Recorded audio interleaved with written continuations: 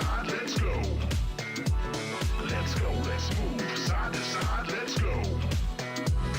Let's go, let's move. Side to side, let's go. Let's go, let's move. Side to side, let's go. Come on, everybody, bring it in.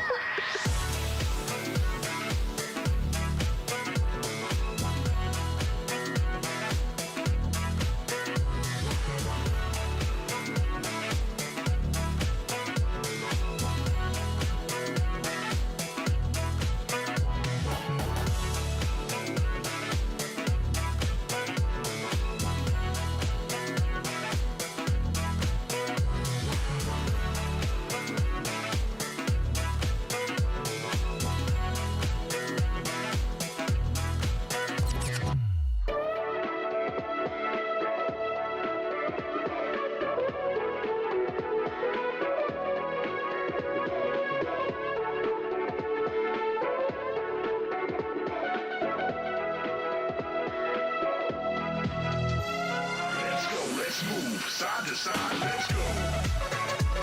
Let's go, let's move. Side to side, let's go. Let's go, let's move. Side to side, let's go. Let's go, let's move. Side to side, let's go.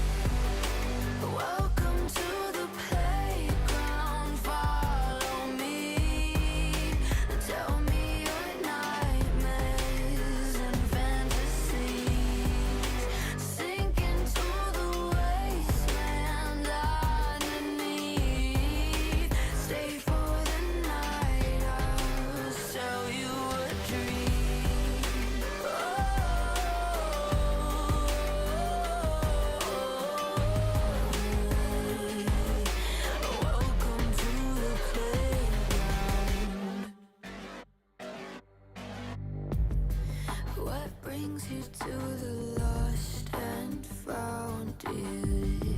Won't you pull up a seat? Everybody got a prize round here to play. Make me an offer, what will it be? Oh, what will it be? Welcome to the playground, follow me. Tell me your nightmares and fantasies. Sink into the wasteland underneath. Stay for the night, I'll sell you a dream.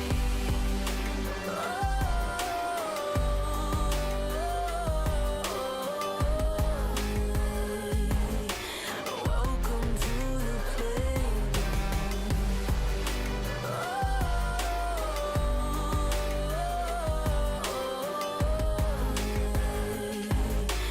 Welcome to the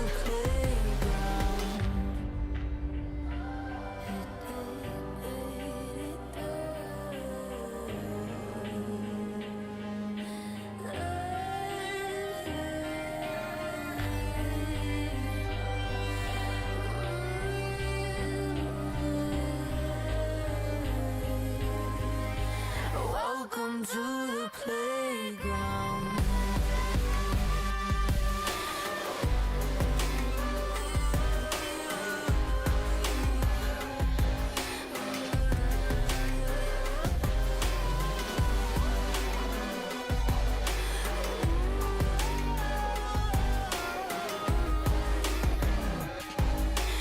Welcome to the playground. Welcome to the playground. Follow me. Tell me your nightmares and fantasies. Sink into the wasteland underneath.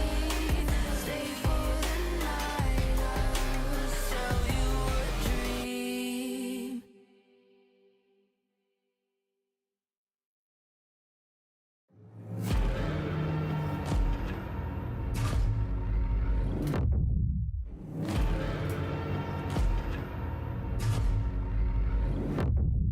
You walk along the edge of danger, and it will change you.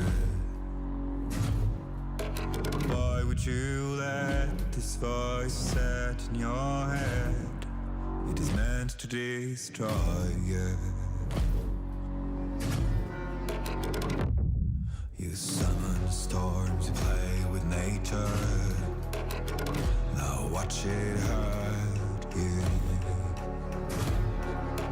Why would you want to shape the world in your hands? You will never make it through.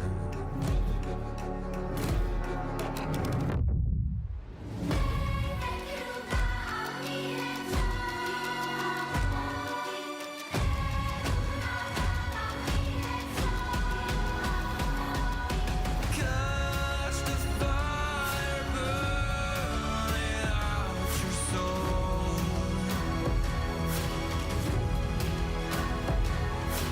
Just make it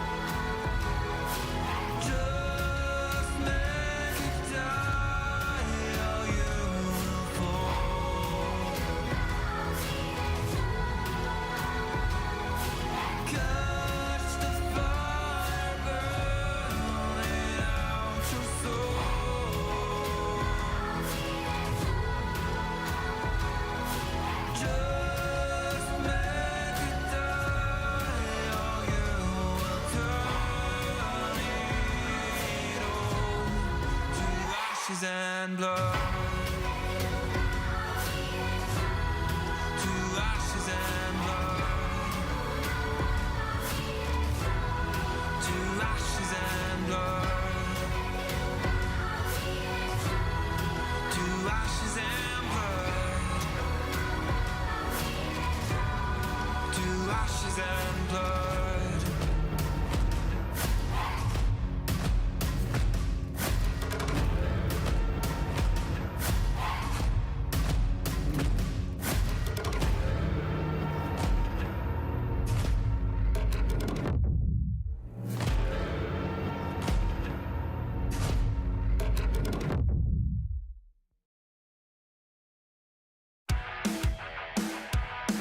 Hey, what?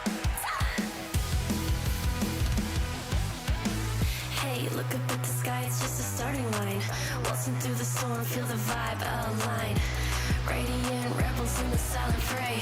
In the pulse of dawn, we embrace the day. We find harmony in mayhem, finding our own beat. Eyes ablaze, we're laser focused. Dancing through the storm, we become the light. Against all odds, we'll stand and play in this never-ending fray. Eyes alive in the pulse of dawn, we find our beat when the chances take form through the noise.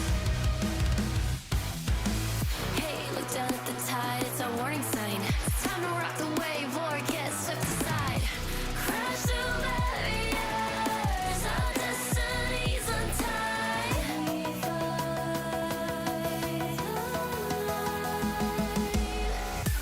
We find harmony in mayhem, finding our own beat. Eyes ablaze, we're laser focused. We become the light. We become the light. Against all odds, we'll stand and play in this never-ending fray. Eyes alive in the pulse of dawn, we find our beat when the chances take form through the noise. Hey, look up at the sky, it's just a starting line. Hey, look up at the sky, it's just a starting line. Radiant rebels in the silent fray. In the pulse of dawn, we embrace the day.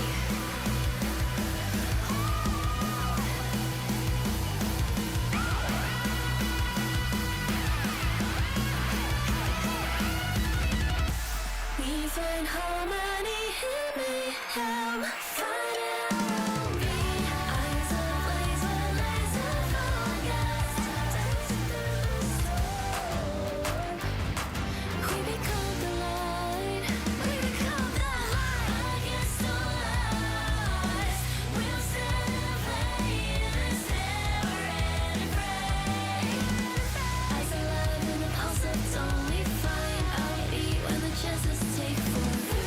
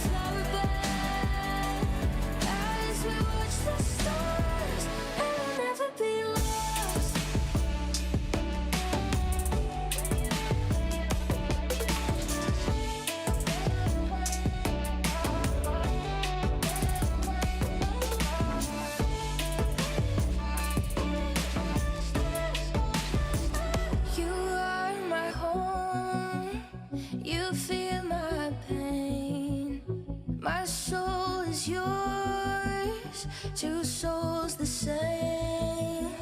With you I'm everything. You never asked me to change a thing. They set our world on fire, but our hearts will burn for miles. I see your beauty shine, you radiate with light.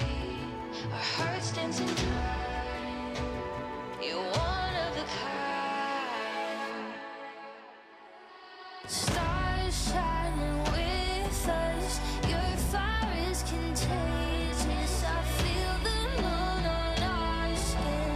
Love glows out, love streams in. Your eyes shining through me. Light the way so that we can see. I feel the warmth of my love. Shine on and feel we're lost. Even when I'm gone, like circles on from near and far, above the flower bed, as we watch the stars, and we'll never be apart.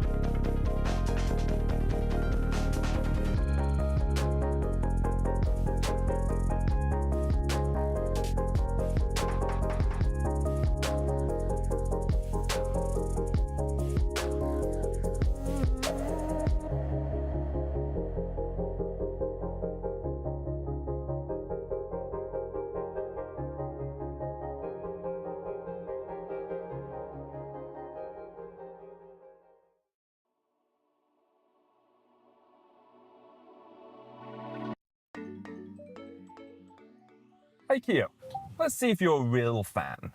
I'm ready. How many lanes are there in League of Legends? There are 3 lanes in League of Legends. Are you seriously quizzing the car about League of Legends? Look, I just want to know how much it knows. The EV3 has an AI assistant. It's supposed to know everything. Okay then, hey Kia, how do I get better at League of Legends? That will be challenging.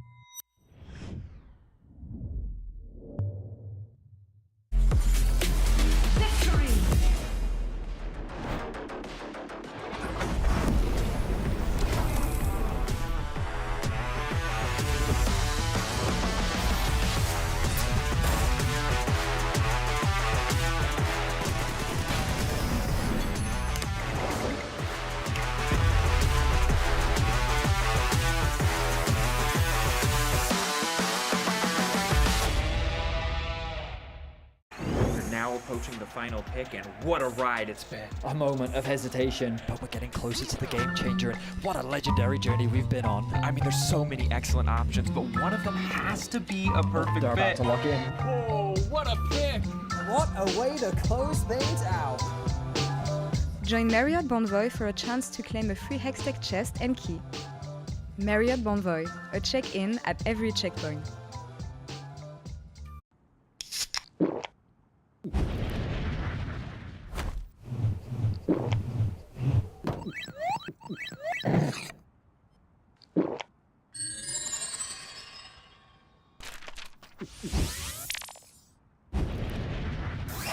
Red Bull gives you wings. No, on to 5! What an ulti! What an incredible play there from... Oh, that was incredible! You love to see it. Right, yeah, let's really What get into... a move! He's just so good. I mean, the persistence, the patience to find the angle. You just don't see that from rookies. He's got it all. He's got the pizzazz. Have a break. Have a Kit Kat. Ooh, that looks good. Do you want to maybe share a little bit? Yeah. What a move. The human body was built to move. Not trapped at a desk in one singular posture for 12 hours a day. It's time your chair evolved. This is Secret Lab Titan Evo. Ergonomically engineered for you, gamers, hybrid workers, artists, backing your every move.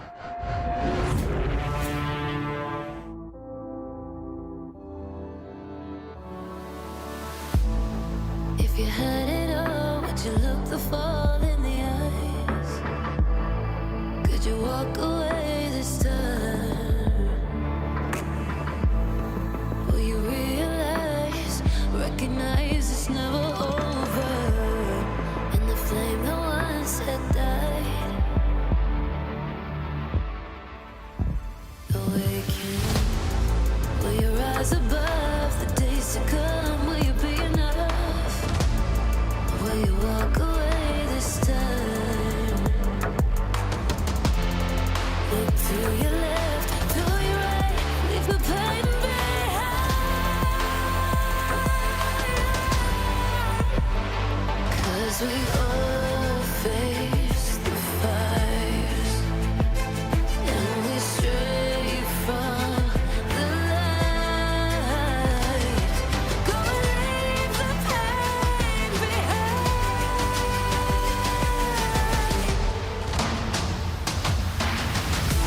Feel that rush, feel the taste. Can you feel it with the pain?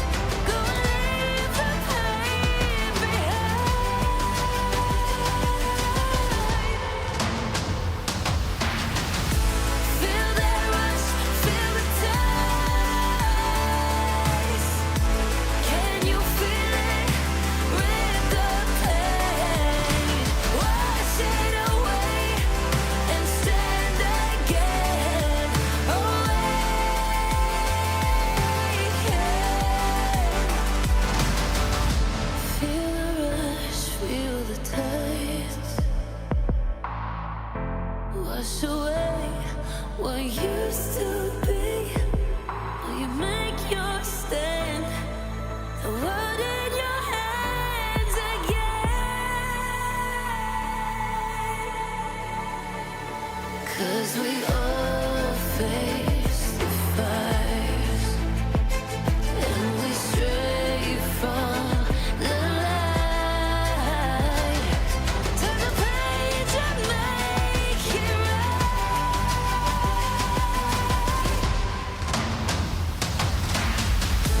feel that rush, feel the ties. Can you feel it? Rip the pain, wash it away, and stand again.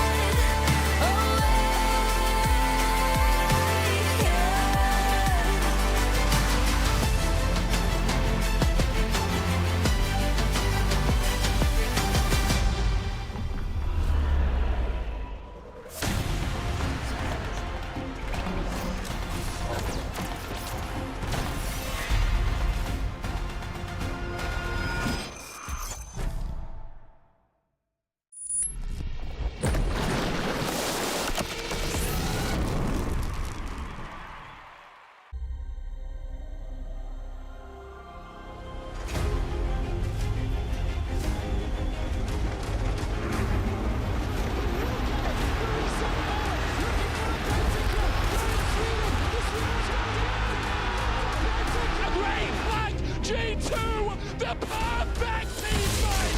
They take it all. Here comes the Crow's storm. Knocked back, instant call, opposite. What is people? My God! Claps, everybody. You know the story. You know the legend.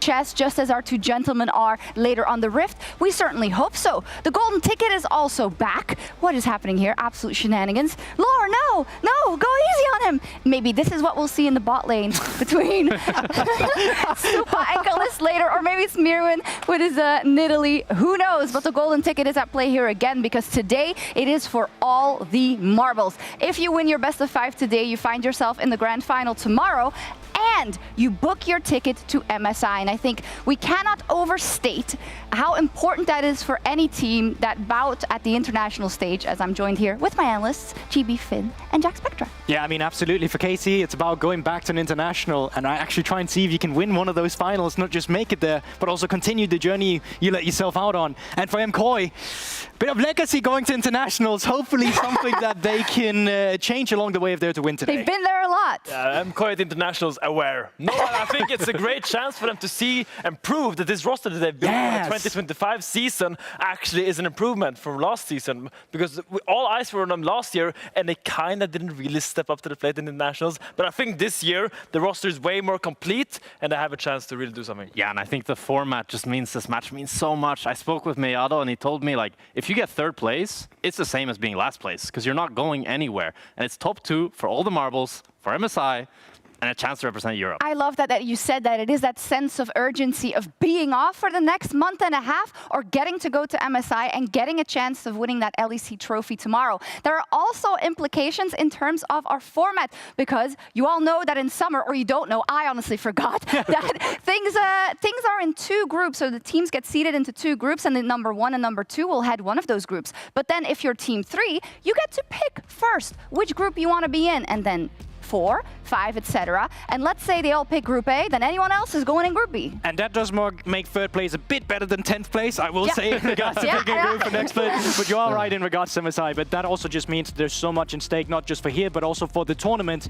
that's essentially going to qualify you for the World Championship. It's all connected, Jack Spectra. You know that and Finn as well, as a recently... Well, you're not retired, right? We shouldn't say that. It's complicated. It's up in the air. It's complicated. I get it. Yeah. It's complicated, I love that. But you both know how urgent this feels, right? When you Yeah. have that one match that stands between you and the thing you fight for most. Yeah, for sure. I think if you go out here, you're just filled with regret. I can't imagine how like the Fnatic players feel, especially to go out in that manner. I think both teams, they really want to put up a fight.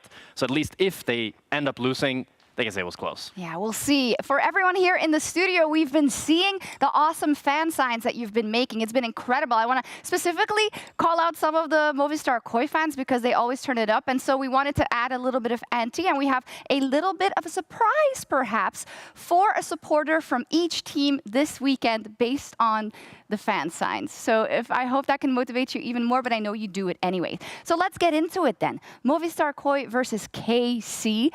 Last time they met, it was in the upper bracket, round 1, and it was a banger. It was a banger, and it was surprisingly MKOI who came out ahead. KC was just the favorite going into that series, and the fact that MKOI managed to take it in a nail-biter in that Game 5 with KC with honestly a subpar draft where they faltered at the last hurdle, that's gonna sting, and I think that has really fueled their motivation coming back in the lower bracket. Yeah, and me watching this series as an analyst, I'm excited, but also watching it as a fan, I think you can't really wish for a better series. I think these two teams are as close. I think they're both reaching their peak kind of at the same time right now. At least MKOI, I think, is reaching the best performance yet this year. And I feel like we have this clash in the lower bracket final as we have right now, and it's just such a banger to watch. It's so cool, of course. MKOI, they couldn't parlay it into a victory versus G2 the day after. KC fell all the way down and had to jump through the hurdles, let's say. But if you don't remember what happened last time, here's a great video to catch you up.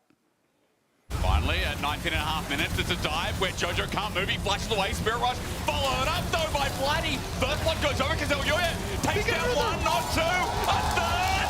The dive going wrong! Look at me, look at me. I charm. I charm. Damn. We go Nash, okay? Go Nash, guys, go Nash. Nice. Nice. Guys, I just want to say it.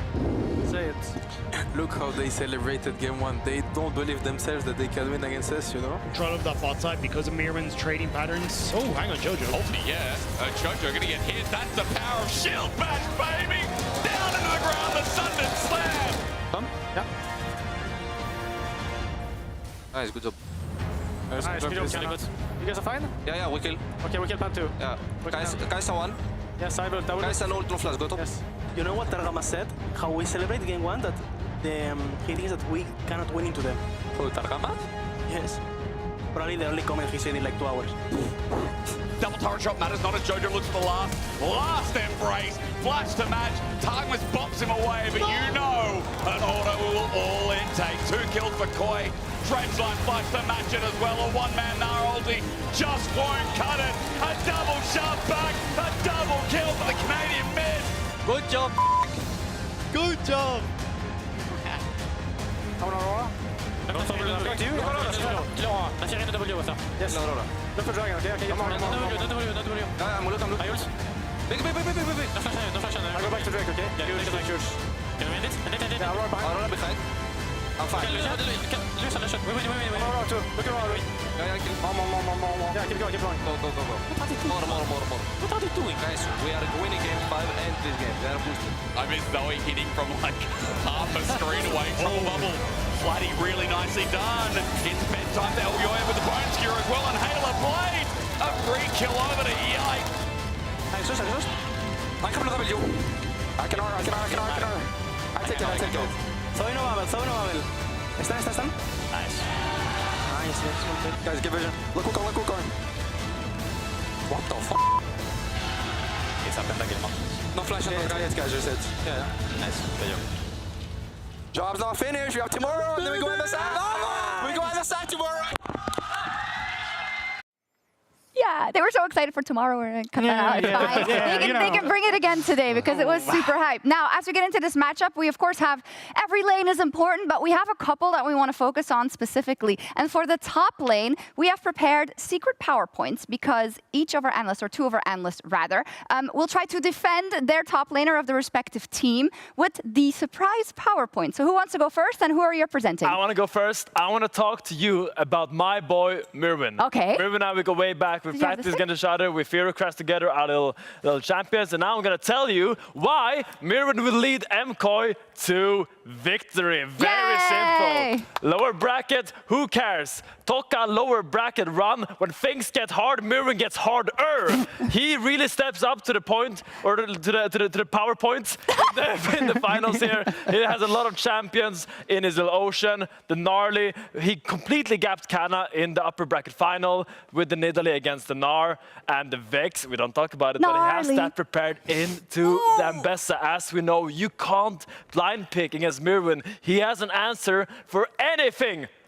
Anything you're going to throw his way. And that is not all it. For the third time, we want to talk about Mirren's Gnar, because range champions he is adept at. But Gnar, he has great ults, great rage management, and just look, take a little swim in his champion pool. That's what I have here. From the Camille, to the Smolder, to the Fiddlesticks. What will he bring out? No one knows. I bet you're sure Canada doesn't know. He's going to run into the draft, blind pick something, and he's going to run into a wall. And he has El Matadoro Mirvito here with the paella, the seafood, and all the flavors that come with it. The draft is flavorful, the gameplay is flavorful, and you will not be left hungry. And this one? Let's talk about this. He's still going. He's strong. He's vulnerable. He's very vulnerable right now. If any people want to take advantage of him, he's a very soft guy at heart. He has a lot of emotions, and he cares a lot about a lot of things. Will they make it to MSI? That's a good Mirror's team history. First, Origin Astralis represented from the Bisons. That's when it started. That was me. Heretics? It's not about you. Shut up. Finn's talking right now, Jack. It's a Bison from Canada. What? What is going on there? Oh, the Buffalo in Canada. Bisons exist in Canada. He played in Bisons. That's why he's going to make it to MSI. You see, that's so smart. They see everything here. Everything is laid out. Thank you for listening to my Mirvito Varosito podcast. Yay! Amazing. I don't know how you're going to top that one, GB, but I'm going to do my very best. I want that. You want my stick? I do want your stick, yes. Anyways, you were talking about Mirren. I want to take us through dramatic timing. Carry for the Germans. Kana das, yep. So let's talk about Kana. First, let's talk about his one weakness. What does this say?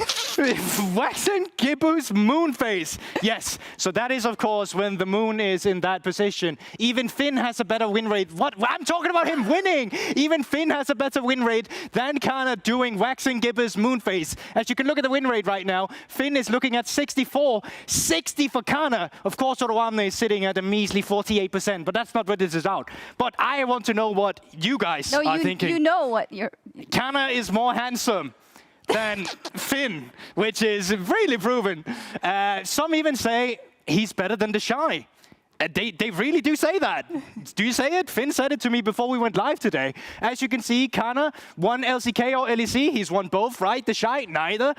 Beaten Faker in a best of 3 at least once. The Shy, don't know about that one. Swept by Zeus in an international final. Never. Yup. Lost on Fiora. Nope. Many times. Flashed into a wall as Gragas, potentially. And he absolutely did it as the Shy, right? Yeah. So, obviously, you feel like Kana is in a prime position. Let's talk about the MVP ranking. Who did you vote on, Finn?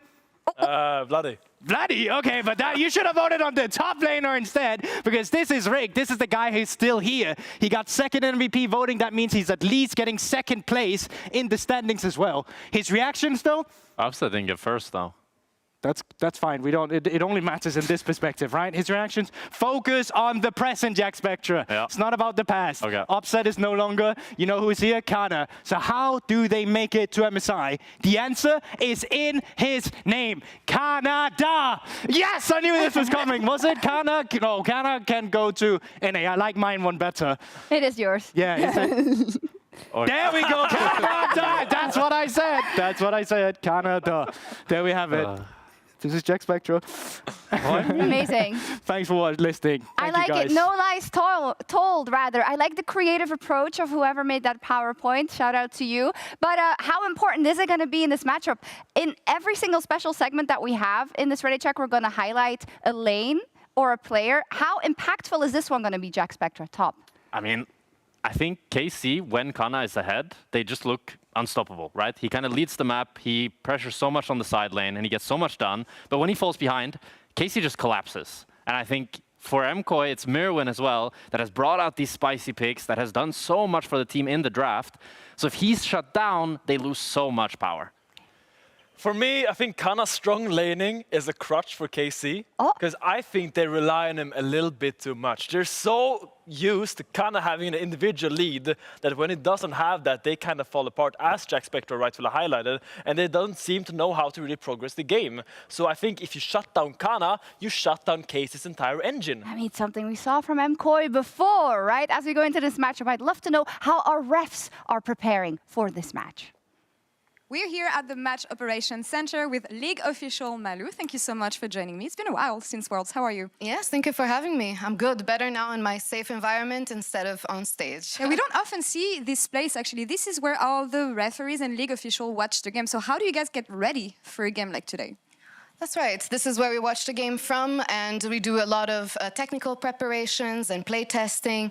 We make sure that our servers are in the right temperature, that the machines have been thoroughly tested. But we also cover for the things that are a bit LEC exclusive and that actually, in fact, cause pauses for our games. Yeah, I actually want to talk about this. So what would be the main pauses, excuses, or reasons for the players? I mean, I thought I would involve you in this as well. All right. Have you take a look at a couple of items that we brought and tell me absolutely. Which of these random items, beautifully collected here, so I'm guessing not this one. This one stops draw shows. This one doesn't stop, actually. Not that one. Not right. that one. Moving on from that one, we are going for this beautiful pile. We have here a Secret Labs pillow. We have a box of gloves, and we have a couple of tools to get away, to help us get rid of mosquitoes, flies. Any of these? All right, so this one seems likely. I could see a player like pause the game because there's a fly or a mosquito in front of their screen. Absolutely correct. Has happened before. I think I know a backstory about this one, maybe about one of the teams we have on stage today. I can't really reveal any names for you, but Johnny, if you could please take this to the stage after this. Thank you very much. Okay, I don't see the use of this one. Why would you guys need gloves for pauses? Have you taken a closer look at the peripherals that sometimes players bring in? I mean, this is more for safety reasons. We're gonna leave this one. What do you think about today's game? Are players disruptive usually, or do we have a lot of players who would usually pause the game between MKOI and? Look, as long as we don't have any explosive water bottles on stage, we should be just safe. Safe and ready. Malu, thank you so much. Thank Johnny, you. thank you for keeping us safe. And Shox, back to you. Thank you so much, and thank you to Malu and the team as well. As we find ourselves here near the trophy, you're going to see it in a second, because I want to talk about mid lane a little bit. And I also want to talk about everything that happened on X. Now, yesterday was, and the day before was a pretty crazy day on X. This was crazier. You know, it was insane. All the NA people had time to wake up by the time that Movistar KOI beat KC, and they did not hold back. But it's also just a history, right? You're talking about the moment that NA got to see it with Jojo finally prevailing, but it was also clapback from the initial one that Vladdy had put out with him being Jojo's father. And I feel like majority of playoffs between KC and MKOI has just been a paternity test to see who's actually the father between them. We'll get our answer today, but even moving on, Daddy's coming. Vladdy 1v9, Jojo, he's hungry for this one. Yo, we are saying some things today on Ready Check. Let's see who is I'm not even going to say it. But between Jojo and Vladdy, let's talk about this story a little bit, because I do feel like, for me, Jojo is one of the most improved players since the beginning of the year. I mean, you guys had a tier list in the beginning, yes. So let's talk about Jojo, Finn. What we got to for the Redemption Act here? I mean, I will say, Jojo coming into spring, I wasn't that impressed, but the glow up he has shown, the way he has improved week to week to week, constantly beating people in lane. This is an American mid laner that has come to Europe. Canadian. Canadian mid laner that has come to Europe, North American, has come to Europe and is beating our mid laners in lane. I think Jojo right now is the best laner in the league. Whoa. And we saw it in the series against Vladdy, where he actually consistently accumulated advantages every single game. Just to check, laner or mid laner? Laner. Laner? Yeah. Whoa, what do you think, his stats GB? speak for himself. He was second in stats compared to Caps, so I think there's still that one to wait for. Do stats matter when everything on the line? And we're just talking, well, everything's on the line. Hell no, of course not. It's what you put out on the day. But last time they played, it was Jojo who continuously was one of the main reasons that they won those games. It is, but Vladi, he is the reigning king, and as long as he doesn't fall or get kicked off or that trophy gets clawed out of his hands, he's still the best, right? Yeah, but even look, so he's actually adapted a lot, because coming into this split, he put heavy emphasis on all the Sekka champions, right? But in the series against Fnatic, guess what? Didn't play this at all. He was playing on the range champion. He went back to what we know Vladi is so, well, dangerous on in general. And I think that's going to be a crucial adaptation we'll see from KC again. They're not going to fall into a trap where they're going to heavily emphasize melees. They're going to beat Jojo on the ranged. Yeah, I mean, the really cool thing is when you look at these champion pools, it's all the same champions. The only slight little difference is that Jojo has a tendency to go towards the Ahri, and Vladi really likes the Wei. Other than that, they all play the exact same champions, so coming into a Fearless series, it's gonna be so crazy when you go into those later games and all these champions are out, who can really dig the deepest. Yeah, Vladi was like, all right, I'll play Zoe then, whatever you say. When it comes to kind of the priorities and how much this particular matchup is going to influence the best of 5, we answered it for top. What's the answer for mid lane? Well, it's going to influence it heavily, especially because you look at the champions that has impact. It's a lot of these, well, not really counter, but champions that move, right? The Talia, I think, is a huge one in terms of influence in the map. The top lane, the bot lane, whatever you want to get up. But also the Ahris, because the mid-jungle 2v2, I think that's going to be pivotal in terms of gaining a lead in today's series. Yeah, not only the 2v2, but including the support in that as well. I think the mid-jungle support is just where the game is played around. And I think the way that MKOI has used Elyoy Alvaro and the way that KC has used Targamas and Yike are all shifting every single series more and more towards that mid lane, because that is the center of the map and the most crucial position. And also where there's a lot to win or to gain for either. I mean, Vladi doesn't want to get embarrassed like he did that time, because why would you? Definitely not from someone from North America. Let's see how it plays out. But of course, we need to start talking about the bot lane. And Laura's now standing by with Supa and Kalist in the Marriott Bonvoy check-in. Thank you so much, Shox, and merci beaucoup, Kalist. Thank you so much for joining me ahead of this really important series rematch against MKOI. Didn't go well last time.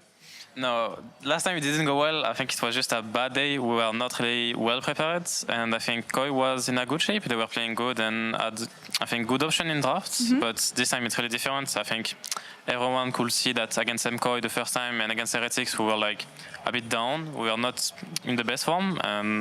I think now it's slowly coming back. We show it. We showed it against Fnatic, and I'm not sure if we're like at 100%, but I think we are like strong enough to just beat MKOI, because most of the time we are beating them. It's not really close, but I think it was just a bad day last time. What is so special about MKOI? And you guys, outside of the French-Spanish rivalry that we know about, what do you care about these matchups?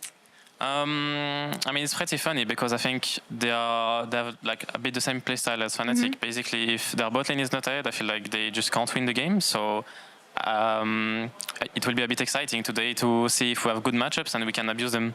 Do you have any message for Supa? Waiting for you at the other side of the tunnel. I'm going to get to him in a sec. I mean, I just want to say good luck, and I hope there will be a lot of 2v2 fighting, and I hope that there will be also like not really hard matchups, like both ways, so both bot lane can fight and then just have a good match. Well, I wish you a very good game, Kalist, and bonne chance for today. Merci. And now we're going to head to Supa, because of course, one side of the rivalry is here, the other side is there. And Supa, thank you so much for joining me ahead of today's game. You keep on talking about the rivalry between MKOI and KC, but especially on the bot lane against Kalist. What is special about this one for you? I mean, I think we make it special in the EU Master. It was the first time Spain versus France. I think people love it, fans love it, so we need to keep doing it. You kind of made their game really hard last time, making fun of them on the Rift. But from what Kalist was saying here, it was a one-time thing. They know they're going to be ready today. What do you think of this? I mean, I think everyone creates their own history, you know, because if you come to the official thinking, we're going to lose again, no? They need to like themselves. I think we are gonna win again, because I think this year we come really prepared. Do you have a message for either the KC fans or your position on the bot lane? I mean, I just want to give a message to all KC fans. I think you love me because I have you 24/7 in my Twitter. So today you will get vacation. Keep the haters loud. Supa, thank you so much for this interview. Best of luck today on the Rift. And Jack Spectra, over to you for more on this beautiful history between the two of them.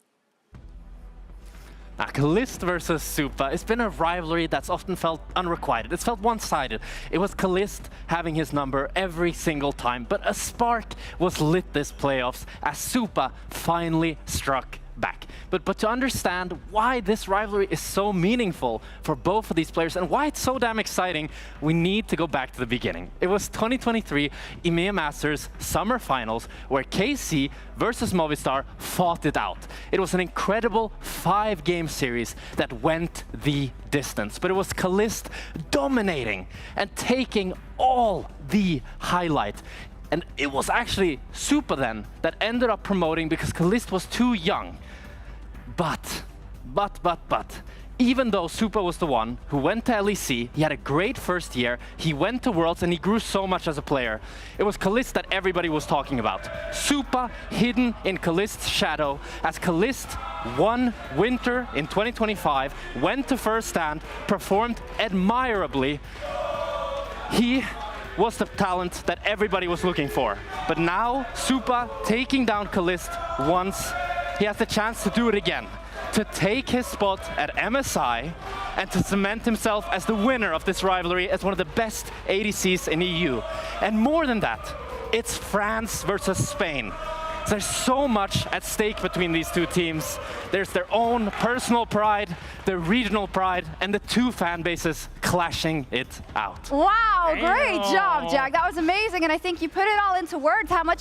I think this rivalry means so much, and I cannot overstate how impressive that is, because we live in a league where it was G2, where it was Fnatic, where it was then the Mad Lions, and now it's all Movistar KOI KC. That is, I think, even for neutrals who are not part of KC of Movistar KOI, is the most exciting match to watch right now. I mean, everyone feels the tension. Everyone feels the tension, and it's like you can cut it with a knife. It's just so exciting, and no one wants to lose. No, for me, it's also just the fact that these teams have just rallied with fan bases bigger than almost the esports itself. Like, I think it's the fact that you have two teams here that can both fill out stadiums, who both deserve with this kind of fan base to go to an international stage, to bring the fandom to these places, but only one of them can go, and that's what's so ridiculous between the rivalry between these two teams. Yeah. I mean, all the parallels being drawn, they're both having road shows, they're big fan bases, France versus Spain being caught up in the middle of it. It's an incredible rivalry, and I'm so excited for this match. It's so cool. I love the way you put that, Goldberg.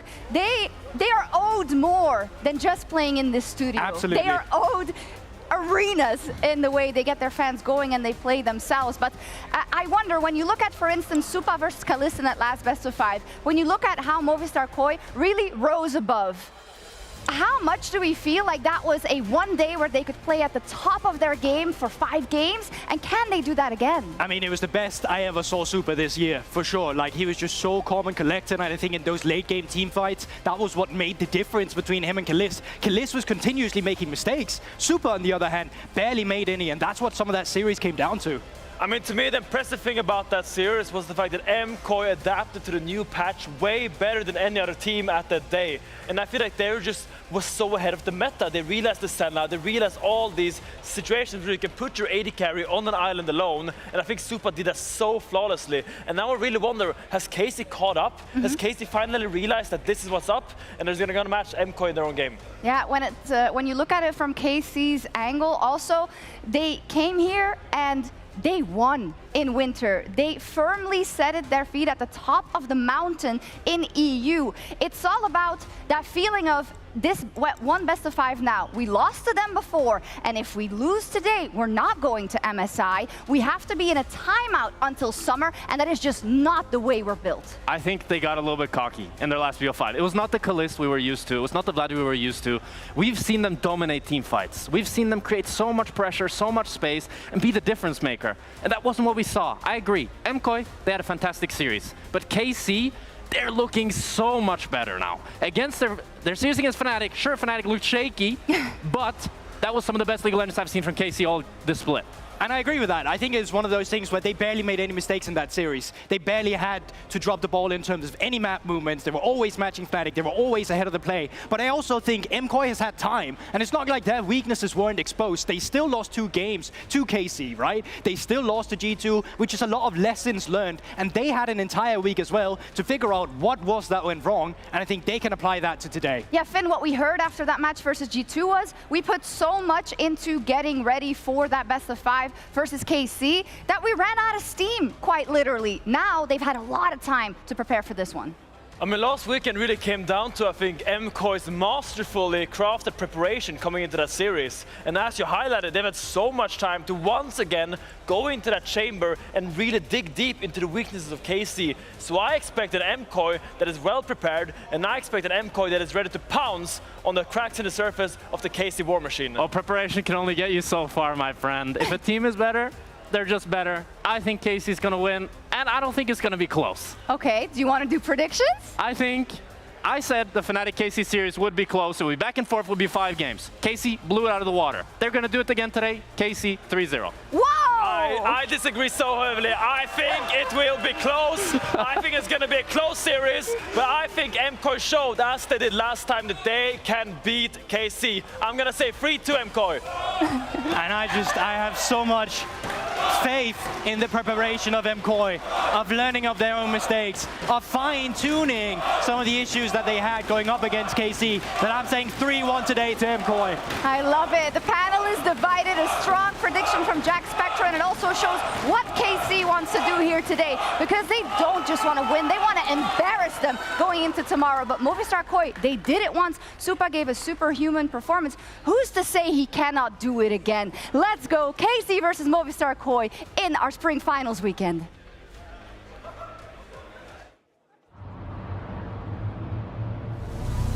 Last time I was very cocky playing against MKOI, and this time I'm gonna be more humble.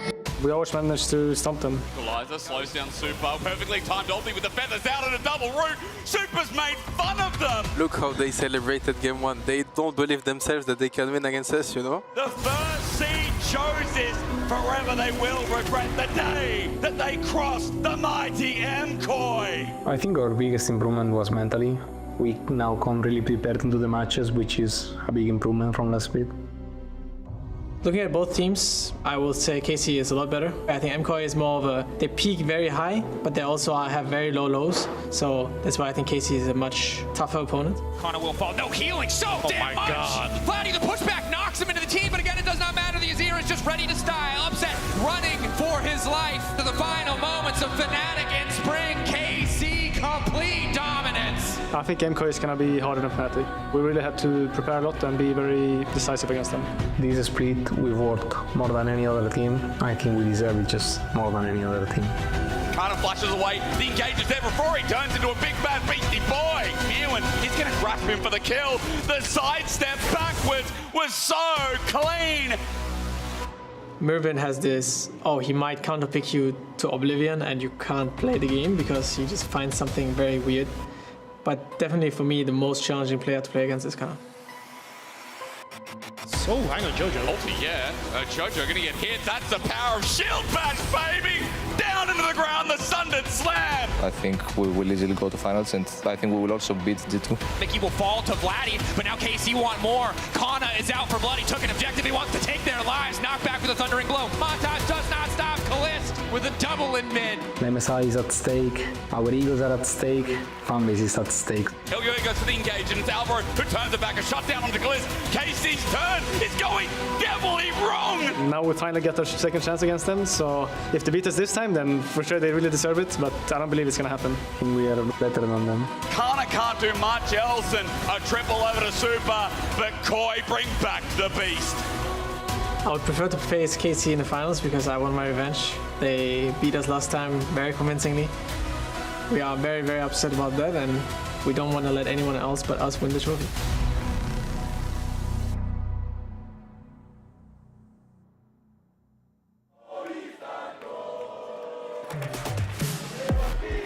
Finals weekend begins now, and with a rivalry to kick us off, you know it's going to be good eats. KC and KOI will be accompanied by myself, by Dagda, and by Vetis. race in which we hope is another great best of 5 like we got at the start of playoffs. We heard nothing but confidence from these players, and I'm excited to see what they deliver on the Rift today. You know they're going to be going at each other's throats. This means so much for either side, for the players, and not only that, with finals on the line, with MSI on the line, you have to leave everything on the Rift today. Both would be good representatives, but there can only be one.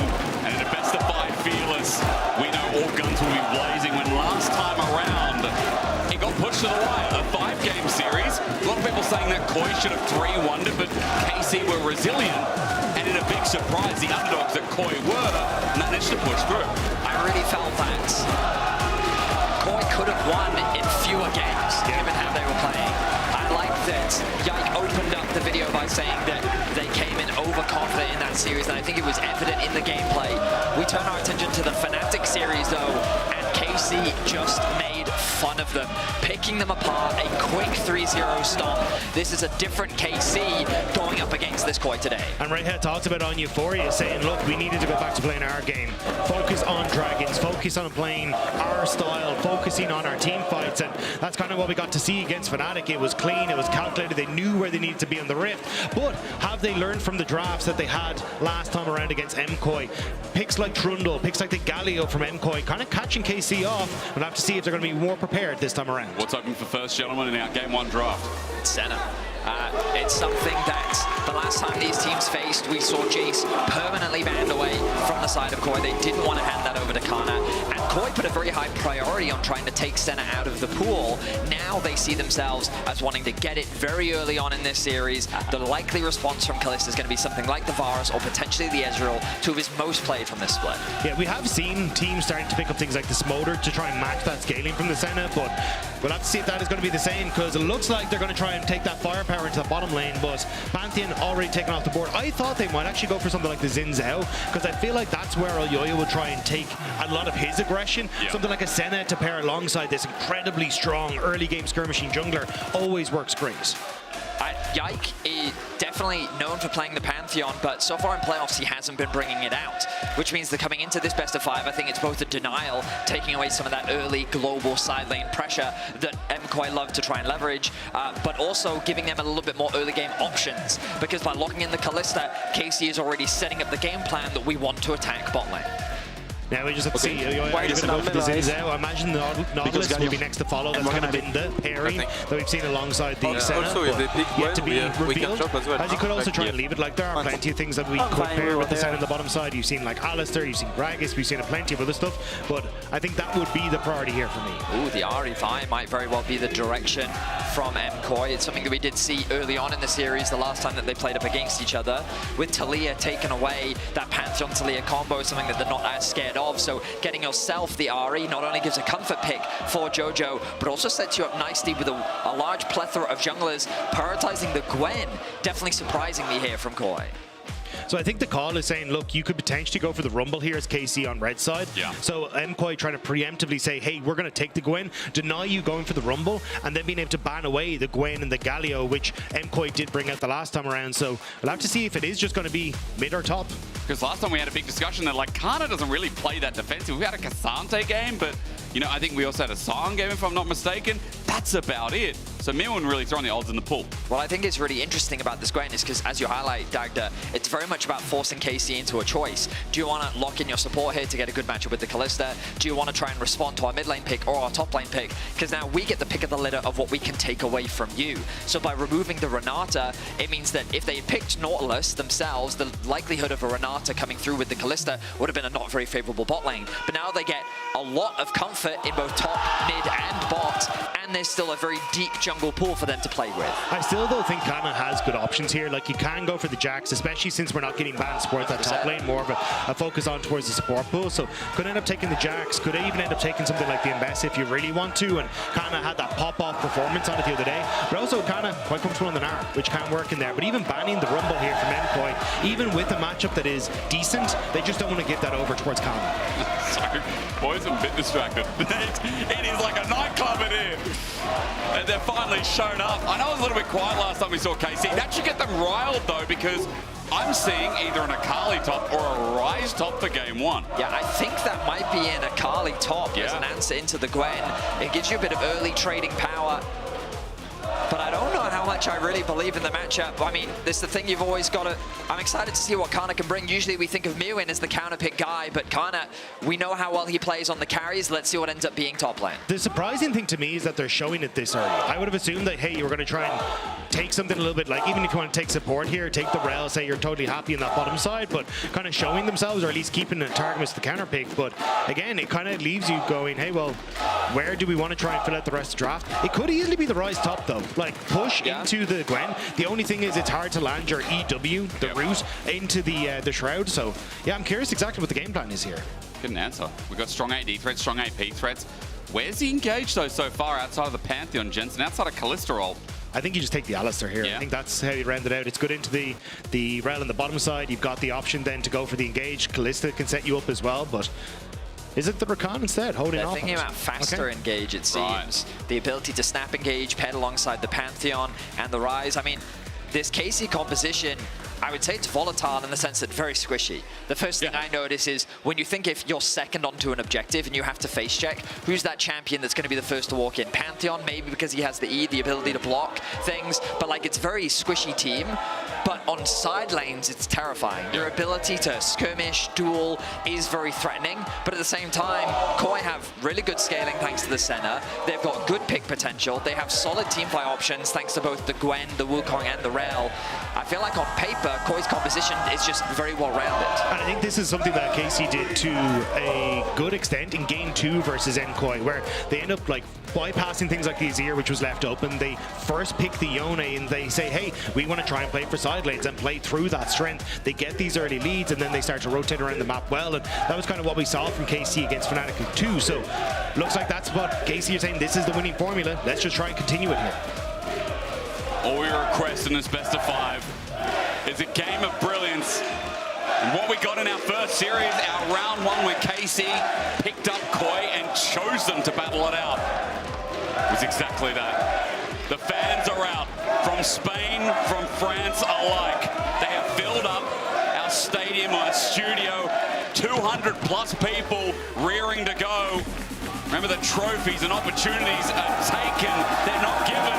Between KOI and KC, between France and Spain, this is war in this best of 5.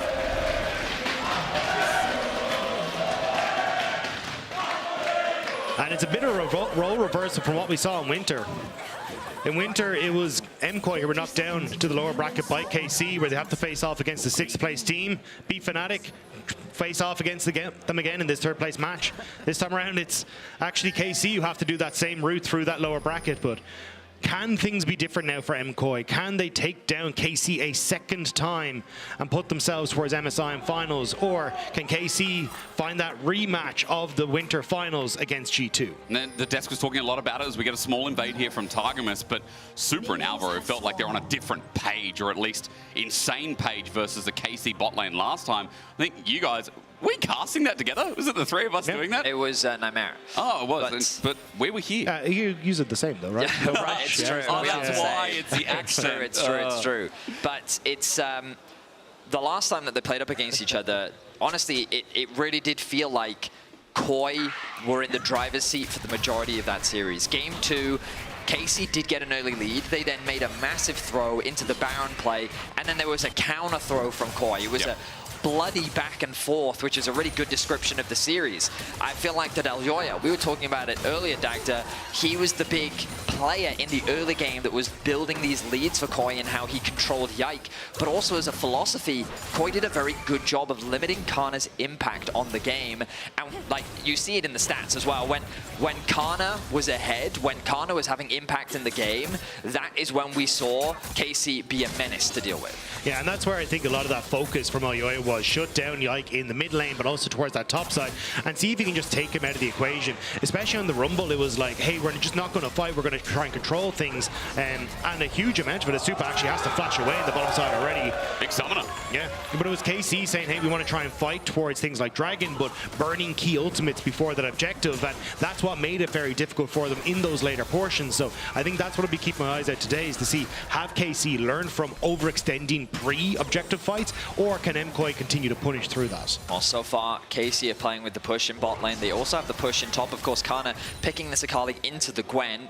One of my concerns about that matchup is that it's possible to dodge the E from Akali depending on how far away she is from the Gwen. Sure. But Kana very confident in the matchup given that he is picking into it, and the fact that they're both running Ignite, it's a very volatile top lane. You've got to be very conscious about how you use your mobility skills, because the presence of a jungler can very quickly swing that matchup. I think it also means that it's going to be difficult in the later portion of the game for MKOI to really utilize their... Oh, actually, hang on a second. Super no flash. Engage, but Super is blocked for the time being. Kalista steps up to the plate, but Alvaro's in the way. But sorry, I was going to say, for MKOI to really use their engage tools, right? Everyone in MKOI wants to go forward. Alvaro jumps in, Elyoya follows, Jojo Pion trying to snipe with a charm, but if you've suddenly got an Akali who's dishing out damage onto your Sen in the back line, it's full retreat mode for MKOI, so trying to manage this Akali in the later portion of the game can be tough if Kana's in a good spot. And you can see in this early skirmish, it's very easy for the Akali to bully out the Gwen. You just have that slight range advantage thanks to your Q. You don't run out of mana like the Gwen does, which means that in the wars of attrition, you do just end up winning, especially if Mirwin can't get those grass procs off.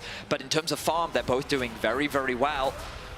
Oh, I do notice Mirwin is very low on the top side of the map. He senses that. Spidey senses walking in. Yeah, top just solo killed. We'll pause for now because KC, this is their invade. Koi want to ward them off and get Yike out, but the level 4 Pantheon will not cede to anyone. Smite down from Yike, full health bar. Elyoya pays respect and pays the price. I mean, while this skirmish is happening on the bot side of the map, I really hope we get a replay, because Kana just straight up solo kills Mirwin on the top side of the map. We were talking about how the matchup is favorable, especially in the early game, and then Kana just finds, I guess, a dive underneath the tower. I mean, he was called the solo kill king in 2020 LCK, and we get to see it here as well. Mirwin just not respected it yet underneath the tower. Great combo from Kana, and walks out scot-free. He doesn't have flash, of course, so both summoners now burned as he teleports back. But that's a big kill, and Vedi, I was going to come in and chime in with the mana you were talking about. Mirwin had none of it. Kana had all of it, and now with that solo kill, Kana once again in a good place in another matchup. But also just connecting that E in the 1v1 matchups, it's so much damage. Not only because it procs the passive, but also just the raw damage of it is so high. Yeah. So by connecting that and with the Ignite, just a great solo kill from Kana. And we talked about how Elyoya did a good job of mitigating his impact in the previous series. Well, he's already off to the races here in game 1. Look at where the wave's at. Oh, that's rough for Mirwin. Yeah, the fact you get to hold it here, but also the fact that Mirwin doesn't know where Yike is. He did just reset to go back to base, but he has a fairly decent idea that Yike is probably on this top side of the map, so you can see how much respect he has to give, and Kana is just bluffing that the jungler is here at any point in time, so Mirwin has to fall back. Also, Vladdy is doing a nice thing. If you keep your eyes on the minimap, every now and then he's just walking into Fog of War. That threat, that presence of a potential roam forces both the top and bot side to play a little bit more defensively, especially when we turn our attention back to bot lane and look at the state of the wave. Super stuck underneath this tower. The push continues to come through from Kalista and Targamas, getting that early summoner spell from Super right now. Yike doesn't need to do anything because his laners are just popping off. And I think that's the big difference here that we saw this game so far versus the last series. It's KC burning summoner spells on bottom, being able to punish now for Dragon. Kana being able to get that solo win as well on that top side. This is KC, at least 6 minutes in, having a very strong start to this series. Now, the swap that we would typically expect, you've got to be very careful if you're KC, because you want to keep these matchups if you can. It's not ideal for you to have Akali playing in the 2 versus 1, even if she has this kill, and you also don't want to alleviate the pressure that's coming down onto Super and Alvaro. So while you might turn your attention to the Grubs, ideally you just want to play into where Koi send their laners. They even look for a play on the bottom side as well. Yike hovering here, and Super's flash is just not quite off cooldown. True. Push is coming. Rise is moving. I think this is a dive. As you said, full mana bar on Vladdy as well, so he's got a lot to play with in resources. Yike is probably getting sniffed out here by Super and Alvaro. Alvaro walking up to the wave. Super so cautious. Stacked a really good call out on the summoner spell. because it's up in about 5 seconds, and now Elyoya is now here to shadow to help out as those plates start falling down. Yeah, the thing is, though, you could see on the mini-map that basically Rise had moved down here, as Betty was saying, just hovering the river, but it meant that Jojo had to go the whole way down here. You've now also called the jungler into position as well to try and protect this, but the wave just died underneath the tower, and that's all that KC really needed. They just play patient and get the win. And that's the beauty of it. The threat of the dive was enough to get them what they want. The CS discrepancy, there's a 25 CS gap already between the two AD carries. Yeah. Kalista's built himself up a 600 gold lead. The boots have now been upgraded with the recurve bow as he makes his way back to bot lane. And just, again, the KC side lanes right now going super well. And even if Vladdy's a little bit behind, he's doing what he needs to because he's just using the threat of Fog of War. And while KOI are doing what they can to cover for vision, the reality is that even if they spot him, the fact that he can just ulti into a spot means that they can't. Well, then we go back to something that KOI might have to start leading on again like they did in the last series, which is this man right here, who once again got one of his best champions, his most comfortable champions as well. Jojo, this split has been pretty good. He's getting ganked. He's also healed up by Targus, or rather, the movement's been given over. Good charm in the end. Jojo not able to dodge up. I hope I didn't curse him under turret. Vladdy going to chunk him, but misses the overload. But Jojo now low with teleport on a bit of a cooldown. Yeah, Jojo had a fantastic time in the Ahri last time around. It was a case of, hey, we're going to try and put pressure in towards this mid lane with Elyoya playing towards mid, putting pressure onto Vladdy and opening up him to go for some of these dives and plays and even turn around that fantastic dive in the top lane where KC tried to take him with 3 members, but here hasn't found that same success. The Elyoya just not quite as strong in the early games as this Pantheon, and KC starting to run away with it. And notice again, KC bringing their bot lane to where KOI's bot lane is. They're keeping them matched. They're keeping the top lane matchup matched as well. Now KC in a position to secure these grubs, but KOI... Gauge turn, great by Alvaro again on Rally, gets it back to Storm and Vladdy. He's kaput. Over to Jojo to start the fight off as Cyclone into a Yike who decided to be here. His ulti's already down. Yike has no escape, and Elyoya knows it. What a punishment, what a charm again. This is what you don't give Jojo, this sexy little fox. Alvaro was huge on that engage. The flash 3-man sets up for the stun on Vladdy. Rise is rinsed, and MKOI stand tall. I mean, KOI just got tired of being pushed around. A fantastic engage from Alvaro as he connects onto 2. The Rise is chain CC'd and has nowhere to go.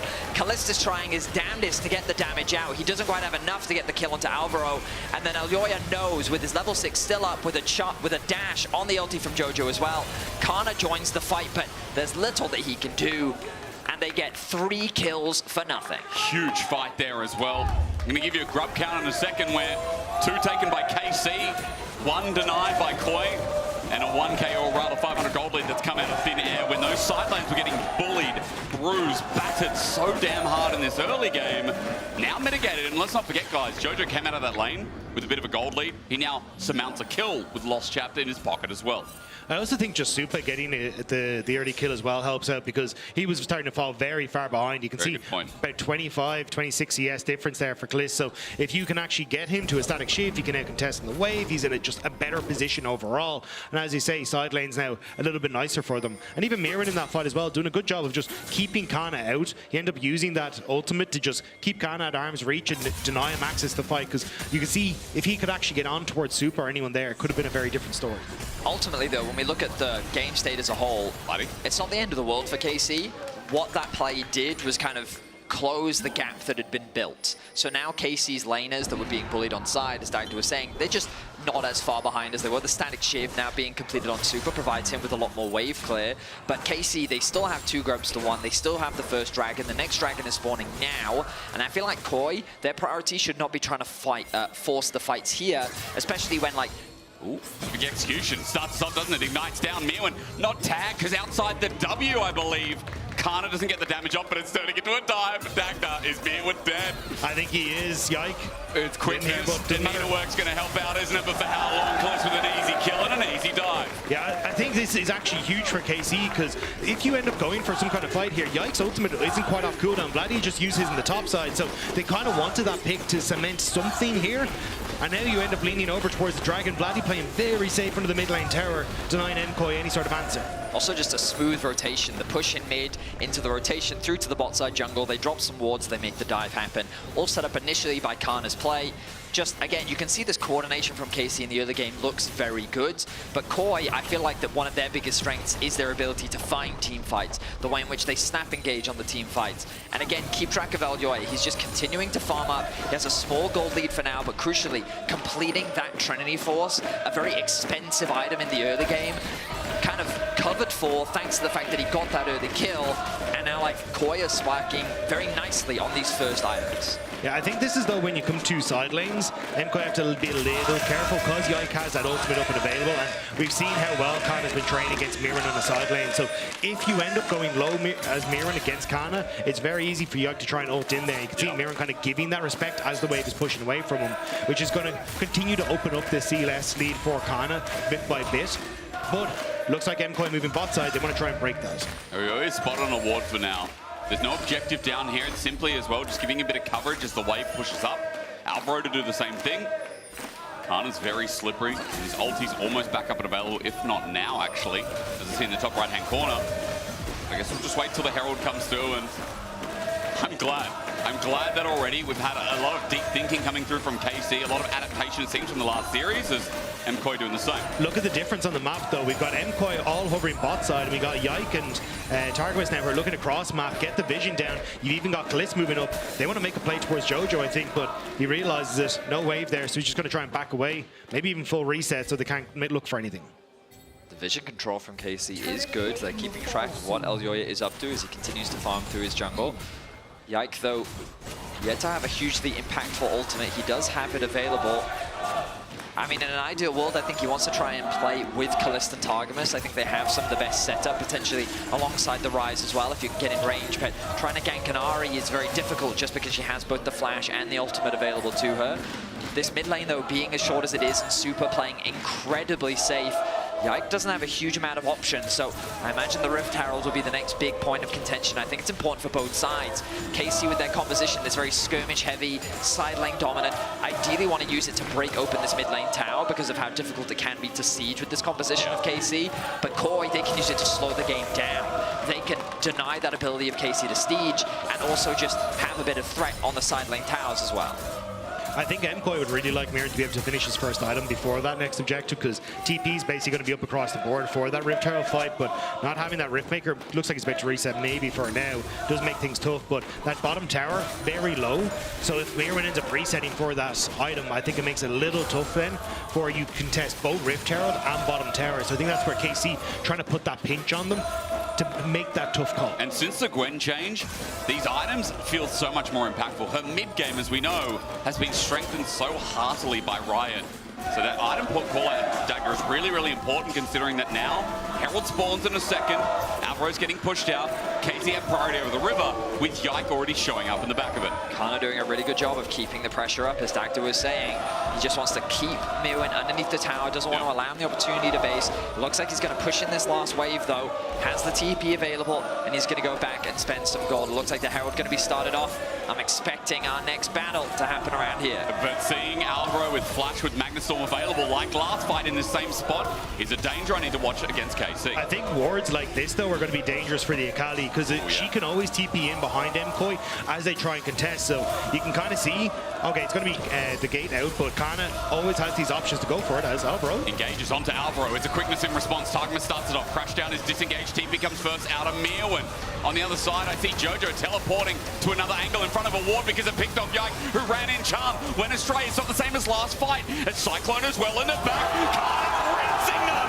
He's going to die. That's the trade-off, though. With the pressure he's provided, he's made it a 4-for-4. Rather, excuse me, it's KOI with numbers down.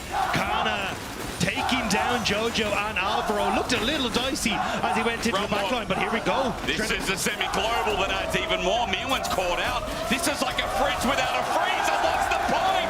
Kalist is going to take him down, and another bite the dust. The snap engage from KC is very difficult for KOI to deal with.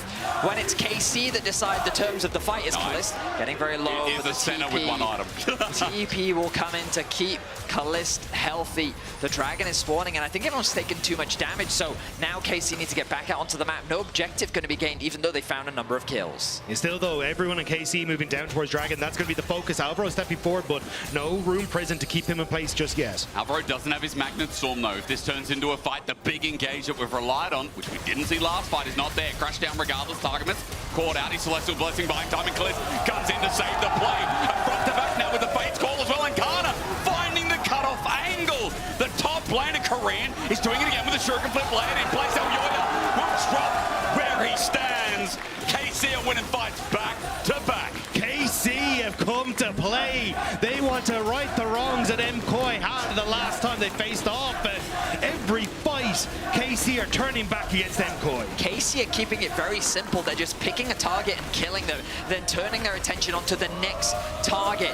There is no coordinated front-to-back play coming out from KOI. They are disconnected in how they approach these fights. KC individually are just outplaying them. Yeah, you can see it here as you start to step forward. Targamas is fine to go forward. He always has the Fates call to keep himself safe, and as Albro engages on him, he's got no way to get out. Room Prison, CC down. Targamas next to follow, and Kana was in the top half of the map, so he just walks down to cut off the escape, set up for the play. His ultimate's about to come off cooldown as well, but doesn't even need it. It's just KC, as Sveti was saying, take your pick, finish them off, and just continue rolling through them. And they find themselves already at Soul Point. 18 minutes into the game, 3 dragons secured. Jojo, he was in the middle of the way, but now he's in trouble. Yikes, getting the stun down. Last of the Spirit Rush, but he's not getting out. Jojo down for Floody. And this Ari game will not be the same as his last. It's just a skirmish composition. This is exactly what KC want, to find lots of little fights and turn them in their favor. They still have the ult from Yike as well if they really want to contest on towards this. Realm Warp from Vladdy, almost off cooldown. MKOI, they have to abandon ship. They know they don't have the numbers advantage they need to get the cross map. The fish struggling to breathe in water here. KC will readily take over this big bite pond as Koi still have 10 seconds. Jojo not up and available, and no TP to join in. At least for now, Alvaro's presence delays the play. KC going to reset here, but on a ward, stopping the back. Won't come in as they see Kalist return. KC just want to get back, spend their gold. You can already see 2 items now completed for Kalist. Should be second item completed for Vladdy on this reset as well. And now you can just brute force your way into a ton of these objectives. It's just been really good from KC, utilizing all these globals to keep pressure up continuously on the map. So we find ourselves now approaching the 20-minute mark. Do a quick Senna stacks check-in. 60 is normally about the average, and it looks like Super's about on pace. But KOI find themselves with the game slowly slipping away from them as KC continue to find picks and skirmishes that go in their favor. Targamas continues to take control over the space, and Kalist is right there behind him. Has the ultimate to take him to safety should they need. You can see how the momentum has very much shifted in favor of KC. It does feel like a great lane for Kalist, and Targamas has shifted from what we saw last time when Super and Albro are able to outplay. Kana doing the same here and brings out the needlework, but he's going to need it against different members. KC flanked from the foreground, but in front, Kana stands his ground. Teleport to send him away with Herald to block and take the turret. KC have top open as well, while Jojo's trying to get bot. I was going to say, honestly, nicely done by Mirwin. TP out, so he doesn't end up dying. You end up using Rift Herald for a trade of towers, so KC kind of need to get a little bit more, but they're not really going to be able to. So even though KC have the lead, at least that's MKOI kind of evening the play for Rift Herald, but Elyoya maybe fishing for more. Mirwin going to catch this top wave, so he will at the very least get something back. Jojo kind of draws our attention once again. The last time we saw him on the champion against KC, he had some incredible charm plays, and I think he's going to have to find some picks for his team if they want to start swinging these fights in their favor. But crucially, I think it's a matter of Alvaro being the one to initiate the fights for KOI. Right now, we're seeing KC basically decide how a lot of these fights are happening, and it's also important that KOI coordinate together as a 5-man unit around how they want to approach on these fights. Because you've got to remember that KC have multiple damage threats. Even if you manage to catch out Kalist, that might not be enough, as Kana will have free reign on your backline that you really can't do much to stop. Yeah, and I think you kind of said it earlier already, it's just how safe both AD carries are playing in the midway. It means it's really difficult to try and catch Kalist. But if you try and play for sides, you've always got Yike who can show up with the ultimate, you've got Vladdy who could try and realm warp in. This is where a game like this becomes suffocating for MKOI, and you kind of just have to take your chance. Like, pick one, try and snipe them off, and hope that you won't get the counter punch coming through from KC. May I just say, Super's position in this game, not only is he going to take so much damage from Kalista's Accelerator, but how hard is it as a center to itemize against AP burst mages, things like Ryze, things like Akali? When all that's diving on his head, Super has to be in the perfect place at the perfect time, and in 45 seconds you're going to find out if KOI are in time to stop this soul that KC have been mounting slowly but surely. Yeah, the wave is pushed in on bot side though, and I saw a lot of pings going on, but Mervin doesn't have TP to try and answer, so kind of just going to try and push out that wave and then give them a ton of opportunities to try and get into positions here. There's just very little vision for MKOI as to what KC are up to in this river. I love Dag that, you know, you don't have to, I don't know what you apologize there for, but that's just the nice guy in you showing up. You're getting us ready in a very nice, soothing way for 15 seconds of the fight. Koi, maybe the same flash, engage the all-in. It works! Kalista's down! He's caught out! This is giving me deja vu, but Tarkman recovers the fight, puts him up against the wall, and Kana slides us right through! Mewen sidestep, but Kana shuriken flip. He's landed that. He's got no HP. He goes back in. Super flashes away. Dies to a spear. But the cinema of game one warms your heart. How the hell did KC just win that? The 80 carry is picked off. Vladdy looks next on the chopping block, but somehow they burst through everyone. It's Kalista that falls first. The engage from Koi looks clean, but the arrival of Kana changes everything. A beautiful charm comes through from Targamas to set up for the execution from Kana. A fantastic fight gives space for Vladdy to then work with Yike to clean things up. And then Kana thinks to himself, oh, you know what, maybe I can actually do enough damage to kill him. But then Super gets the better of it. Man, having a rise with that engaged Targamas, big props, and Dagda said it best. How the hell did KC win that fight? Look at that damage. There's the Akali top damage at 23 minutes into the game. Let's also add in Rise early. Let's add in a Pantheon because Kalist wasn't in that fight. That was a superb effort from the French. I mean, it's really understandable why so many considered Kana MVP material of the splits, and it's because his impact in games where he even has a slight lead is always so noticeable. Yeah. 2K with the Akali as the lead. They secured the soul. They've set their sights now on the Arakam, which they're likely going to get completely uncontested.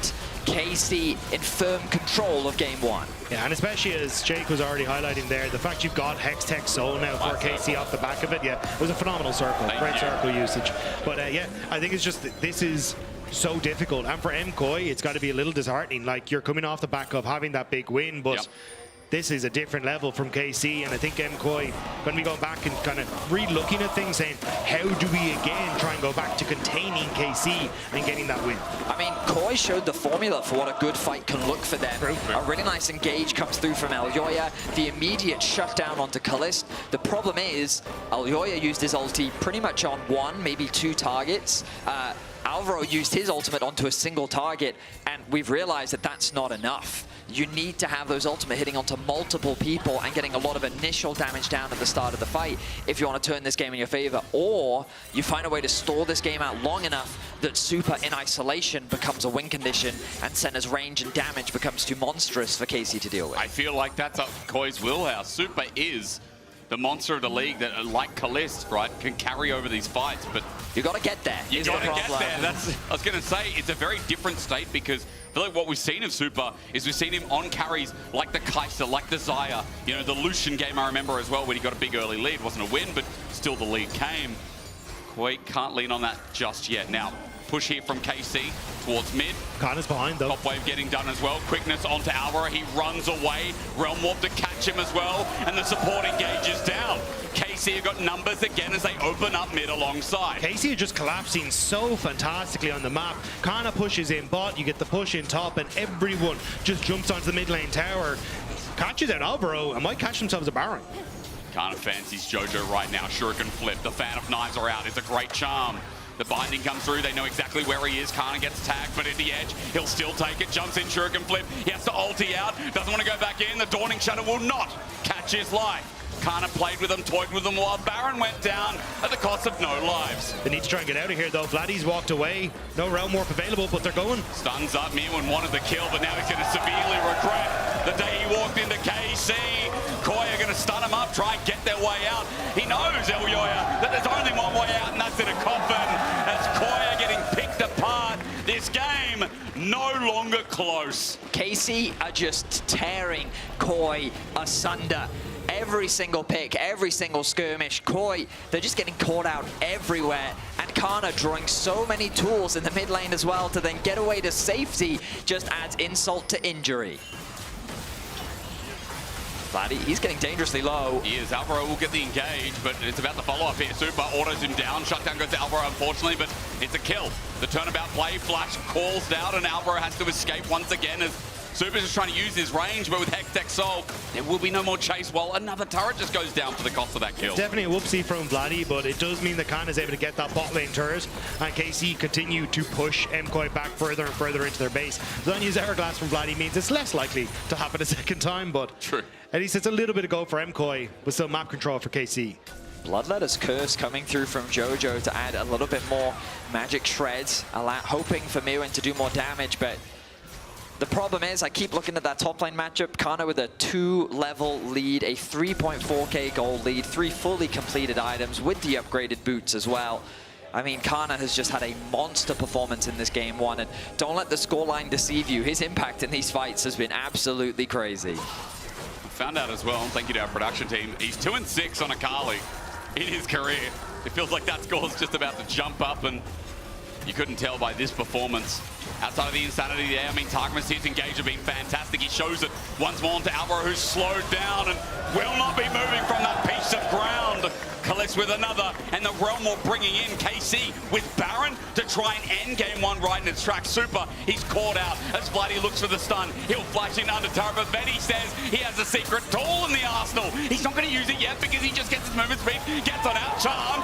Okay, Zonya's be damned. KC dropped their mid laner again. Look, I said it was less likely he'd die, not unlike, you know. But here, a nice turnaround from MKOI, and KC biting off more than they could chew. They could have just turned for the mid lane tower, could have opened up the structure, but this is kind of where we have seen KC at times fumble, is this excitement that comes into the game. I'm not gonna lie, Vladdy, he's just playing way too cocky. He is playing way too arrogantly. The game is not over yet, and honestly, he's wasting a lot of time. The Elder is now alive, and with him still dead for 20 seconds, this is a huge window for KOI. If they can steal the Elder, that's all they need to turn the whole game around. KC have to look for some kind of pick before they get here, and that's exactly what they're going to do. Kana, see if he can get Mirren. Oh, he got him with the shuriken flip, and that damage puts him to half HP. Before the fight even begins, that guy is stressing right now because the whole of KOI have to walk into a pit where Vladdy might not be there, but 4 Fed members are. But they're just trying to keep them away from the pit. It's Kalist just doing his damnedest, but here we go. Onto Kana, but he's in the shroud. He shuriken flips out. He's stunned up. He's Zonya's now.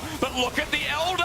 It's going to drop. Kana will die, but for the Dovahkiin to fall in response is going to be called worth. All right, so Kana kind of pays for Vladdy's sins there. Yeah, big Makes time. sure that KOI cannot get into the pit. He draws all 5 members' attention, keeps them in the jungle, and this buys the space for Kalistanyike to secure the Elder Dragon. So that potential turnaround win condition now denied from KOI. Yeah, that was a big save from Kana and Co, because if MKOI had gotten towards the pit at all, they could look for that fight with Vladdy down, but for KC fans, very happy that they were able to keep them at bay. Does mean that KC probably won't get a lot of time to get value from this Elder Dragon, because you're still waiting on Kana to come back up and to get space in the map. You can see MKOI, while you have to deal with that, are able to push out these waves, but still might get a wave to play on, but it's more about denying MKOI from getting it in such a dire situation. With 9.5 in your pocket, with so much control around the map, as you said earlier, KOI just have to kind of think about what they do for the next couple of games. Now, of course, Super is still scaling in this game, and we've seen crazier things in the LEC. This split, this year, that nothing is over. Nothing is done. Not until the Nexus falls at the very least. Yeah, I do think for MKOI, it's going to come down to this Baron fight in a minute 20, though. They will have to try and wait out Elder before that. So they have to try and take space, but not cede complete control of KC to the Baron area, which is a very difficult dance to try and make when KC at the moment, you already see full control over that map as soon as MKOI leave their base. The game feels slow right now, but basically KC are just biding their time, waiting for the right wave. They still have the Elder for about 45 seconds. If they can get a fight, that would be ideal, but without the Baron empowered minions, the wave clear from KOI is enough to hold them back. Maybe they'll force a dive. Pantheon ult is coming through. Yeah, they want to take it with Elder. They force it, no problem. Jojo's out. Stun's going to miss, but it opens access to the tier 3 turret. KC have now opened an inhibitor alongside it. Kana moves towards mid. One brick falls, the whole wall goes with it. Another inhibitor going to be secured. Respect still being shown by Koi as the Elder. 10 seconds left. And now the Baron could be the focus for KC. So the momentum was riding high. Vladdy made 2 mistakes, I will say, which slowed the game down a little bit. But now KC back in the driver's seat. They picked apart the pace. And now they're lying in wait for a pick, hoping that Koi face check in what is the darkness and full of terror. I love Kana's positioning though. MKOI need to go forward, which means that Supa will be available on that back line, and that's all they're looking for is Kana to get access to Supa in a fight. And MKOI have no idea. They're going in dark. One ward to be cleared out, none left remaining. Alvaro's been the engage, he needs a miracle, but KC surely won't let that happen.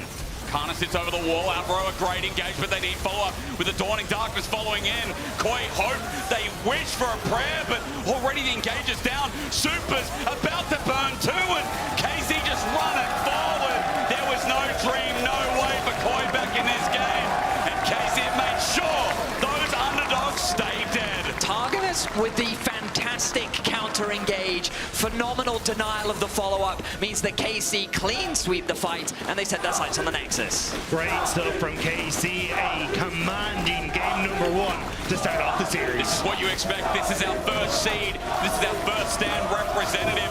It's only game 1, and you don't want to be an Andy, but as Andrew Venier-Stay would say, it's only just begun for the French.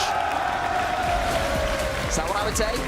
I've heard you say that at least 3 times today. If you've been called a game 1 Andy, that's exactly what you would say. Fantastic performance. I was a little bit scared about the comp from KC, but the way they skirmished, the way they found picks, very clean across the board. Well, let's hope there's more, but for Koi, they have to step up to the plate as we're about to go to a short break, and these gentlemen look lovely because we came to watch a blessing for a team to go to MSI and go to the grand finals. Who will it be? Well, we'll find out more after this.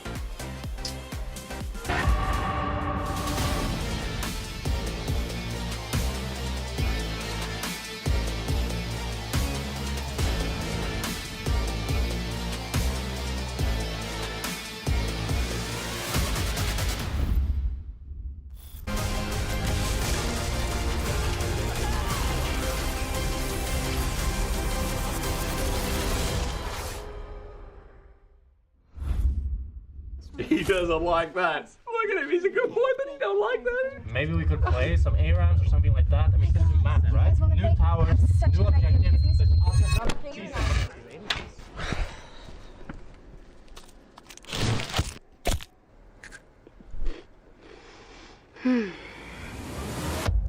Have a break. Have a Kit Kat.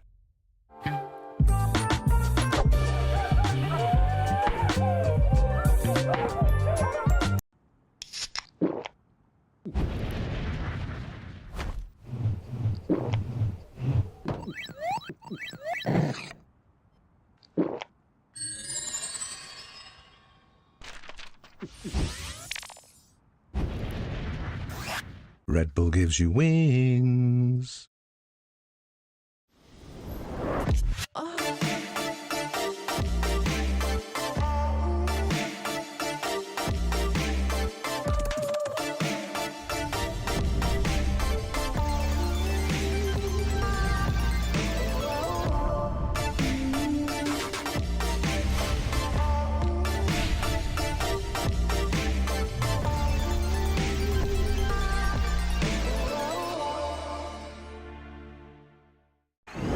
Approaching the final pick, and what a ride it's been. A moment of hesitation, but we're getting closer to the game changer, and what a legendary journey we've been on. I mean, there's so many excellent options, but one of them has to be a perfect They're fit. about to lock in. Oh, what a pick! What a way to close things out. Join Marriott Bonvoy for a chance to claim a free Hextech chest and key. Marriott Bonvoy, a check-in at every checkpoint.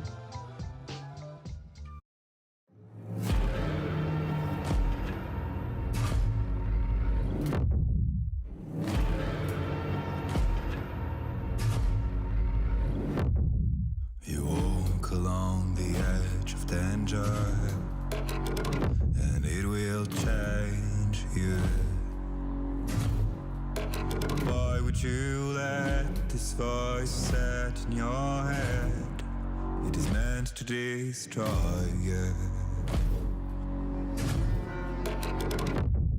You summon storms, you play with nature. Now watch it hurt you. Why would you want to shape the world in your head? You will never make it through.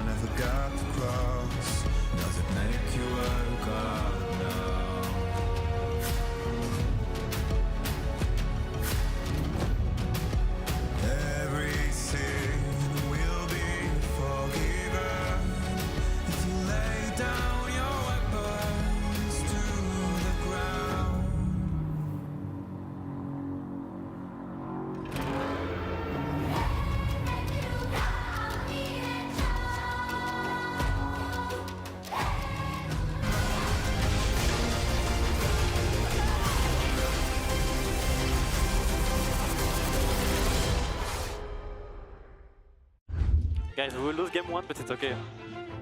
It's just that gap. Happens. You know it already? Yeah. I've seen the future. Yike has no escape. What a punish it, what a charm again! This is what you give Jojo, this sexy little fox! Go Wukong. No flash Wukong, no flash Wukong. There's no W as well. Go. Yeah, AQ, pick you. Nice, good AQ. What? Kalista's down, he's caught out! This is giving me deja vu, but Tarkman recovers the fight, puts him up against the wall, and Kana slices right through!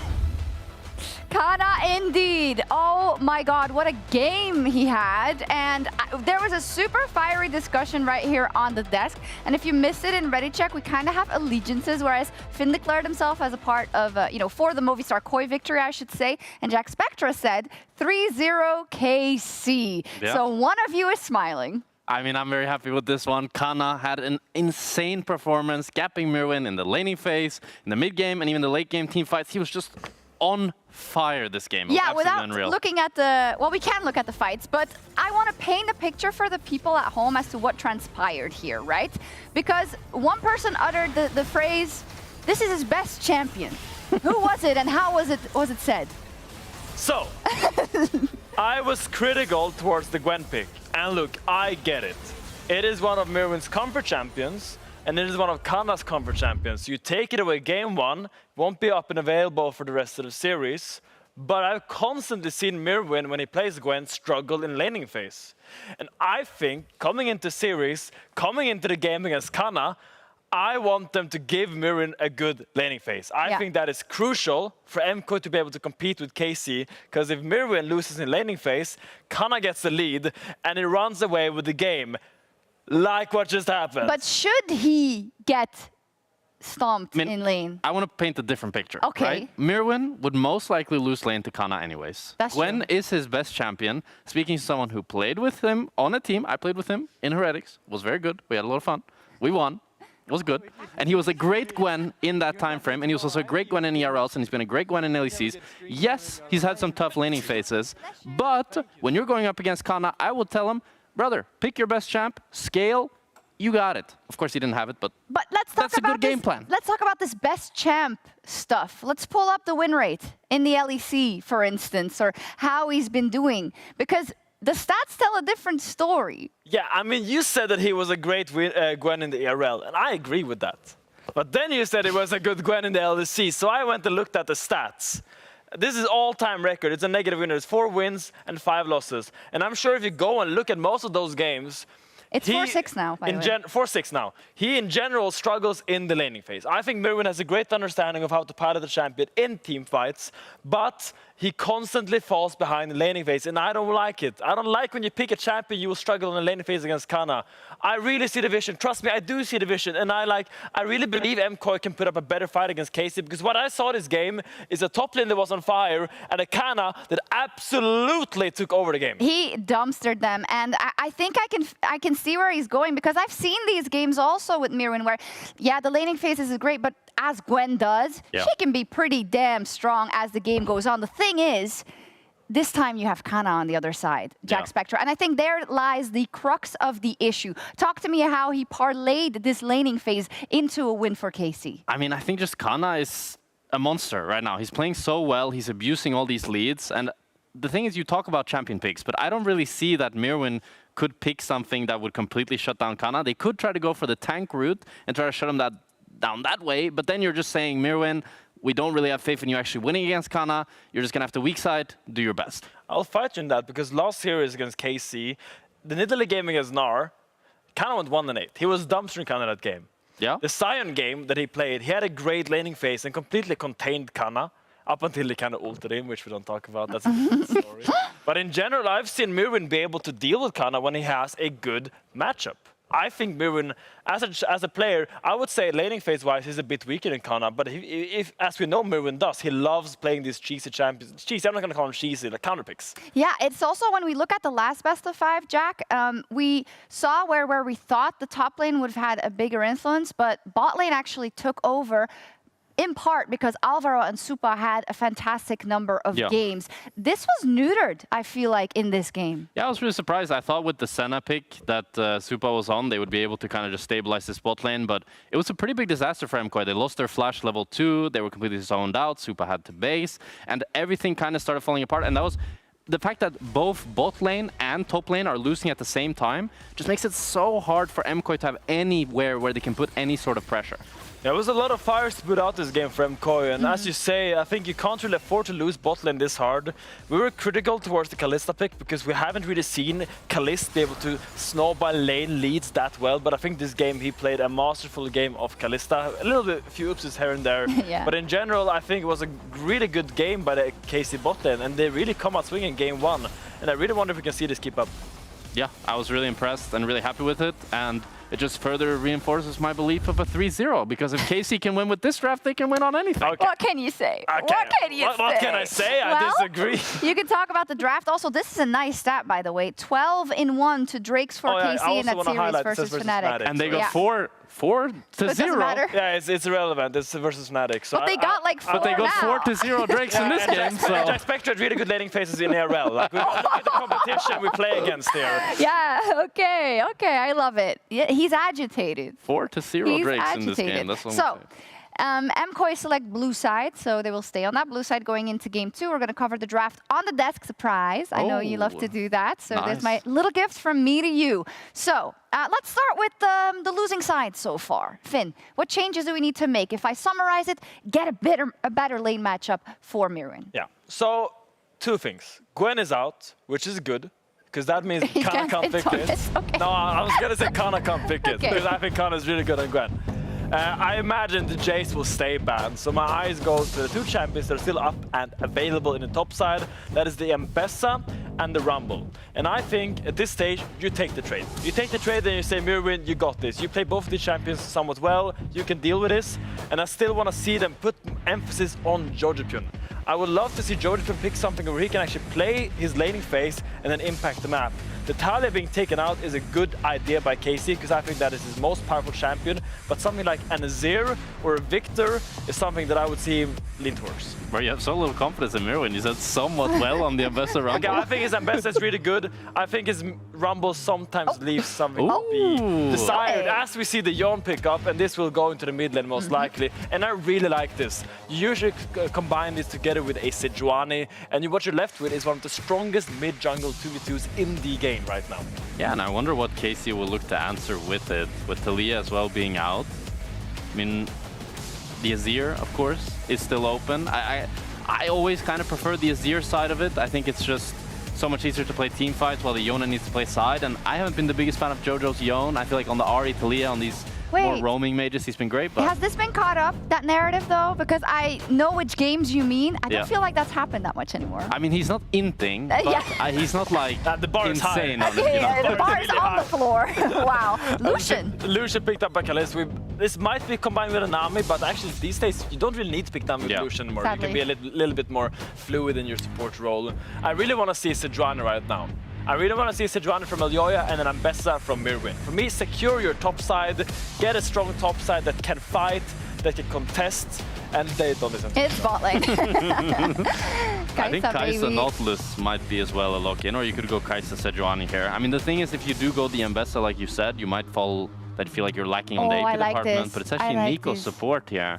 I mean, I know what you're going to say, but I feel like whenever I see Nico and Alvaro in a game that matters, the guy's good. Yeah. The guy finds the angles, and I think that's what they're banking on here, together with, of course, the side lane pressure from the Yone. I mean, the biggest problem that when you're locking in Nico here is you really want something that's easy lockdown for Lucian. And Nico, while having a great ultimate, it's very easy for both the Lucian and the Azir to avoid it. That's what we need to solve. They need a good... Yeah. Like, you'd really want something like a Nautilus, like a Vi, but of course, now support already locked in and Vi banned. Maybe you can get a Sejuani. Oh my god, it is Lucian Nami! It is Lucian Nami. Let's go! The two best friends in the bot lane since forever, it feels like. Yes. Trundle ban speaks to me that KC will take the Sejuani away from MKOI. They're gonna take the Sejuani on 4, so they take away Sejuani counters. And I feel like this is kind of the situation you put yourself now as MKOI, because you didn't pick the Sejuani early, now it's gonna go away from you, and because the Maokai is already banned, I think you kind of have to go into an AP jungle kind of style, something like a Lilia, like a Syra in my mind, they come to me, but it doesn't feel as good to the Yone. It doesn't. Because they want to farm, and the Yone I like it when the Yone has the ability to fight, to scrap, to skirmish, to really get down and dirty in those river fights. KC ended up banning away Sejuani, so I'm actually not sure what they want to go on so for everything here. I said is just maybe they want to pick a tank top, and they were worried about the Trundle blind pick. Yeah, could also like, what is on my mind is still like stuff like the Poppy, like the Skarner has been kind of having a little bit of a resurgence. Could be something like this to look for. I think Skarner on 4 here could be definitely an option. Yeah. And then we got the lockdown a little bit also. Oh wait, no, on the side of KC, but we still need our element on MKOI, right? Because I feel like they're making it quite hard for themselves currently. Is that a right assessment? They have a lot of champions that have really good kits, but they want someone else to make their kits easy to execute. Someone to set up the Yone ult, set up the Nico ult. You really want the Sejuani. But I wonder what they're gonna go. Skarner 4, as we highlighted before. I imagine Mirwin is gonna go for Ambessa here. Because it's just the most logical. It's the most safe blind pick skirmish that's left in the game. And now is really where Elyoya has to kind of dig deep into his pool. There is stuff like the Ivern is up and available that you don't really have the front line for it. You can also go for the Brand. It's a little bit out there, or the Syra if you want an AP jungle. But I think you just go an AD Bruiser, and the Kai'Sa goes Nico. I mean, you go like, I guess, Neferi and Ambessa here, and then Kai'Sa goes AP, Nico is AP, and that's like, is enough. But it's a weird composition they have for sure. It doesn't feel great. Maybe they now pivot and put a tank top instead that provides some engage, an Ornn or Sion. I would like a Sion here, to be honest. I think Sion does really well into Lucian. Oh my goodness. What? It's Nico top, I think. I think it's a Nico top in my memory. It's one of his classics. Well, it is, but I will see Alvaro on it. So, what the hell? Nico top has a very strong laning phase. And we did highlight before that we want to see Mirwin have something with agency in lane, so you can actually kind of contain Kana. I will say against the Ambessa that could be really scary because all your damage as a Nico is skill shots. Playing as a champion with But I think he goes dashes. 80 Nico, no? Yeah, he might go 80 Nico. We're gonna see what it goes in the end. I've seen enough. Usually, you know, when the Nidalee gets locked in or whatever, you gotta give him some trust. Yeah. The guy knows what he's doing. Yeah, I mean, I really like at least the fact that there's a strong laning phase right now. As what? Nidalee is being picked by Kana. Oh my god! He's taking the game. He's taking the game into Kana's court. And Yes! he's saying, you play Nidalee, I play Nidalee. And he's gonna hit him with a spear in the face. I love Kana says, you can do it, I can do it better. the Don't big worry. egos, it feels like, clashing in top airs. They both want to have their crazy picks and win this top lane matchup. Look at it, he looks so mischievous. I just want to highlight, I want to see Mirwin turn into a Nafiri dog and run around Elyoya and pretend to be one of his dogs. Yeah, bark at him. Well, I think I still prefer... Actually, maybe I prefer MKOI draft now. They really cooked They here. got the Nautilus, man. It was They a very actually interesting threw you draft for a to loop. look, They yeah. threw us both for a loop. I want to see an AP Nico. Please don't go 80 Nico. Oh my god, this If that's is a pressed crazy. attack, you just know I will be screaming backstage. I love it. Like, if we think about how much is on the line in this best of 5, the fact that the teams are doing this, right? It's crazy. Let's go. Movistar Koi with a gambit and Kana with an answer in the Nidalee. Let's go. Finn, it's PTA! We're getting AD Nico top, brother. Finn, leave your comms on. We got a story for you. Because this game is going to deliver. And myself, Fedius, and Dagda are now going to tell you which drafts we prefer because this is a baller of a game too, and we're not even into this, into the depths of Fearless yet. I really liked Casey's draft until they picked Nidalee top. Yeah. And then I was just like, what does Nidalee do here? And then Koi, throughout their draft, I was like, well, they have no real way to start a fight. They've got like a weird amalgamation of champions. They're going to need some sort of engaged top. And then they locked in Nautilus and like, okay, so both teams have cooked. That's what we know for sure. I think Koi's composition, I don't even know where to start. I guess they have decent dive. They've got solid side lane threats. The fact that this is on hit Nico means that they kind of want to play a 1-3-1 would be my instinct.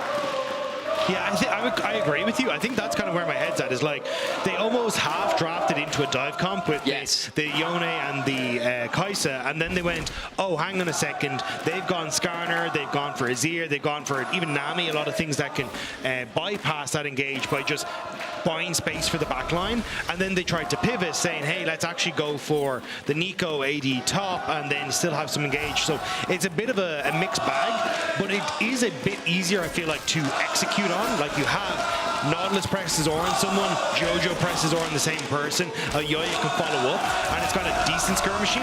Whereas I feel like if I'm looking at KC's, I think the biggest issue I see for them is ease of access to engages, right? It feels like it has to be Flash Skarner ult or Vladdy with the big swoop and boop or Targamas with a long range wave to try and get fights started, which I'm not always the biggest fan of. So I think, again, a lot of it going to come down to positioning, execution, and can MKOI play around some of these lockdown tools that KC have. I do feel like, again, throwing the wrench in the draft is kind of get some range trades. It is just going to open up barrels of laughs as we go through the series. Now I'm going to bring you back. Last game, real big MVP, at least for me, gents, was this guy right here. And it needs to be mentioned coming into the second game. The Targamas, his engages, even though Alvaro was great with his Magnet Storms, they were few and far between. Targamas was consistently the one setting up the brilliant fights in that first game. And of course, Kana really stood out in terms of his outplays, and the desk highlighted his performance. But Targamas was so instrumental in turning fights the way of Koi. We think of that river fight where Kalist died immediately to start the fight off. It was hitting his engage that connected onto 3. In the final fight, when Alvaro found a 2-3-man ulti onto the backline, there was an Ahri and a Wukong ready to follow up. Targamas quick with the engage to deny that. And he was just so aware of what he needed to be doing on the Rakan, that I think that so many of the fights went Casey's way because of his impact in the game. And even just in the laning phase alone, burning the early summoner spell from Supa, putting a ton of pressure onto him, and that pressure then lent into, hey, we can start on this early dragon track that sets us up for the Hextech Soul super early in the game. His impact was nuts, and the fact you end up with 20 assists in a 23 kill game just shows he was everywhere. And last year, let me just say, What a roughie he had. And I thought Targamas last year was one of the worst performing supports. As Yike is going to now test the theory of how much he can do here. Story time comes later as Elyoya's hiding in the wing. Dredgeline doesn't connect and Yike pops out just to say, hey, I am going to come in if you want to 3v3 this. So he backs away. Yeah, as you're looking at on the graphic though, is, hang on, Yike, going to move away, is just that KC started off a bit rough. Everyone saw their 2024, but as they started to get the key members that they wanted in, things started to look up. But MKOI looking to see if they can put them in their place here. How far is this journey going? I feel like now we're outside the black gates. Yike is going to try and turn a play as Alvaro doesn't actually hit the wall, so he thinks about a re-engage. Yike spacing while Jojo wants to go in on top of Vladdy, who again spaces out. Jojo can't get too much done with that soul unbound. And the potential play ends there. Early ignite from Alvaro, but hang on. He's enhanced. Alvaro needs to get away. He flashes first, and now Casey have a 2 versus 1, but Super also disengages as Alvaro's out of summoners. Yeah, I liked the early ignite from Alvaro in that fight because you had heal on Targamas and also then the ebb and flow to heal Yike as well, which is why Yike went in. But as soon as he didn't get as much healing as he was expecting off that ebb and flow, Casey kind of quickly stepped back and say, actually, maybe we need to reevaluate this. But nice job on Kalista and Targamas again to catch MKOI in rotation to burn those summoner spells. It's an interesting early game dynamic because Kalista and Targamas should have the stronger 2 versus 2 in the early game. But Vladdy and Yike, there's very little that they can do in the skirmishing. Azir plus Skarner it's just not a strong mid-jungle duo early game. And so Jojo and Elyoya really tried to leverage that. And that's what was awkward in the river because Kalista and Targamas were like, yeah, we want to fight, we're keen to fight, we're strong enough to fight.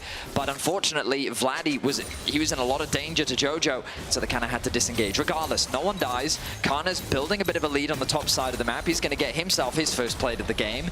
In the mid lane matchup, Jojo with a slight lead as the junglers stay relatively even, same on the bot side of the map. But the push priority going the way of Kana once again. And this is where it becomes a bit awkward for Elyoya because you would like to play for top side to help Merwin out because Kana having an absolute field day up here, but you also need to cover for your bottom side because Kalista and Targamas want to play hyper aggressive. So now the map state gets really difficult for Elyoya to try and cover all of his bases and keep MKOI safe in both side lanes. I see the TP back, and I see that Mirwin has none because he got bullied out a little bit earlier. As he walks through, Kana's just last hitting the wave, so there's no hard push to look for an extra plate, especially since they might have thought the dog was up near top lane as Elyoya was hovering before. I just love, gents, that into this second game as Kalista, hold my thought, dude, who cares about the story when we see blood on blood trading? Alvaro down to a quarter, or rather 3, as Yike spots Elyoya there with a bit of damage onto Yike early, not too bad. Junglers mirroring one another right now. Clap that, I guess. Yeah, that's nice. I mean, it's nice to see Elyoya in position every time Yike is hovering around the bot side of the map. You want to be really careful about this Lucian lane getting out of control. We've been seeing it rise up in popularity throughout the world. We've been seeing it in the LEC playoffs as well, and we know how scary the champion can be. In fact, the last time these two players, I mean, it was a reverse matchup. It was Kalista who was getting bullied by the Lucian on his MF, but then they turned that game around, and Kalista was able to bounce back in that game. Kalista now operating the Lucian. We'll see what he can do on the champ as Jungler is heading to mid lane. Bait sealed, misses. It's a whiff. The soldier's sent back. Jojo just out of turret range, though. Vladdy unlucky. If the turret helps there, maybe Jojo's dead. Yeah, turret shot could have been it, but he's gone in, and now Skarner and Targamas are here. Lethal Tempo's only fully loaded. Targamas helps out a little bit with an ebb and flow. Jojo gets out on less than 100 HP. They're just going to try and walk away, but a turret shot could have been devastating there. Vladdy just not quite able to get Jojo underneath the tower. Still, though, KC, dragon stacking has been the name of the game for them, and they will continue with that. I have to say, Dragons in this series, KC are going to be pretty happy with 100% hit rate so far. As we start with the Cloud, we'll see what comes up next. And we do have a bit of a lane swap, gents, with 25 seconds left to go till Grubs. I now see Mirwin playing Nico bot. Yeah, one of the things I wanted to highlight, though, is when you see Lucian Nami, oftentimes you kind of wanted something that could enable it. This is why oftentimes you see it with Sejuani or a Vi or a MKOI, something that could play off it to set up for a strong culling.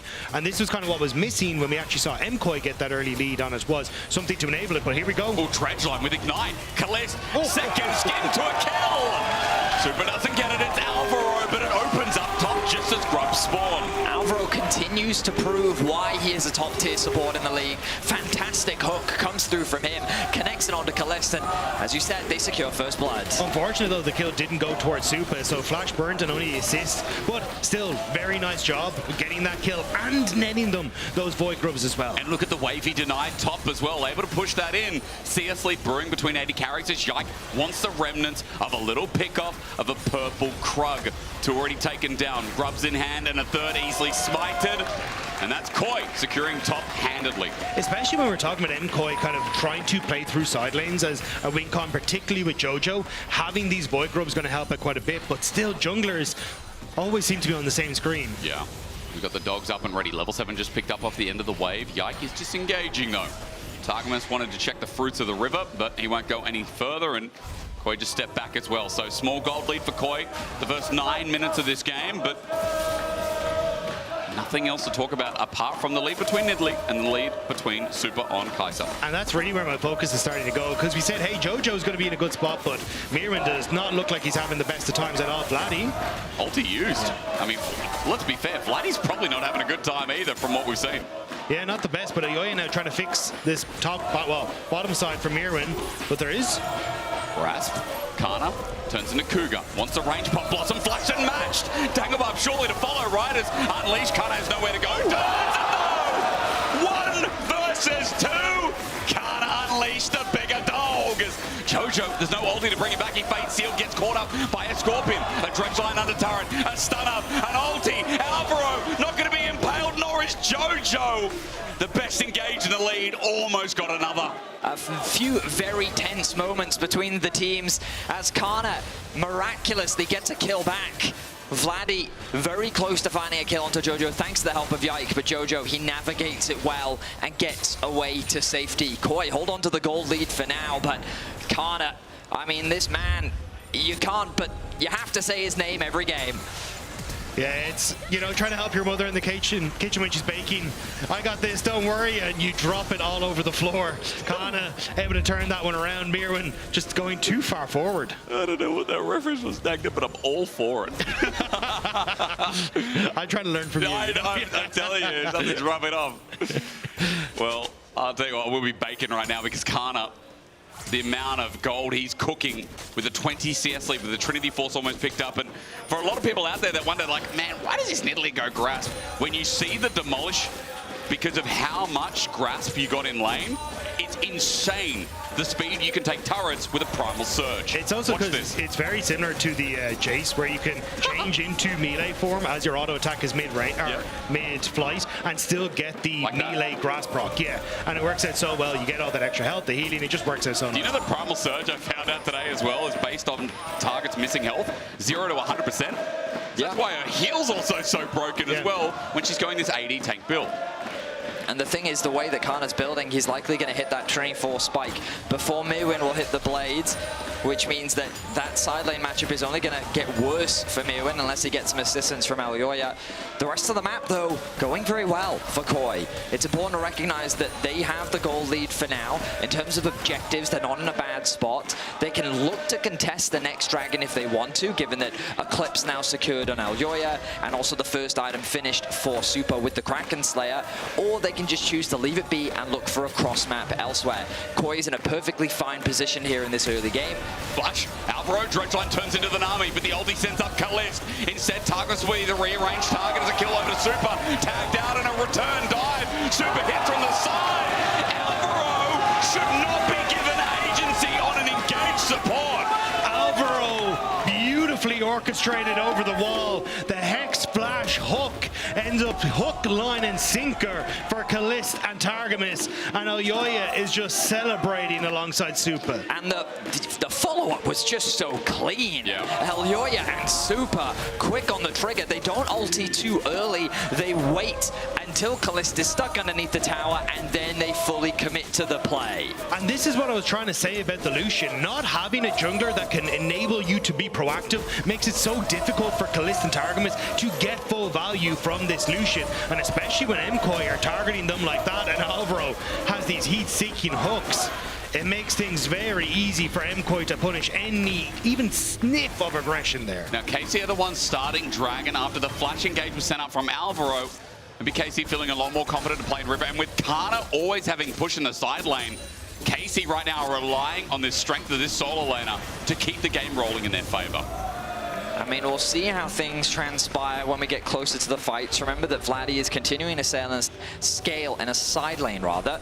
Jojo, of course, doing the same thing. He's almost a full level up over Vladdy. He's been doing a good job in the trades, and we heard the desk talking about it. They somewhat lean more towards the KOI draft, and you can see the advantage that they're finding, and so much of it has come off the back of Alvaro. Elyoya finding some nice ganks himself, but Alvaro has just been so clean with a lot of the plays that he's been making, finding that initial pick onto Kalist, and then converting that mid play as well. We've said it a lot, but engines be studied. And for KOI, we know who it is. Vladdy just going to walk it back as Soul unbound. Plate given over to Jojo. We've got a competition for the fans. No wonder they're putting the effort in, and so they should. With some of the art we're getting, yeah, very well done. But with this series, I'm not surprised. It's the most exciting thing I've loved about the addition into the LEC. The KOI fans, the KC fans, the energy they bring not only to the studio, but everything around their gameplay. You can see why it's so exciting as we look at the plates. Jojo's gone under the tower though to get, or sorry, put some pressure on towards Vladdy in the top side, but that means Yike's on the way. He will get spotted on a ward as he comes through, so I think Jojo will just try and back off that top side. Nice sidestep, and these grass procs are getting bigger. The more you hit, especially with Trinity Force, the harder it is. Mirwin is getting autoed now for almost 200 damage, it seems. This AD Nico down 1,100 gold and 30 CS. Kana lane gapping a second game in a row. Kana is just playing extremely well right now, but both these teams will be starting to think, they'll be starting to think. Yes, they will. That's Herald was the point. Now he's trying to make good on you, Benny. Brains, cogs, moving. They're thinking to start Herald. Yes, they are. Yes, that's the word. Nice one. Happens after that. Where we go? I imagine conflict. Ooh. I'm hoping for a battle between the French and Spanish organization. Right now it's KC that have control over the river. Elyoya, he may be signaling that they don't want to fight the play to the Ruin King finished on Jojo. I'd be communicating with KOI like, I think I'm strong enough on this Yone to really fight. He thinks so. He gets a setup. Bloody ulties. Okay, that is the go signal to start the Herald. Yeah, Yoya is going to take that immediately. And you can see Vladdy playing incredibly scared here, but on the bottom side, yeah. Chase down, spear misses, so you won't get the speed up on the Nidalee to try and follow underneath with on the hunt, but still, Jojo kind of having a grand old time here against Vladdy when it comes to the 1v1. You really need to keep accelerating that. Need to keep your isolated 1v1 because there's one isolated 1v1 that's going KC's way. That's my fear. Even as Herald goes to KOI, gentlemen, I have to add the fear is this Nidalee as teleports burned to the inner turret by Mirwin just to defend that set wave. Yeah, I think though the problem is it's how do you try and enable the Nidalee? They are going to go for a lane swap here, so Vladdy going to move bot, kind of going to go top and try and get that outer turret, but this is where trying to move Nidalee around the map is going to be a little tough because again, you can't play hyper aggressive on mid wave because Elyoya can always jump onto Kalist as soon as he tries to play aggressive, and unless Yike is just basically sitting on Kalist, they're always going to get value there as Elyoya. So yeah. I think MKOI, as long as they can ride this out, set up for Jojo Pyun has just finished off his Blade of the Ruin King to kind of be that carry in fights. I think they can still take that opportunity to find those successes towards the team fights. Notice how they've moved Kana into the matchup against Jojo after securing that bot lane tower in exchange for the Heralds. Kana, especially with these armor boots, is really going to help in terms of the 1v1, but Jojo's a scary threat on a side lane right now, and I want to see KOI, I feel, direct a little bit more investment on that top side, unlock that outer tower. It's a very easy objective to play for. KOI have already done a huge amount of damage towards it. I feel like just hovering around mid doesn't really convert them much. Instead, the game is just kind of slowing down. And I think KOI want to try and open the map up more because the more deeper vision they have, the more options they have for looking for picks, catching people off guard. And Alvaro has already demonstrated multiple times this game how good he is at catching KC off guard. Yeah, I think the problem is that with Mervin this far behind, it becomes really difficult for MKOI to try and play out the map because if you end up trying to catch the wave here, as you're kind of seeing now. Okay, bit of damage on Super. He used barrier.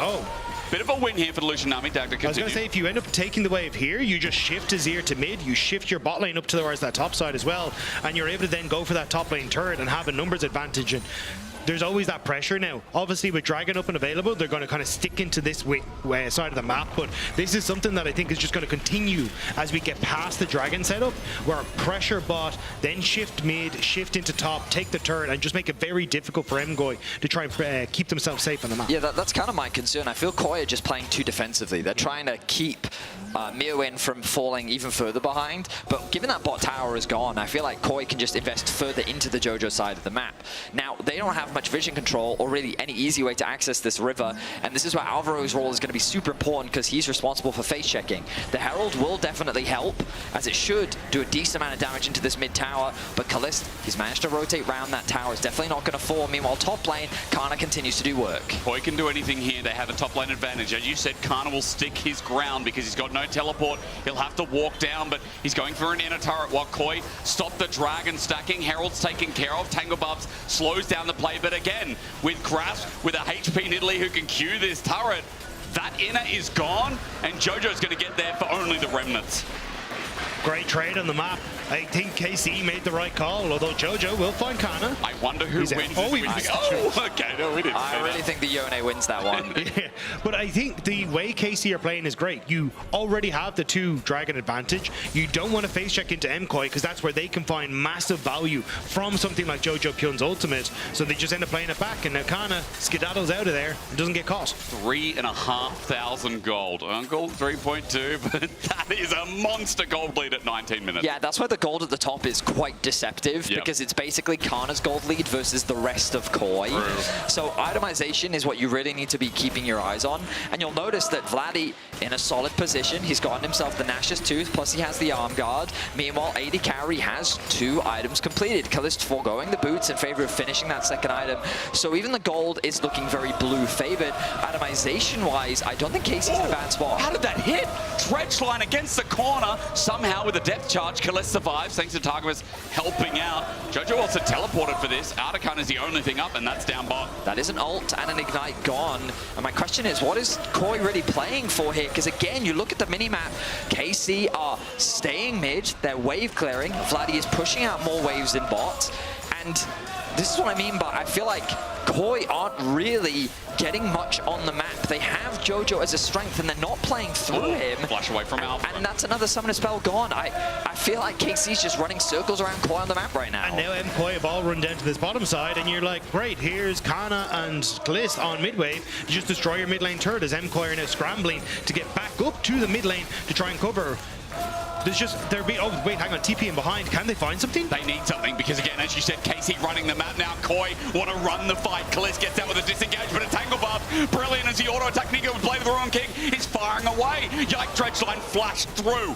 Alvaro had his number, his ticket, but he will not puncture it to get aboard that ride. Keep note rather of what's been used. The TP from Mewin, the TP from JoJo, the flash from Alvaro. Yike had to expend his flash and Vladdy spent his TP as well. But that was basically it, which means that KOI now looking to start off the Artican, but I think KC's fine with making the trade for mid lane tower. Yeah, the Impale is down for Yike. The wave just about to come up for Targamas, which means a lot of the 2s are gone, but I don't know if they were even aware that Artican was available. As you can see, they're trying to move down towards this bottom side, but it's gone. KC, a little late to the party. But will they turn up for the second show? El Yoya is walking in blind and Alvaro is running against ground, but Yike's engage might not be perfect. The Nami ulti in, Vladdy from his side. JoJo catches him by the hair of his chinny chin chin with a culling out as well. Mewin tries to buy time, Tangle Bubs doesn't connect, but Kana with all the gold lead Dredge lined up. Poss spots him through. El Yoya follows in. Kana goes deep, but meanwhile Vladdy's ulti finally comes out. Super's ulting from the back. He's ordering 3 more members. Alvaro, Dredge line not going to be found because he doesn't take the Hex Flash. Vladdy's targeted. Super's ulti's down. El Yoya stops there. The fight down as Kana lost some of his gold. I have to question why KC tried to force that fight. With the Artican already gone and no real objectives to play for, KOI is more than happy to take a fight right now, and they forced themselves into this choke point very split up as well. And Yike has no Impale. That is all that Yike is going to contribute here. So he's just kind of a walking health bar that gets locked down. Great ultimate from JoJo Pyun. And even here, here. It's kind of KC scrambling to see, hey, can we make anything happen? Tango bars onto Kalist from Mira and means Kana is now on his own. Great ultimate from Alvaro over the wall. They pick off Kana, who notably does at least get one back. But then even here, Vladdy getting that ultimate away to try and buy space, but it was just all over the place. How does he not? He had no bounty. What? He had no bounty because he got it all off turret gold. Even though he's 179 CS. Okay. But I think that's the notable part, right? A 3,000 gold lead for Kana, but the rest of that is all going for MKOI, and that is huge, especially for people like Jojo Pune, who's just finished off his second item. He's going to be a massive threat towards Vladdy in the side lane, who's even opted in towards the early Seekers just to try and help out a little bit. But KC, again, this kind of like impatience that we see is coming back to bite them. And KOI were finally able to get a tower of their own, securing that bot tier 1 by Jojo. He's now level 15, and Dagda already talked about his itemization. I'd love to see KOI now again try and play through him. This mid tower is a very difficult one to siege with the composition that they have. It's very short range with Kai'Sa and Yone. So instead, try and overstack numbers. Instead, set your sights on that top tier 1. Of course, with the Dragon up, that's right now the primary objective that these teams are fighting for. And they don't want to allow KC to get onto Soul Point. KOI should feel strong enough to fight, but walking into darkness is a scary thing. And KC having no flashes available at all can be a bit of an issue. But MKOI in a very similar boat. So if you get caught, you are caught. There is no second chance here. Jojo was tagged out. He needs to hit some minions, recover that health. He's got lifeline, and thanks now to the second item picked up. Immortal Shield Bow in hand to see what he can do here. A big moment for him in the fight if it comes through, but both mid laners with big ultis to contribute. Can KOI find their way back in the series here? The big question answered as Elyoya is zoned off. Alvaro culling down, half HP. That's their engage. A big tool to be down. He'll get one shot. He has to sacrifice his life to get off the pull. Great patience from KC as they chip away the HP bars of KOI. The main face checker of Alvaro finds himself at less than 50%. So now how do you get in? Blue trinket used. KC still controlling a brush, yet to start. And now they'll finally start this one off. And there's very little that KOI can do. So they just sat as spectators with no easy way to force that fight. KC leveraged their range, chip away the HP bars, and now they'll put themselves at Soul Point. And that's the way the KC need to try and play these fights. You notice that once they're on the objective, it is relatively difficult to try and oust them from that, especially when Yike has that ultimate for Jojo trying to go in, Elyoya trying to go in. But if you are able to beat KC to the punch, MKOI then have a ton of different angles of attack, so the value from the Skarner starts to go down. KC very aware of it. They protect their mid turret, they protect the mid wave, and they get the Dragon. Kalist's base was stopped here. It's not like he's sitting on a third completed item, I don't think, so it's not going to mean too much, but for now, especially when Baron's up, let's keep our thought on that purple worm in the top side of the map. Control right now quite neutral, but KOI are going to be in river first, and vision around it, especially with Jojo holding. Trying to lure Vladdy in, but he shows. It's going to be, again, about the top side of the map. The Sterix Gauge completed for Kana, though, makes it very tough for Mira to try and go for the 2v2. Or, sorry, the 1v1 against them. And he's going to continue to push in, threaten that bot lane turret. And this is constantly putting a timer on towards MKOI. It's like, okay, this wave is coming in. We've got a little bit of time before it hits. What can we do on the map? And that needs to be a play towards Vladdy. I love that you put it in the perspective of the Sterix Gate, because I'm just like, Mirwin's a broke boy. Like, there ain't nothing. He cannot afford any cookies, boys. Like, there is nothing that he can do right now. Look, if I can't say something nice, I was told not to say it. He just finds himself in a very awkward spot, and like this Nico pick is not working out for KOI. Kana successfully shut him down in game 1. He's doing exactly the same thing in game 2. And I think right now, what's super impressive to me is that KOI is still as threatening as they are when they're basically in a 4 versus 5 scenario. And it's because of how strong Jojo is, level 16 on the Yone, but it's kind of a double-edged sword, ironically, because a bad engage from Jojo could result in his immediate demise. You're right, and we found a good one before. That's the reason why KOI ended up winning the fight, but let's come back to the reason KOI are in this position. I think Elyoya's ganks, Elyoya's movement in the early part of this game is the reason that KOI have so much to play off with. Once again, the crew with a ship, or rather, Elyoya is the ship with the crew on back. KOI thinking about how they can get more control over top. Jojo gets push. And again, pings going around Baron that is a little bit dark apart from that control ward. But this is what I was talking about, right? Well, Kana isn't on the map. Okay, let's try and make these plays towards Vladi, try and get some vision control down, and MKOI have done just that, but now that Kana's starting to put that pressure onto the bottom side, and Yike has literally sat in a bush to deny MKOI that opportunity to make a play, now it's starting to open up for Kana to be a bit more of that pressure point. Yeah, very exciting. It's a 40 CS lead through jungle. It's a 2k gold lead with Elyoya and Yak now, by the way. So that's just kind of enveloping my vision right now. 1.8 between mid, 1.1 between 80 carries. Next Dragon 215 that KC will work towards a soul. And this series, they have been very good at Dragon control and those setups. Something they're excelling at, and especially now with the 3-item Lucian with Azonius that I'm sure is coming up next from Vladdy, or at least Seekers in hand. As you said before, it's very hard for KOI to walk into KC once they've got their setup, once they've got control. Well, the thing, I personally think that KOI is just playing too scared. Yeah. I think that Jojo has been so much stronger on a side lane for so long, and they just haven't been playing through him. And even in these situations, like you were just talking about, Elyoya has a 2k gold lead over Yike. Like, I think this was the issue that I had with them in their series versus G2 as well.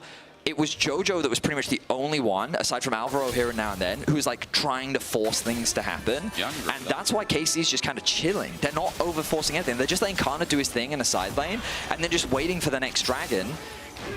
And now, like, look at Jojo. He's completely alone here. And he's in a very dangerous spot. He has to back away. Yike can catch him out. Jojo might have to ulti out of this, but if he ultis, Baron could be free, and then he just walks out.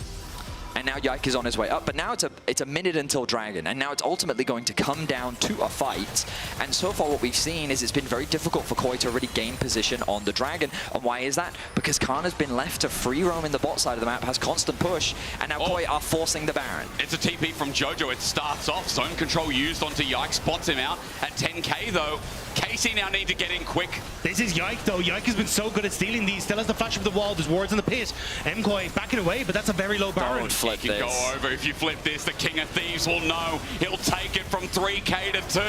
KC looking to play the edge of the fight as Jojo jumps in. Kalist doesn't take a spread. KC knows that the Baron isn't recoiled. It's sitting at 3k. Impale missed, but KOI is sent out. Vladdy sends him away. Thanks for the leash. Yike doesn't need to be a thief when he's the true inheritant. Alvaro's engage would be good, but with the bubble out, it's disengaged territory for KC. A double already picked up, but Kana makes Mirwin irrelevant, and he's not even here. KC sneak the Baron right underneath the noses of MKOI, but they still have to get away. MKOI are still playing the edge of this. The hook! Dredge line. Barely wide. You're right, it was barely, but KC hold on. 3 Barons in tow, Dragon up. That's the next thought. I mean, KC are going to try and stall. Kana's at barely any HP. Of course, he does have the heal. Kalist and Targamas still alive with Elyoya sitting at 50% HP. He'd love to get that fruit, but he's going to start it off. The smite available for KOI. Where's the engage? Big Alvaro against the wall, it misses. Kalist repositions, but he's set upwards. KOI, this fight is there. This Dragon is theirs as well. Something for the retribution of that poor Baron. KC were hoping for a 2-man miracle on the Dragon, but MKOI shut it down, and now you've only got... Okay, Kana. I was about to say Kana. He's got AP now. With the Baron buff. But you know what? He ends up doing a fair bit of damage there. So let's talk about this Baron. Jojo goes incredibly deep to try and catch Kalist or Vladdy, and he doesn't get either, immediately forcing him out of the fight. So now it's a guaranteed numbers advantage with the TP in from Kana as well. Yike soaks up a lot of damage, but it's impossible for the Nefiri to get into the fight because of Vladdy's hard commitment with the ulti. And it's at this point KC need to disengage, but Alvaro does not allow it to happen. So KC lose 2 members, and now they need to go home. They need to base, but they stick around for too long to try and stop the Dragon from falling, and they end up giving over another kill to KOI. The supports have been so crucial in this series so far, and this time around it's Alvaro who's been finding some insanely strong hooks. But again, we're kind of seeing KC, Yike misses with that Impale. Yep. Vladdy tries to get the engage, but it's just not quite enough, and when these team fights come down to it, MKOI can outplay. And they're looking now with KC invading to do the same. They are indeed, but at least the Baron is going to stall the game a little bit longer. No true gold lead, no Dragon Hero. 2 for 3 right now as we wait another 340 as with this Baron, the siege begins on inner bot. There's the hook onto Yike. It's a dredge line that follows into an engage onto Gliss, but he's far away. Yike is going to block the damage, and Redemption's going to keep them staying. 4 members stay here while Kana added pressure, now moving bot to join. And this is going to be the continuous problem you have for MKOI. All AD damage on MKOI. You're getting armor on towards Yike very quickly. That turret's dead. And there's a lot of healing. This will die, but will it be the bot tier 2 for it? Looks like it. Remember, they have 3 grubs, and the great thing about Nico, even though this goes down, Nico pushes turrets incredibly quick. If we get a chance, we might watch it win. But it's still a Baron. You're right. I don't know if this trade is worth it for Koi. Okay, I take it back. I take it back. That turret goes quick. You're right, against Baron. I mean, Mirwan's still going to get inner, but now open inhibitor bot. That's going to be the trade-off. Oh, Jojo thought he saw the angle there as Gliss went forward onto Targamas. Gliss went forward onto Elyoya, but only connects onto Targamas. So KC going to back away, but yeah, there's the armor stacking is coming through. Like, look at you got Zhonya's on the top lane, you got Zhonya's on the mid lane, you've got a ton of armor that's there for Yike. Your options for Jojo in a fight are starting to disappear, but Elyoya. King doesn't stop.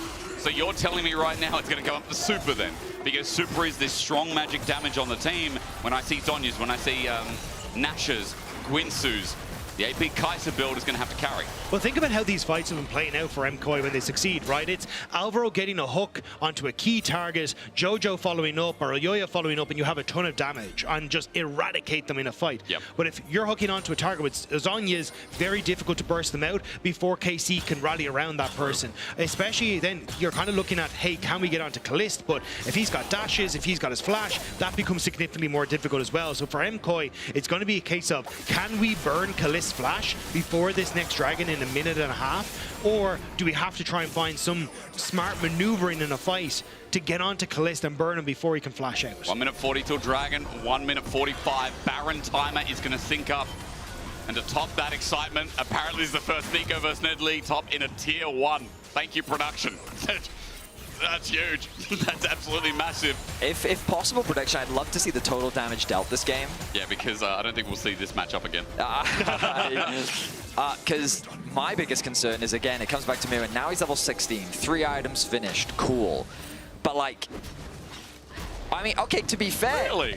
Maybe because they've just been trading a lot in top lane, but I thought that his damage would be a lot lower, so I apologize, Mirwan. I definitely expected less from him. I mean, the trading pattern for Kana is go in, deal damage, heal with Grasp, heal with the Primal Surge, and then just walk out, right? So Mirwan's probably been hitting him, it just doesn't matter. Yeah, because he's a tank, he's a bruiser. Kana has over 4,000 HP, so it's like when you hit a Scion, it's like fake numbers because you've just been hitting a tank all game. The thing for me as well is, like, Vladdy, we haven't really spoken his name all game, but we will in the next fight. Like, Azir, who's level 17 with a death cap completed, like, that's not a champion you can afford to underestimate, and his positioning is going to be really important to keep track of. It's also Jojo Pyun, very close to that Guardian Angel completed. I wouldn't be surprised if MKOI are just trying to feed him. You can even see a mid, Super not hitting the waves. They're feeding that goal to Jojo. Really want that item completed. Jojo not able to steal away those Raptors though, so unfortunate for him. Oh, Elyoya has an angle. He does, an ulti angle at that, but Vladdy, he holds strong, he walks up, nothing happens. Casey walking towards this dragon, 5 seconds. The spawn comes through. They cannot give away Mountain Soul to this Nidalee, surely. There's a wave pushing in bot lane as well that MKOI never dealt with. Jojo flash. He flashed for that. He wants to engage on Kalist, but he gets nothing! Impaled down onto Alvaro. A bubble in the air holds him still. Koi, the thought is that they've done damage to Yike with a teleport to try and end the game. Kana's here. It's going to be mid. It's going to be Vladdy to make the move. The fight already goes bad for Yike, but in 5 versus 3, KC have themselves a defender. It's Jojo there to hold the wave. Vladdy pulls back. In goes Kana, but 1 versus 4. Not yet. Pop Blossom out. Kana's stunned up in the end. Mirwan autos to his doom. Super gets auto now for free will. Outsmarted after a mechanical playthrough bot. KC tried to get cheeky with it, but they're just not quite able to get the win that they need. Now Targamas cancels the reset. They still want to try and hold on to this, but again, MKOI outplaying in the team fights. KC just aren't getting the value that they need from these key ultimates. The split decision, I'd say it was clearly a team decision to send Vladdy into the base of Koi to try and go for the end. Yike was left isolated, and Koi made a fantastic choice of locking him down, getting rid of the front line, and picking apart KC. Now they turn their attention to Baron. KC trying to get it back in. Yike there has flash, but is it gone? 4, it's way 3, 2, out. Yike, not there in time. The ulti down from Jojo, genius. Bloody ulti does nothing. Well, Yike again is free Scorpion. I've eaten that before. It tastes great. Super knows. He goes golden. Now in a burn. It's chicken for dinner as well. LEC to clean that up. And Koi have sparked into the series. Out of nowhere, Koi have found the fights that they need, and now it's Kalist and Kana, but the ultimate is down. Kalist is running. Who cares about a 4K gold lead when you have Super hot in the bot lane? LEC might be the leader, but Super is the boy who lived. Kana left by his lonesome under the turret. Fear not with a redemption. Fear again. Kana knocked up. 4K gold lead. Be damned. Koi's team fighting. Their aggression. Their stupendous momentum rises again. An explosive ending to game 2. It felt like the game was slipping away. Koi couldn't find the fight, but they found the fight that mattered most. Impressive stuff as they equalized the series. Alvaro was a beast on this Nautilus. I think KC delighted that this one's going to be gone thanks to Fearless, because he did not miss with the hooks, and he was crucial so often. And I can tell you right now, that is the perfect game for Mirwin to type top diff. That is the game after he got bullied from start to finish. That Nidalee did not carry the game. It was MKOI that brings us to 1-1. 1-1, a series given, and thank God, because again, with the fans out here being so loud, it definitely had to go the distance, or at least try to traverse it. A difficult game, to say the least. But I'll tell you one thing, when LEC has a lead, when Super's able to team fight, it feels like MKOI, they just get to play their usual day of League of Legends, which is Bloodlust, which is Spanish League. Yeah, and I really don't know where this leaves us now coming into game number 3. Oh, yeah. I mean, Vladdy's is here, taken off the board, Kalist having a lot of comfort in that one as well. This kind of felt like their moment to find those fights, but it was just MKOI being able to play off of great engages. And what's crazy is, while Koi played off those great engages, I feel like for KC in the sideline, like that last play with Vladdy, when Kana's so far ahead, maybe it was Kana should have TP'd. There could be discussion about that. We're obviously waiting because Law's, standing by with a fan, apparently. She's somewhere in the crowd. I don't know where she is, but man. But I think that's the hype that MKOI were going to need. But I want to hear the hype that's coming from the fans, as we're going to toss it over to Laura to find out what they have to say. Ooh. I am not with just one fan. I'm with all the super fans and a specific fan here. Give it up, guys, for this guy, because he's been giving amazing signs. What is your name? My name is Linus. Linus, it's really nice having you here because you drew all this, right? Mostly, yeah. Mostly. They're amazing, honestly. My favorite one was the one with Silas and Jojo Pion. Where is it? Woo! Jojo's Bizarre Shopping Adventures. So, among all the other amazing ones he did, of course, so we wanted to give you a little thank you gift. A jersey. Hey. And it's not any jersey. It's a jersey signed by all the players. And as MKOI won one game, I want you to give advice to all the fans here so that you can keep on cheering for all of them so that they win the series and send the team to MSI. Honestly, I think that the Kappas don't need to change anything with their cheering. They're doing always an amazing job when they come here from Madrid. You're doing an amazing job, guys. Thank you so much for your passion, for the science, for everything. That's all for us here. We're going to take a short break, and hopefully, this series can keep on delivering. See you soon.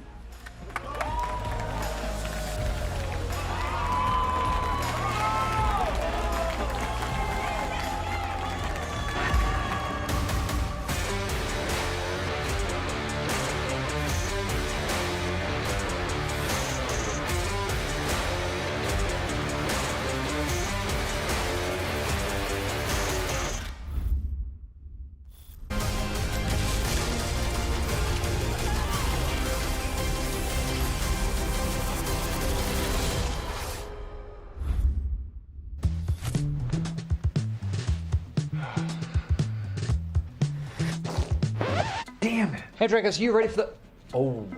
That doesn't look good. Wait, I have a solution, but you have a break. I will be right back. Just wait.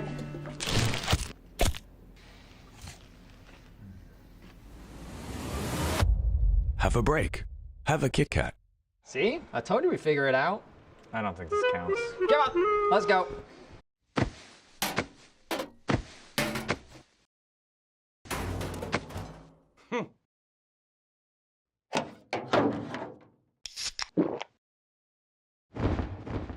Red Bull gives you wings. Hey Kia, let's see if you're a real fan. I'm ready. How many lanes are there in League of Legends? There are 3 lanes in League of Legends. Are you seriously quizzing the car about League of Legends? Look, I just want to know how much it knows. The EV3 has an AI assistant. It's supposed to know everything. Okay then, hey Kia, how do I get better at League of Legends? That will be challenging.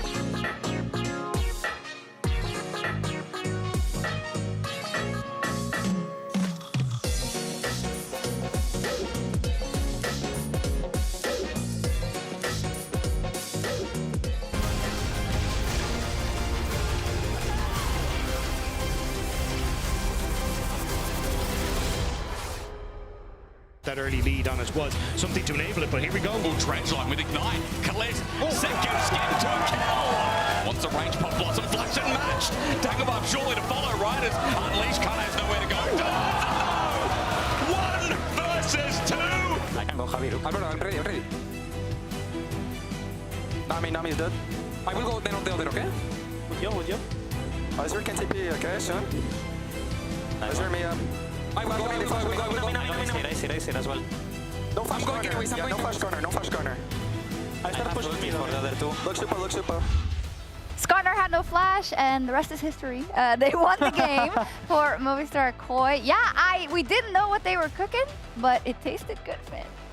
Tasted amazing. Let's go, MKOI! We're back. We have a series, and most importantly, the analyst named Jack Spectra has had a wrong prediction. Yeah, let's get the graphic up. Let's get the graphic up. Jack Spectra I don't know where he is. You know, I think he went off just crying somewhere because, oh my God, 3-0. There. Yeah. Look at it. So, biggest loser for now No, definitely Jack Spectra. Biggest winner of that game, Supa. I think we talked about it, Goldberg, before we got into the second game. What were we missing? Because that secret sauce, which was all over the first best of 5, was not there yet. Yeah, I mean, I think agency is really what it comes down to. On the center, had a horrible laning from the get-go where he was just not in a position to actually get ahead again. In this game, so much facilitating him and a composition, a draft that allows you to dive into the backline with the rest of your members. You have the Fury backing you up. You have the Yone, and of course, Supa on the Kai'Sa. I mean, he almost won on the Kai'Sa last time they played against each other. They threw in the late game. This time around, that wasn't the case, and I think this was just the cherry on top. Ults over the wall, has the flash ready for the bubble, instant Sonya's from the Nami ultimate, and then able to clean up on Vladdy. Monster performance from Supa this game. Visualized it. We visualized it 1,000 times before we walked on the stage. Super Trooper, the assassin right behind us, he just completely popped off that game. But there's also another thing that really gives me joy, and it's the fact that the cringe Nidalee top lost. I mean, Mirwin had a great game. Let's be real. Mirwin is had a great game. Kana had a great game, and Kana is still showing why he almost got MVP, why he's such a threat to this Do you think he was robbed? That's not a conversation for today. We're not diving into that. What we will be diving into is that, yeah, Nidalee laning phase still continues to be great for Kana, but Nidalee is one of those champions where, for a player of Kana's caliber, he just doesn't offer enough. In the late game, when you have a champion like this, it doesn't really dictate team fights like the Ambassador did, like the Akali did. But Mirren is scared as fuck, I think, now, because even that laning phase was a disaster. Yeah, I mean, just I've played top lane competitively for 8 years almost. Yeah. I have not a single time blind picked AD Nico top. And I love the cojones on this man. I love the aggressivity he brings to the game. Aggressivity. Yes. But I really enjoy the fact that he's willing to bring out these champions, but I feel like, okay, let's not reinvent the wheel, Mirren, okay? You tried it. Yeah, okay, but? Sorry, but it worked in a composition, right? Eventually, and they were able to do that little, oh no, the Nautilus is going bot anyway, we have hard lockdown. No? I mean, anything would have worked in that I think if Alvaro's not playing that Nautilus and finding those engages, Mirren's not finding them. That's all I'm saying. Yeah. Like, this AD Nico's not finding them, it's not having the impact. Alvaro's playing it like he was playing the Nico, actually. He was like, let me show you why I should have it. But we've got a game on our hands, but is that top lane gonna continue to be a problem, or because we were also in Fearless, does it change? I mean, the thing I'm excited about is that Casey has chosen blue side. And that means finally, for the first time this series, Mirren will actually get a counter pick. He won't have to pick his counter pick champions blindly anymore, and we can finally see him kind of get a little You're niche. like, I believed in you, I predicted you, please win a laning phase or go even. That's all I want. Kana is just a monster today. It's Kana had an crazy. incredible game 1, a complete 1v9 performance, a really almost 1v9 performance game 2, and Kana is so in shape right now, and we need to see more from Mirren if they are to win this series. Yeah, but I think as well, like, just the time that MKOI had where they could actually figure out the issues that they had against Casey the first time around. It was these carries. It was Mirren as well on tanks that kind of salvaged it. I don't think he was perfect. I thought they were going to bring the weak, making sure that they were perfect, seeing Mirren on weak side. We haven't seen it yet. It wouldn't surprise me even on red side. Maybe he doesn't get counter pick. Maybe prioritize another lane, you know? We'll see what happens. Crazy talk. That's crazy talk out of GV, perhaps. We'll I don't know. I'm not drafting for them. Regardless, though, I'm really happy because you could really easily, as Movistar KOI, kind of go down with the pressure in this game too. But they didn't. Supa stepped up, the team stepped up, and they made it work. And we talked so much about Mirren. I'd love to hear from him. So let's do exactly that. I'm here with Mirren before he goes back to stage. Mirren, thank you for joining me. Any comments on Nico? I mean, we learned something today. The matchup is pretty unplayable, so that's something good, you know, for the future. But yeah, I think Nico is pretty strong. Has 2 versions of pure AD, and you can do the helicopter Nico thingy. So yeah, it's pretty good. Good thing you find that out with winning. I just want to ask you one last question. You just came back from the break. What have you guys discussed together so that you make sure that you win the next one cleanly? I mean, about draft and everything, we just leave it to the coaches. We are confident in that they have really good ideas. So we just talk, we do a really great job at doing this connection for the next game and staying in the present. So I think that's the key. Best of luck. I'll let you join your teammates. And casters, over to you for game 3. Grado says it's unplayable, literally unplayable. At least the guy's honest because, yeah, that matchup looked like hell. But hey, he got through it. and then eventually, I guess, became relevant, you'd say. And now here we are in a game 3 with one apiece here, Vetty. Thanks. Oh. No worries. Rob, this is for you. Thanks. You boys excited or what? It's like a candle.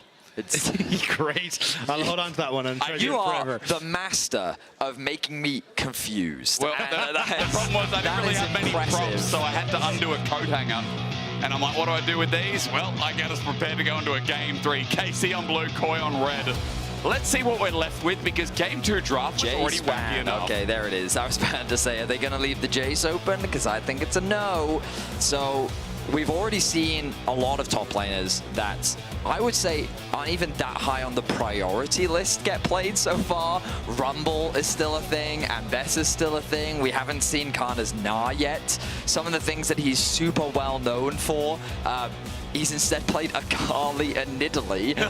So, yeah, I'm excited to see what Kana brings out in game 3. Ooh, the Galio ban suggests the KC considering a priority on the Rumble, knowing that Mirwin often uses it as a response. Yeah, I think they will try and go for the Rumble on the first rotation, but it is interesting to get into a game 3 and still see things like Alistair, Leona, a lot of these still like high priority supports that are engaged tools still have been available. MKOI ban. Is it the Rumble? Yeah, I feel like it has to be for KC. But it's Mirwin is the funny thing, and we know that he probably has a response into it. We've seen Varus top against Rumble before. That's how crazy it can get. But it's also, do you have the tools to enable Rumble? Like, you probably need then to guarantee, well, actually, yeah, but Leona and Alistair, I think you're okay, but a lot of the jungle picks are starting to go away, right? Like, unless you want to take the Sejuani, he has that engage tool alongside it, but certainly we're starting to creep down, but there's the Varus. We'll see if it is going to be going for the top side. It's a flex, ladies and gentlemen. It is a flex. Mirwin pulled it out against Rumble. He's smiling. He's smiling. Oh, he's at sus. The other thing is Aurora is his other good pick into the Rumble, which he's very comfortable playing on the top side of the map. We'll see what direction they decide to go as Elyoya quickly locks in the Xin Zhao. And I was just talking about the Aurora. There's the hover coming through from KC. I think as a mid lane champion, I'm just not as sold on this champion, at least in the LEC. I feel like that the way teams utilize her is not as effective compared to other mid laners. If KC want to go for something safe, I'd love to see something like the Victor to come through, but we have been seeing a lot of Zoe rise up from Vladdy. 2 games of it so far in playoffs, 1 win, 1 loss. I will also just say, you can still flex that Rumble to support. We've seen it in a couple of different games. So just to keep it in the back of your mind, because especially alongside something like a Jhin, which is quite a lot of damage in the early stages, this can turn into a very strong kill lane. And if Yike is able to make his way down there, that could be something. Ooh. But Nocturne selected. Curious if we get some Orianna bans coming through in the next couple of phases. Or maybe you take Orianna yourself here for Jojo. I mean, how do they want to pair it up with Xin Zhao in the past? Has been quite popular. I do not like Ori into Nocturne, bro. I mean, that's also fair enough. I just thought I'd throw it. But you're right, maybe ban it away. But I think that they could just lock their support here if they wanted to, and then they can actually pinch the pull on the bot side of the map. I don't think they need to necessarily be super worried about an Orianna Nocturne combo.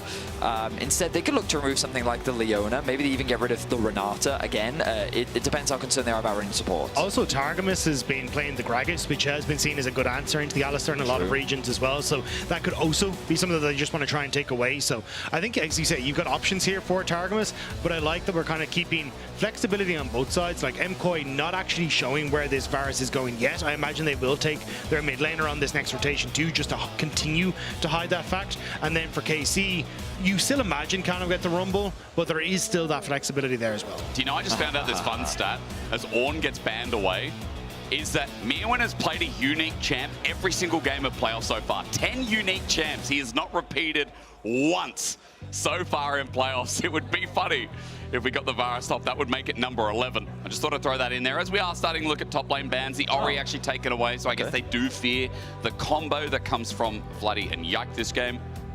Because now the idea is Rumble Ultimate, Jhin Ultimate, those lock down a backline target, Nocturne is then there to follow up. So now what other mid laners could you potentially bring out? Do they think about the Zoe? I don't love the idea of a lot of poke in this composition. I think you want a little bit more either follow up on the engage, so maybe they go for something like the Victor. And I think the Xayah ban is makes a lot of sense, and it goes to show that they are predicting a possible Varus top lane. Yeah, again, I think you end up here as Jojo, you can manage to take any mid lane you kind of want. Like Annie's still up and available, Silas still up and available if you want to try and go for it. Tristana taken means we're still hiding everything. We're still hiding flags again.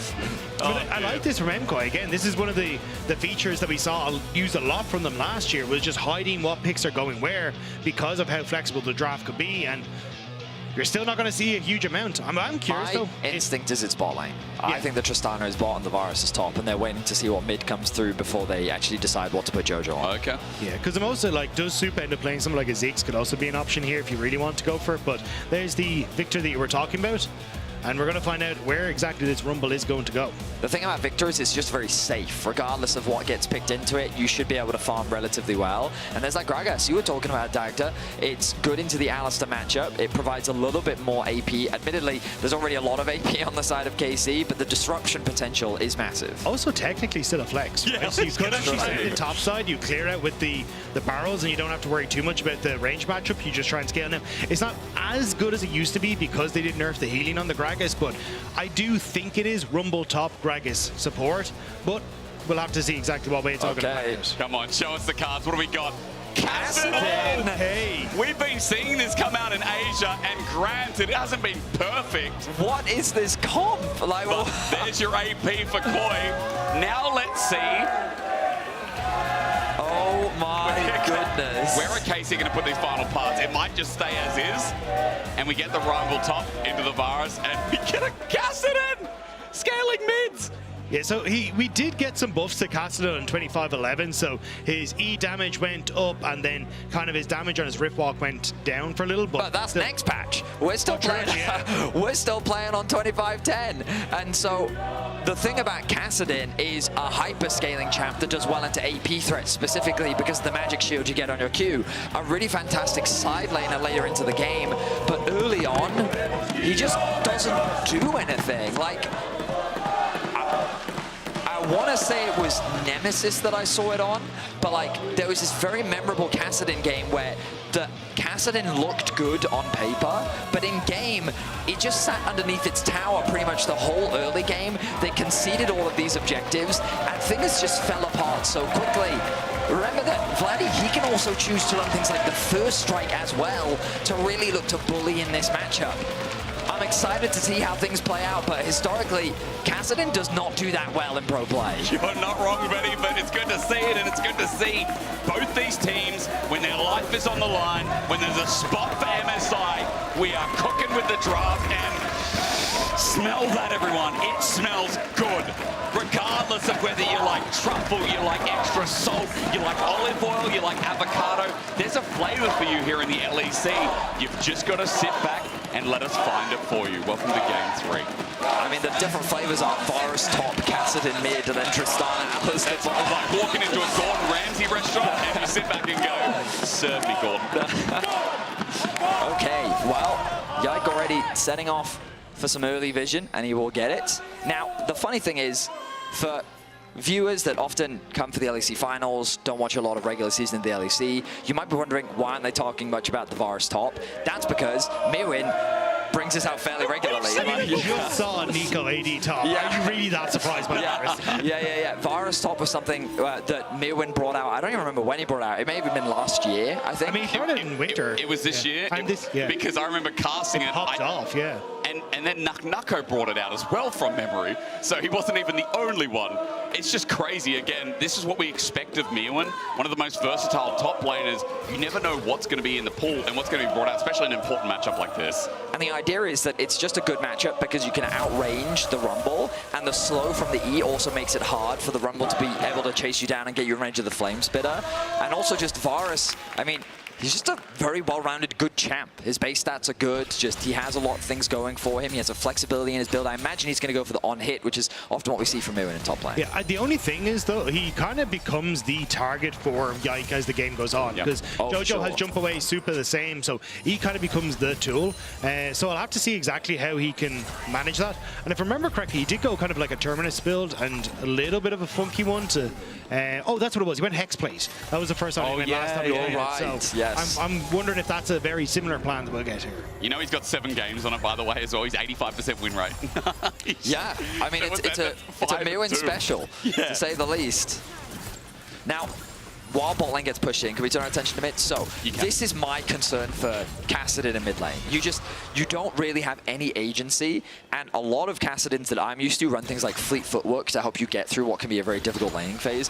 Jojo very much playing towards the later game with the Conqueror. It's quite easy to stack on the Kassadin, but this is the problem that you kind of run into early game, and it's so easy for many mages to trade into you early, especially champions like Victor, that you are at the risk of a dive. The good news is Nocturne not the best early game diver. That's the one I was most surprised at. It was into Victor, because the reason we see Victor kind of pop up games 3, 4, and even game 2 a little bit is because a lot of the things that can match his range disappear. So he just becomes such a massive lane bully, and then to pick the Kassadin into it seems like, as you can see, he's going to take a little bit of hurt, but we'll have to see if he can just try and survive. I think the fact if he can get towards that Catalyst, it would help out a bit, just being able to trade some of that the mana for health. But it's still not going to be the easiest of time for Jojo in this early stage. Now, we're all about in the early game, and while KOI get pushed in the bot lane, we do have to highlight last game. And while we looked at game 1 Alvaro, let's just quickly look at Yike running in the motion while I talk about Super.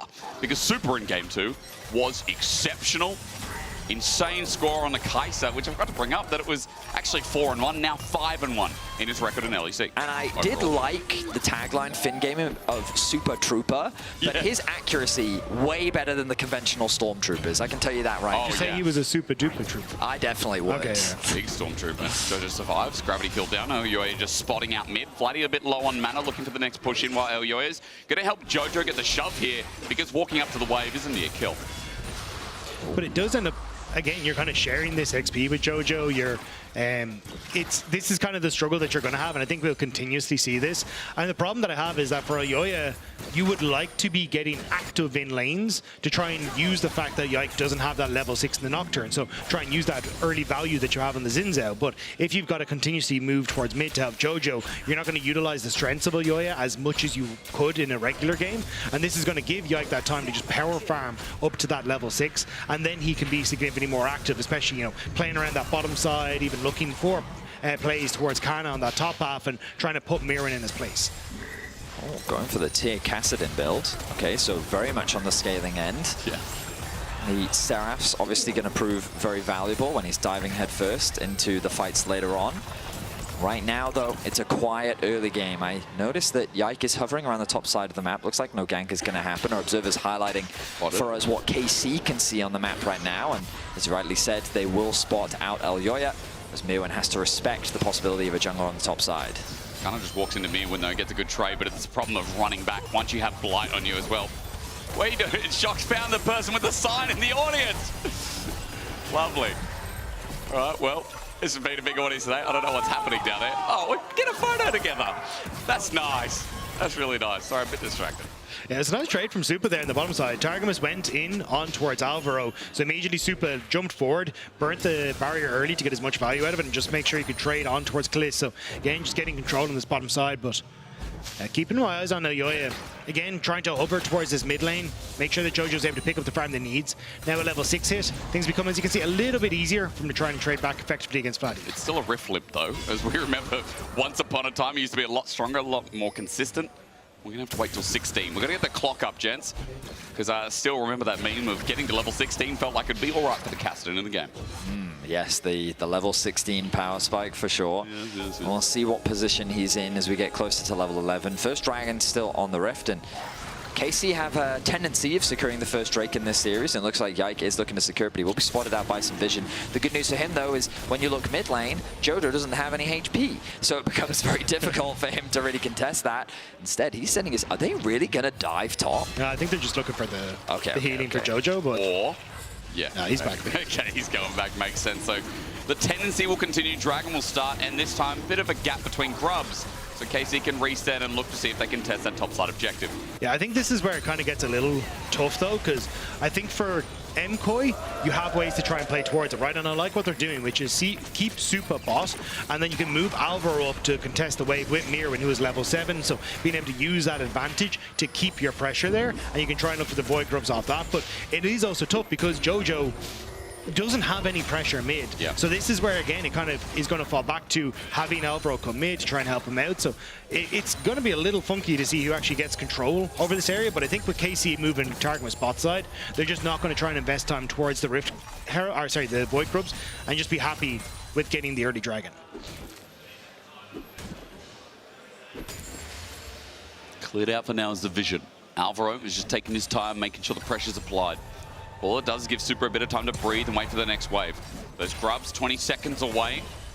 And Yike has his ulti up and available. That's big. The Nocturne online and waiting for that first ult. Now, Equalizer was used in top wave to clear out minions, but Kana not having that for another 45, 50 seconds might be a window for KOI to exploit here if they can get a quick grub or two.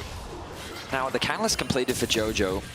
He can start to be a little bit more aggressive with the trades if he wants to. Of course, the shield on Vladdy is going to help him out in these short bursts, but if Jojo wants to be, he just has to be very cautious about jungle presence. And as I say that, look at Yike and Elyoya. Wait, limps in, Targamas in, and the response. First ulti, instant flash out, but Jojo's going to be feared. On top, Yike is ready, but saved by his teammate. Elyoya did a fantastic job as Targamas got involved. Alvaro flash! He does it again! His engage is out of this world! A double over to the scaling, casted it, and Alvaro, the Spanish bull, brings in Super for a lead, for a jump. KOI know how to pick him! Cannonball from MKOI as everyone on KC tries desperately to finish off Jojo, but it's too damn slippery. The Rift walk away and MKOI turn around the play. And to add insult to injury, Jojo goes straight to the all chat saying can't abuse a domination Kassadin in lane. My. Oh my goodness. A double kill for Jojo. And the Void Grub's going to be secured in the early game as well. He added well played to that as well, as I can see. 3 grubs again for KOI. 2k gold lead in early game. And gold on the Kassadin. You'd have to be smiling ear from ear if you're Jojo right now. Yeah, but here, they thought with the Rip Walk, it's a relatively long timer in the early stages, so I think maybe we can just CC lock them, but with Targamas not able to get in to actually keep Jojo locked down, they're able to turn around, and then, as you say, Alvaro taxiing with Targamas into the flash pulverize, and just don't have the damage from Vladdy afterwards. Look at live, look at this Varus top. Kana about to get solo killed as we watch back, and Alvaro's coming in. The dive's going to follow up. The kill over to Mirwin. Alvaro's everywhere. KOI add another to the scoreboard at the top of your screen.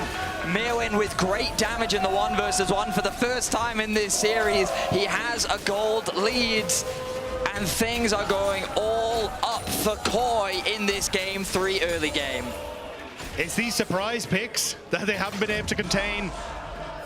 Both Mirwin and Jojo in such a strong spot now, and Alvaro has been phenomenal. Again, the supports. Game 1 it was Targamas who was popping off, but Alvaro in the last game of the hooks, now him roaming as well, has been so crucial to that success. With Super now set up in mid-wave, it unlocks Alvaro again to start linking up with Elyoya and playing towards Jojo Pyun, who's just been accelerated so quickly thanks to those 2 kills. Whenever KOI can skirmish, whenever KOI can start a fight, I've noticed this trend. I noticed in the first best of 5. I've noticed throughout this year, and even last when they had Frescowi, KOI just thrive in the chaos and the individual mechanics that bring out in a 5v5, a 3v3, a 4v4, as early or late as it may be. I think they're just exceptional at using lane pressure. Yeah. Like, the push from Super and Alvaro to then go mid sets up that play, right, to match the roam from Targamas, and it's every time Jojo has pressure, he starts to lean as well. It just makes it so difficult to play against MKOI because it's never a fair fight. Freeland Cattle roams the Rift right now, hovering over Dragon Wall. Is it Bio, or does it just come from a MKOI? We don't know yet, as Jojo, he gets poked down in the bot lane while we're thinking that. Dragon's coming up in 25. That's why Alvaro was setting up vision and seeing what he could find, but in the end, backs off, resets, gets his ward replenished. And we're going to look for the second Dragon here to see if KC can keep that momentum down the bottom side of the map. Jojo's just gone for the reset. Should be up to there. It is. Finish off his Rod of Ages and TP back in immediately. Still, though, I think for MKOI, the fact you have Yuntals completed is really going to be the focus here. Super is incredibly strong alongside the Sundered Sky for Elyoya. And this is the combo to carry a fight here. Vladdy also resetting. He's going to upgrade his tier. Yep. And I think that with the numbers difference, KC are just going to concede this first Dragon of the game, which means that all early game objectives going in favor of KOI. This will be KOI's second Dragon, well, their first Dragon of the game, the second overall. And nothing but impressive with how KOI have been playing this early game. Elyoya and Alvaro definitely seem to be locked in how much impact they're having on the map. But exactly, that's it. Alvaro immediately running topside to keep Mirwin safe as that top push goes in, because look at where the KC boys were. They were looking for a potential dive with the Ike ult to try and turn around something there, but now Super might be that target. Man should dodge away from the deadly flourish. Yeah, because if he's caught there, that'd be rough with Targamas now having ult up. But Jens, I wanted to pose to you this. In the second game, what we saw from KC was that Kana was able to maintain an individual lead through the laning phase. Yes, the rest of the map was going KOI's way ever so slightly, but at least there was Kana there for them to lean on. This game, they cannot lean on their top laner. He is the furthest down out of all of them. He is 30 CS in the hole right now against the Varus top, who's still getting towards his first item, but Mirwin is dominating him in lane and holding a level lead for now. The chats that are watching the LEC right now, the Monka stairs are coming through as Jojo's about to tick over to level 10. KOI is setting their sights on the top lane. They're waiting for Alvaro to arrive, and here's the cow. He can pop his ulti straight away. Flash immediately burn. Kana does the same. Equalize going to do absolutely nothing. TP in response. Alvaro about to die. Yes. Targamas has him in place. Deadly flourish. Misses, and Vladdy wants the kill. Takes it. Vladdy with a 1-for-1 trade, but Kana is irrelevant again in this game as curtain call popped out. Super waiting for a rocket jump. Yike in play. Ulti burn. He flashes. He's waiting for his ulti, but patience is key. Yike knows it. Away with the rocket jump though, and at the tip of the end, health bar flash shut down. Jojo can't help. You can see in the picture-in-picture. He wanted to, but it's a good kill for Yike. Super wanted the turret plates before they faded. Try and trade for that play in the top side, but ends up giving a kill over to match Kana going down. Still, Dragon said, or sorry, the control over mid wave for KC. I will say though, in that play, KOI got a lot of plates. They got plates top lane, they got plates mid lane, and they got plates bot lane as KC was just kind of being run around the map. Vladdy committed his TP to the top lane, and he ended up getting that kill onto Alvaro. Who wins this? Chaos Storm's down. Gravity Field now down as well. Mirwin doesn't have his ulti. He flashes away, and that's why he definitely does not win it. So Vladdy gets a summoner. I think there was a world where Mirwin could have turned it around if it was 1v1, but he saw on the minimap, or at least he had an instinct that Kalist was on the way. And with the arrival of that Jhin, there was definitely no way that he was going to get to safety. Jojo. Can he interrupt this? He has actually cancelled Vladdy's back because there's a ward on the left side of your screen up there. Spotted Vladdy. Vladdy will return once again. Notice Vladdy actually sits on a gold lead right now. He has a pretty significant CS advantage in terms of the 1v1 matchup. With the Rod of Ages stacking, Jojo's going to be able to close that level gap once it's at 10 stacks. But Kassadin, at some point, will reach out of control angles, and it's going to be very difficult for KC to deal with. Yeah, no ultimate on towards Vladdy, though, means no Victor really going to be a factor over towards this next Rift Herald fight.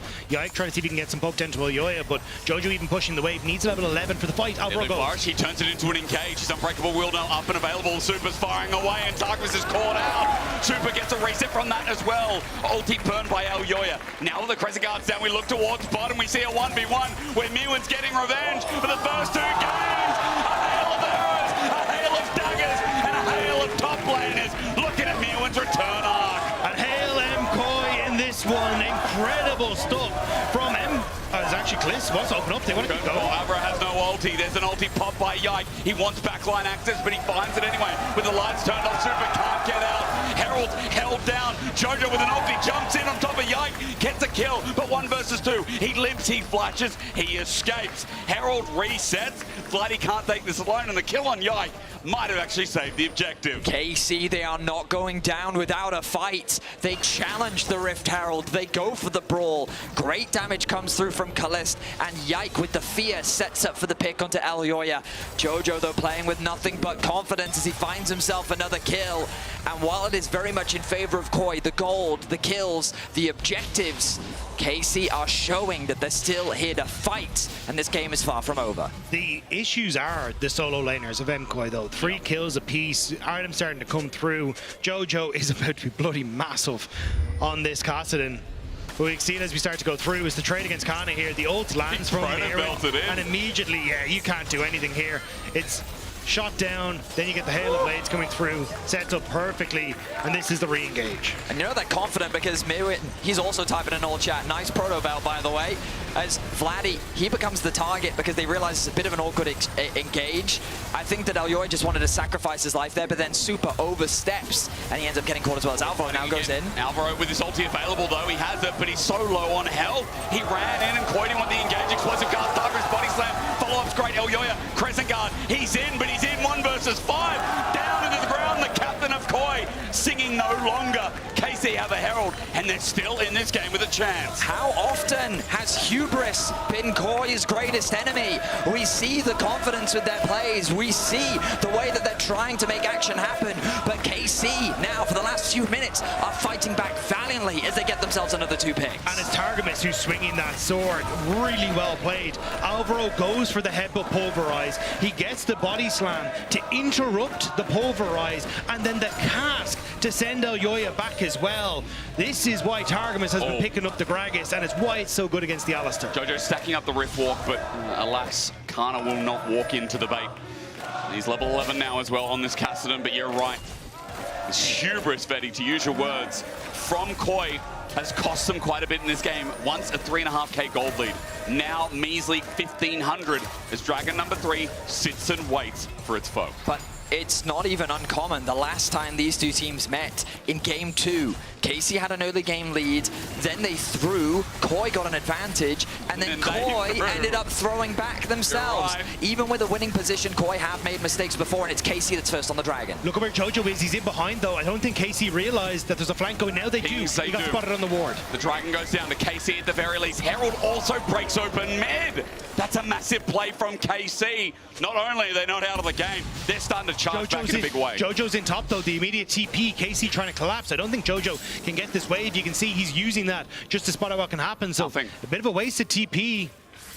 But it will get at least some gold into the Kassadin's favor. The gold difference just continues to dwindle. It largely just sits with the advantage of Miwin in the top lane. And it's going to become a question of, sure, this Rumble is behind, but do you want to know the biggest difference between a behind Rumble and a behind AD Nico top lane? I can guess what you're going to say. It's the ultimate. That's the difference. Kana, even though he's behind, as long as he's building AP, and that ultimate will always have value, whether it's a zoning tool or a follow-up tool. And when the night goes dark, you don't know where that ultimate is going, and it becomes a lot harder to play around. It's important to recognize the composition of KC is long range, it's got a lot of disruption, and while the Nocturne doesn't have many easy targets, Kassadin, Tristana, Alistar, they're all very frustrating to ulti on top of. That just paints a even bigger target onto the Varus that has a 1.6k gold lead. It's that zone control that I fear, and you're right to call it out for KC. This game has been rough from the start, but the fact that they're fighting back, you have to give them so much credit. Again, towards the end of the split, you could argue there's a bit of inconsistencies, but KC still finished first. They still finished with the top score for a very big reason. And after coming back from first stand, it was the ramp up, it was the power of KC that's already been shown through this year. And Koi have to match that here. In game 3, Atakan now spawns. The thing I'm also keeping my eyes on is Jojo should just tick over to level 13 right before his Rod of Ages pops, which means he'll immediately get to level 14 as well. So kind of on a pretty nice timer, start hitting towards that level 15, level 16 nice and early. I think for KC, you can see they're trying to force these fights while you're still getting those items on towards Jojo. Or sorry, those levels onto Jojo. Vladdy clears out the bot wave, has TP available, both mid laners level 13. Oh, nice poke damage on the Miwin. Really nice. Keeping my eyes on Jojo in the river. Right now he's just hovering around the lane. But we find ourselves in a very tense moment. Elyoya covering on the top side of the map. I think Jojo's found an angle though. Look at the minimap. He's looking for a play onto the bot lane. Vladdy very deep in the lane. Spotted by a ward though. Vladdy's going to TP, but remember Q will cancel castings. Doesn't find him, doesn't go in the bush. That TP, Alvaro's waiting. A flash instant, a bump in. Vladdy's made a mistake with the explosive cast. Buying time, Alvaro in the way. The deep dive from Yike. He's found Super. A kill for KC. Yike gets out. Elyoya jumps in. Vladdy running the storm down. A trade. That's what we get. Miwin and dodges deadly flourish under turret. Chains of corruption. Targum is slow. Hail of arrows. Kana gets out. If only slight. A 2-for-1 for KC playing on inches. Vladdy survived for so long in that engagement. Everything was sent his direction to try and keep him alive, and it means you get the 2 kills, you get the top tower. Looks like it might be traded by Jojo in the mid lane. Actually a TP there to try and keep the mid lane tower alive, but it's Atakan for KC. Now there are 4 members alive as Super makes his way back out onto the map. The Atakan has been started, and Jojo is stacking up his ultimate. He set his sights on the Atakan. This is a scary situation for KC. Jojo stacked up Mega Blaster, and he runs into 3 people, though he's going to be feared with the Cassidy. Does he care? He's scaling, he's deadly flash. Killis gets an auto, but still fear in their eyes. Koi, they're running into the Atakan, and still leash, still leash, still leash. 17-2, reset. It comes in. Jojo jumped in as Kalist had to reset. If there was a couple more autos in the tank, that could have been Jojo going down, but it means that MKOI get into a position where they can steal that Atakan away. This game is bonkers. We look back at the previous exchange. No TP available onto Jojo means he can't join the fight. Vladdy just drops everything onto Super and says, you know what, I'm going to do what I can. The movement speed that he gets from Q, the support that he gets from Targamas as well. It's a single W at the very end that ends up getting the kill, but it's a 1-for-1 trade as they then convert it into a second after already securing it onto Super. KC get the top tower, and it's just really quick thinking from KC to turn Jojo in bot lane isolated into a winning team fight on the top side. But again, chat, the Monka S's 15 out of 16 on the Kassadin. It's going to be a bit of a dangerous spot. Well, Dragon though, in just a couple of seconds already. MKOI push out mid, going to try and move into position. No real way for Jojo to try and get in behind. Will be spotted as they try to move through here. Super's had a rough time against Kalista this game, just purely the utility brought out, especially by both bot laners. Dragon, number 3 for KC. The stacking again in this series has been the story point. But for Koi, the underdogs, the 3rd seed, they now sit in front of it at 5k, being taken down. The curtain call opens up. Avro got his own control. There's the ulti. Yike turns the light off, but it is Super who takes the Dragon down. KC run out with eyes now open. Yike's ulti down. Good take from MKOI. KC weren't really in a position to try and go for anything. You see Jojo just teetering off to the side, threatening if KC ever tried to step further into that river. And MKOI, again, just buying time, buying space. This composition is going to scale very well. And KC kind of feel like they're running out of time. Often when I think of Jhin, I think he's a champion that can scale very well, but it's very dependent on who he's playing into. Because obviously, he only has 4 bullets, so into tanks, the reason why he struggles is not that his damage is necessarily weak, it's that he has to stop and reload. Well, against this composition, though, there's a lot of squishy targets, and you'll notice that Kassadin has to be super careful.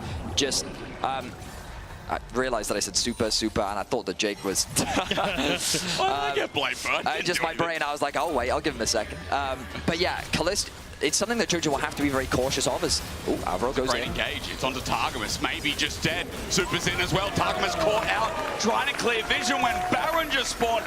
That is an unfathomable mistake. And Kana's on the bot side, no TP available for the next couple of seconds, so MKOI, I think they just get to rinse this. They have so much damage. Jojo, again, going to play Peacemaker with KC as he keeps him away. He jumped onto Kalisi, jumped into the brush. He can jump back out. He's taking half his HP. The deadly flourish misses, but that gives time for Baron. Yike is sent away. 1800, jumps in, but he jumps in late. Yike is left stranded as Super covers the escape route, takes a kill. Jojo jumps in himself, and the equalizer to slow them down won't do anything of the sort. And yes, they're hitting Jojo. Yes, they killed the mid lane Kassadin, who finally got to level 16.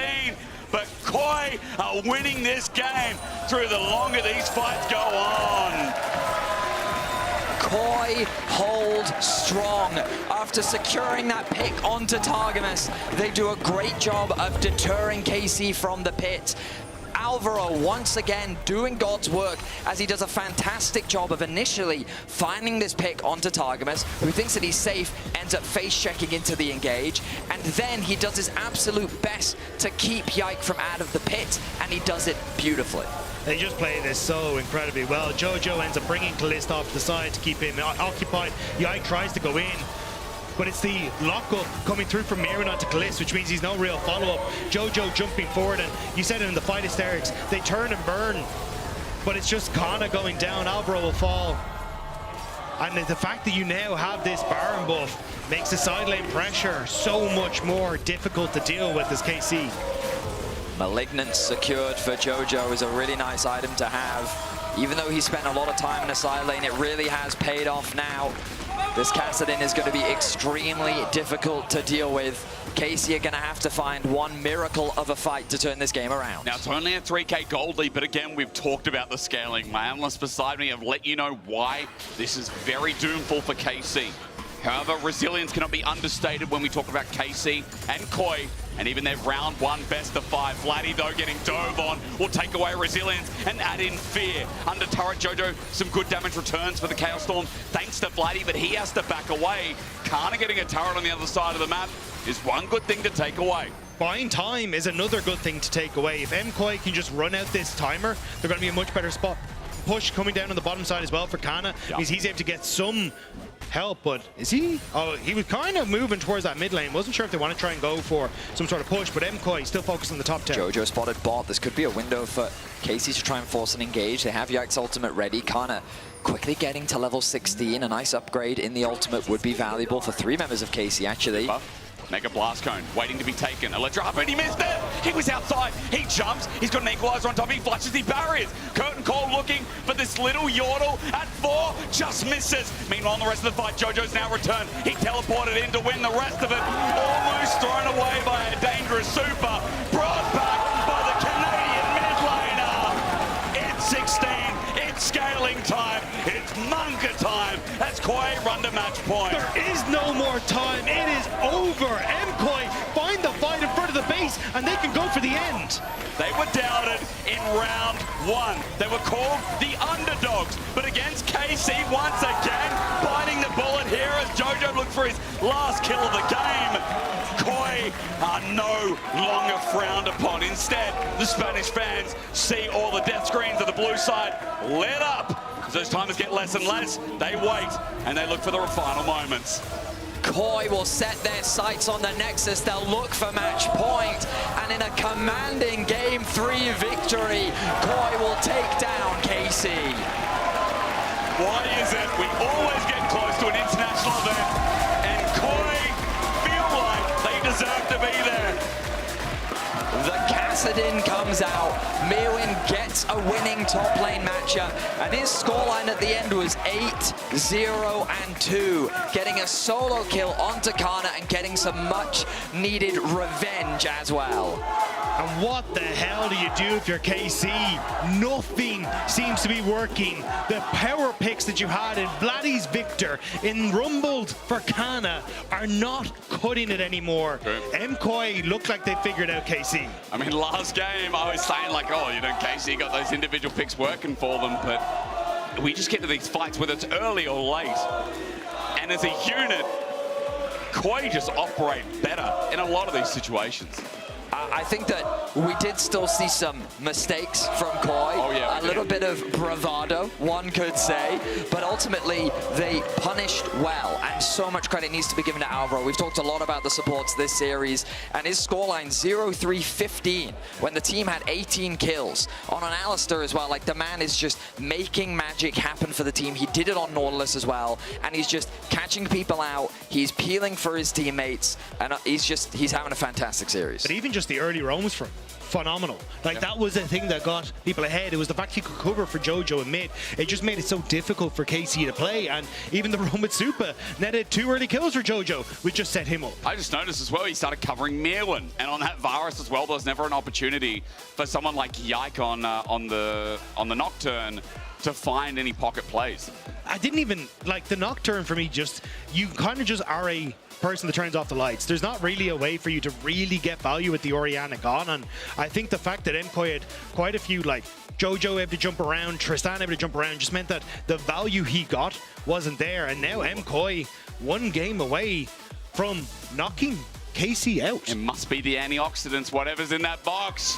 Maybe that's the trick. Law standing by though as Koi on match point to go to MSI and another finals. Yeah, and I want to check in with our co-streamers, Mayado here, and Skane, of course. Guys in the audience, you can cheer for your co-streamers, of course. Guys, how do you feel right now? I saw the excitement on your faces. Your voice was like out of this roof. How do you feel? I mean, it's one Nexus away, right? Yeah. From MSI, from a lot of things. We are so happy, actually. I think that we were not favorite, so it feels insane. But that's the thing, like one Nexus away, are you stressed right now? Or given everything you saw from the team, are you confident that they can take it home? I mean, we are really confident, I think. I think that this draft was really good. Like, the team is playing really good. We are feeling just, like, insane, you know? I don't know, we won with Kassadin. Like, it felt insane.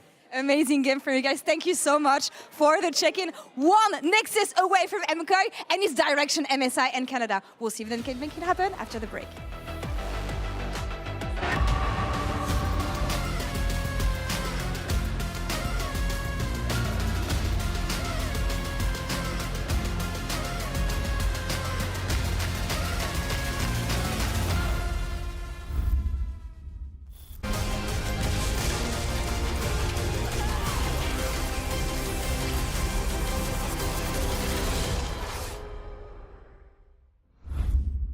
He doesn't like that. Look at him, he's a good boy, but he don't like that. Maybe we could play some A rounds or something like that. I mean, this is map, right? New tower, new objective.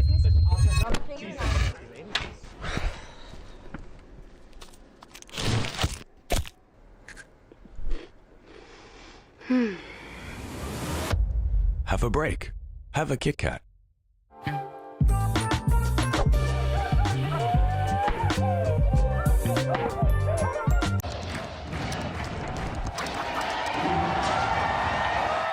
Red Bull gives you wings.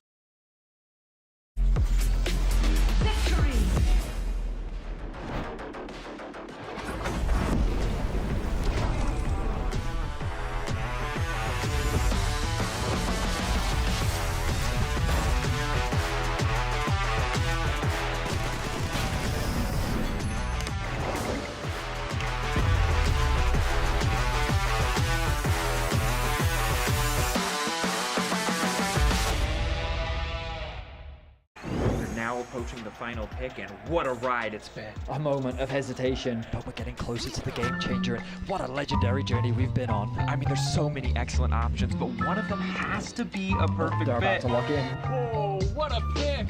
What a way to close things out. Join Marriott Bonvoy for a chance to claim a free Hextech chest and key. Marriott Bonvoy, a check-in at every checkpoint.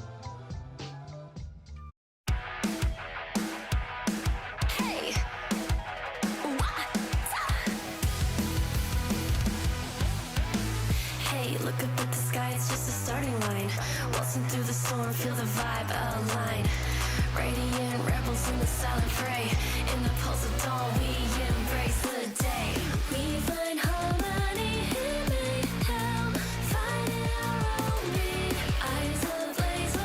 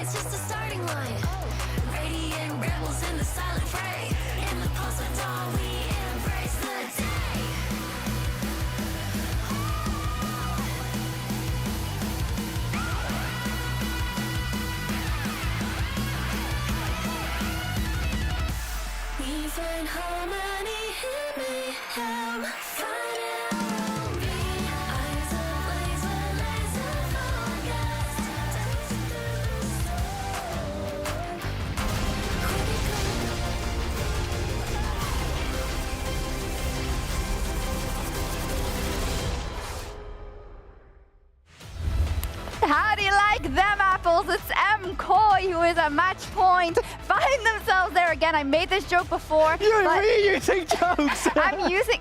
nobody would have known, Goldberg, but the reason I did it is because you reminded me of... Apples was Yappelsing.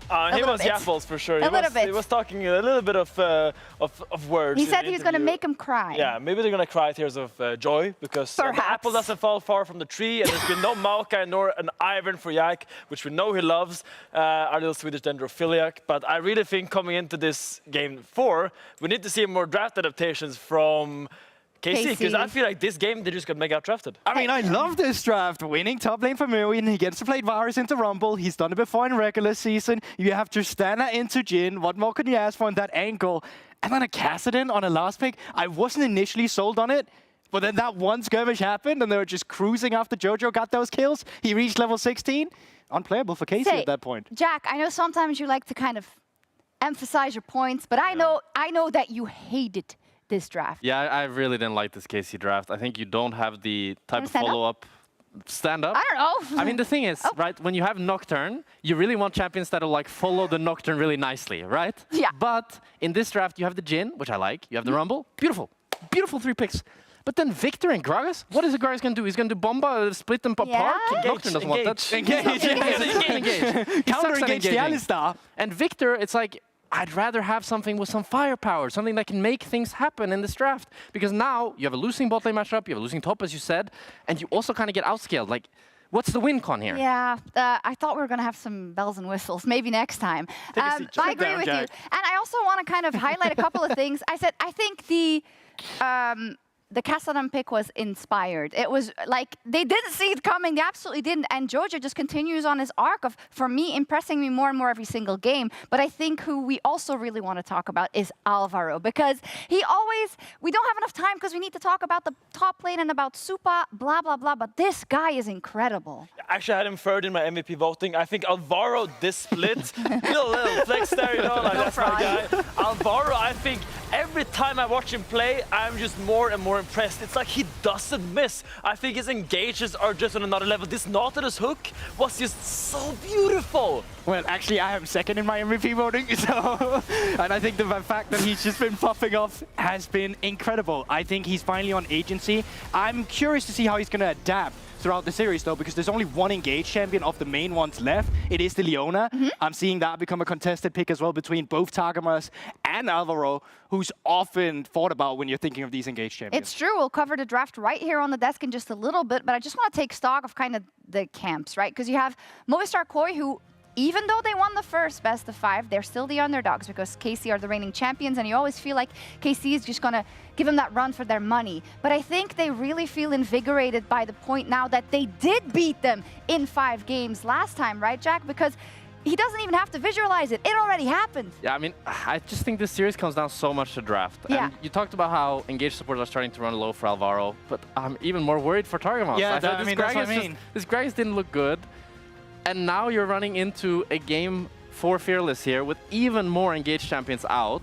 I want to see them just early lock a Leona, please. I mean, make it easy. To me, it comes down to, are you fine taking the Leona early and running into a fat Braum or not? Because that is kind Leona of what you Ivern. do. Boom! Yeah, I mean, I really like the Leona early pick because I think that is just such, like, both these teams rely on their support to engage so heavily. I don't think MKOI is comfortable with Alvaro on ranged, and I don't think KC has shown they're that comfortable on Targamas on range. I really want them to really get this Leona early, but you will end up running into a Braum. But I think it's even more important. I think the Braum will also become even more pivotal because one of the main AD carry champions that I see up right now that I know Kalist would love in situations like this would be the Misfortune. We often see him bring it out in the later games. You often want that. We're not the engaged champions, right? And even if Leona goes out and you ban Braum, I mean, maybe a Mumu. I'm not saying we're going to be picking it, but it's like, it's one of those where you just want the combo. Look at Jojo, look at him. He's taking a deep breath. He's locked in. You know, he remembers everything that went down last time. The infinite praise. This is for a trip to his home,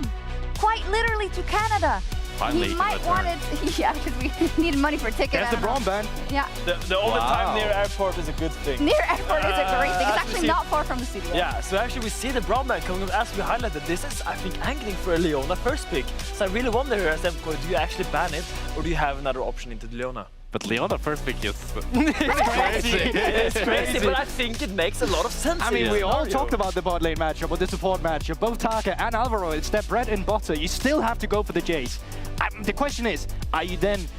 It's a Leona. It's a Leona. It's coming. They're doing 2 support bans to try to set up for this Leona. But you have to. Yeah. You have to, no? But I think here you ban it, no? As MKOI, because they already used 2 bans. You get more Canna champions then. Like, the thing is, you still have the Nana, there's still the Jace, and there's Mbessa, right? What is your priorities here? What junglers? Yike still has Maokai, Ivern, right? There's still power picks available. So it is the Maokai. You have to pick. I mean, I think you go Leona here, you look for Ivern 2-3, for KC, try to make it simple. Oh, you guys are great. We call it, and it just shows the beauty of Fearless, that some champions that normally would not be high prio just become so crucial to draft when a lot of other champions But are out. what do you go here? Because as well, like, you know they want MF on Casey. Like, at least I feel like Kalist would love that, having the Leona already. Combo. Is that ever a takeaway pick? I'm really not sure if you're just immediately going for that. I mean, for me, it's like MF Ezreal are the 2 ADCs that are up that I'm thinking are high value. But I'm trying to think about, like, what support? What This is a rough situation. You usually don't run into a situation like this. Me, I've seen Alvaro play Karma before. They have gone for like the Ezreal Karma, the Sivir Karma. I also would be down for like a Sivir Enchanter lane. Sivir Lulu, yeah. Sivir Lulu could do pretty good. Sure, it's short range. Sure, you don't really have that go button, but it's gonna be the Ezreal in the end. Predictions here, maybe it is. Yeah, I think Ezreal Karma here would make a lot of sense. I feel like you have to. You don't have that many good options now with the Leona being banned with the Brahmin or not already. But probably it'll be MF for KC. Just MF really good into Ezreal once she gets that Bloodthirster and lifesteal up all that poke. Yeah, you can contest the mid waves as well there. I feel like as well MF that... Lilia makes a lot of sense as well. Yep. I will highlight that. Oh, Corki instead. It's gonna be a Corki, which is a bit... We have seen it in LEC too.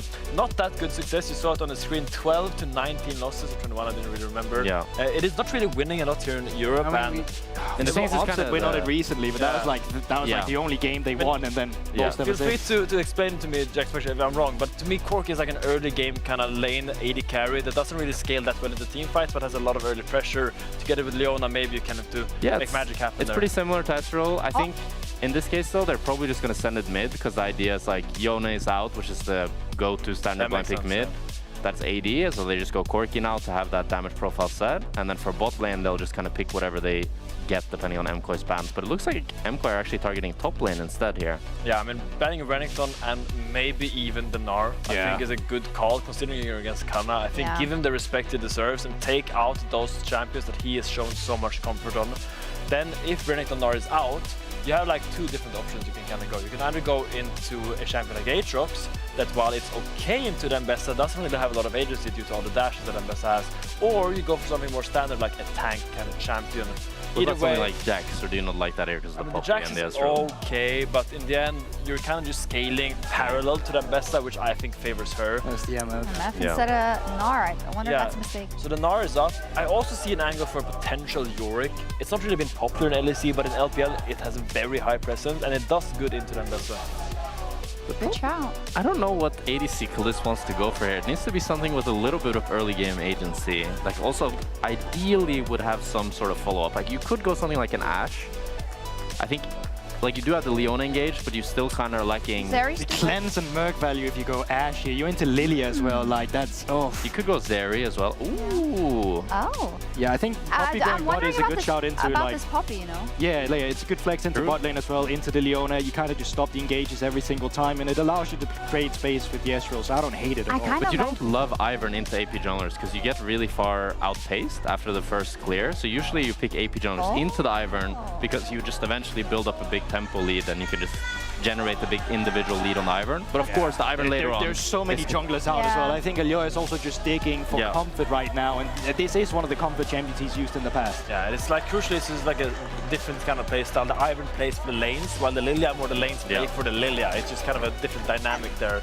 And if they get to a point where Ezreal can just free hit everyone and they have a Ivern in front of them and a Daisy. Yeah, either the Lilia gets ahead enough and just takes over. As we see the Sivir lock in, it makes sense. There aren't that many champions left. Do we have enough engage here? Yeah, that's the question. Do we have enough front line here for KC? And that's why they're looking for the sign. Already, I'm happy. Hear me out. Okay. Aurelion Sol here. Like, a lot of late game scaling, tank killing, going up against the Cold not a dragon. The wrong dragon. You know, I was wrong. It was big dragon to small dragon. Yeah. Well, You forgot about Smolder. I really like both drafts, to be honest. I'm very happy with both teams, what they got cooking up here. I think you got a good front line on both sides. You have really good scaling. I think this is going to be a slow game, going to 30, 40 Jack, minutes. Who's going to win?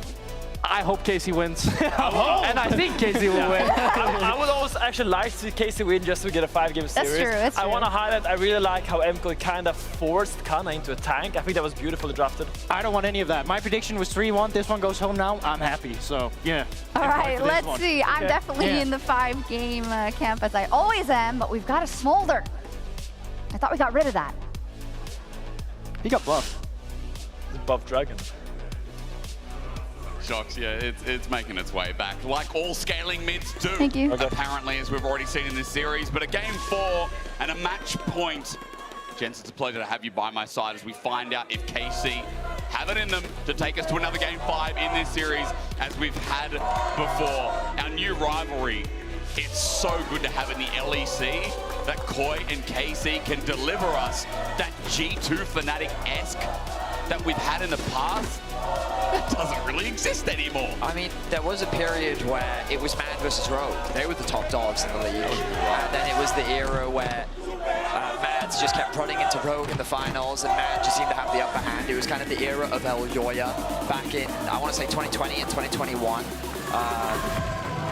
But of course, yeah, they kind of got pushed to the waysides, and it's really only been this year that we've seen the resurgence of these teams. Jojo coming in winter, so many question marks. It felt like after winter, he was kind of middle of the pack mid laners. People didn't really see the value.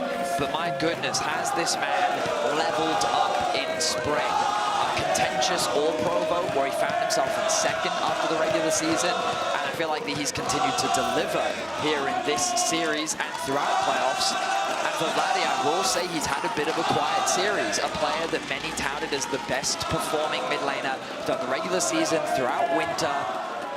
We need to see more from him here in Game 4 to bring us to a Game 5.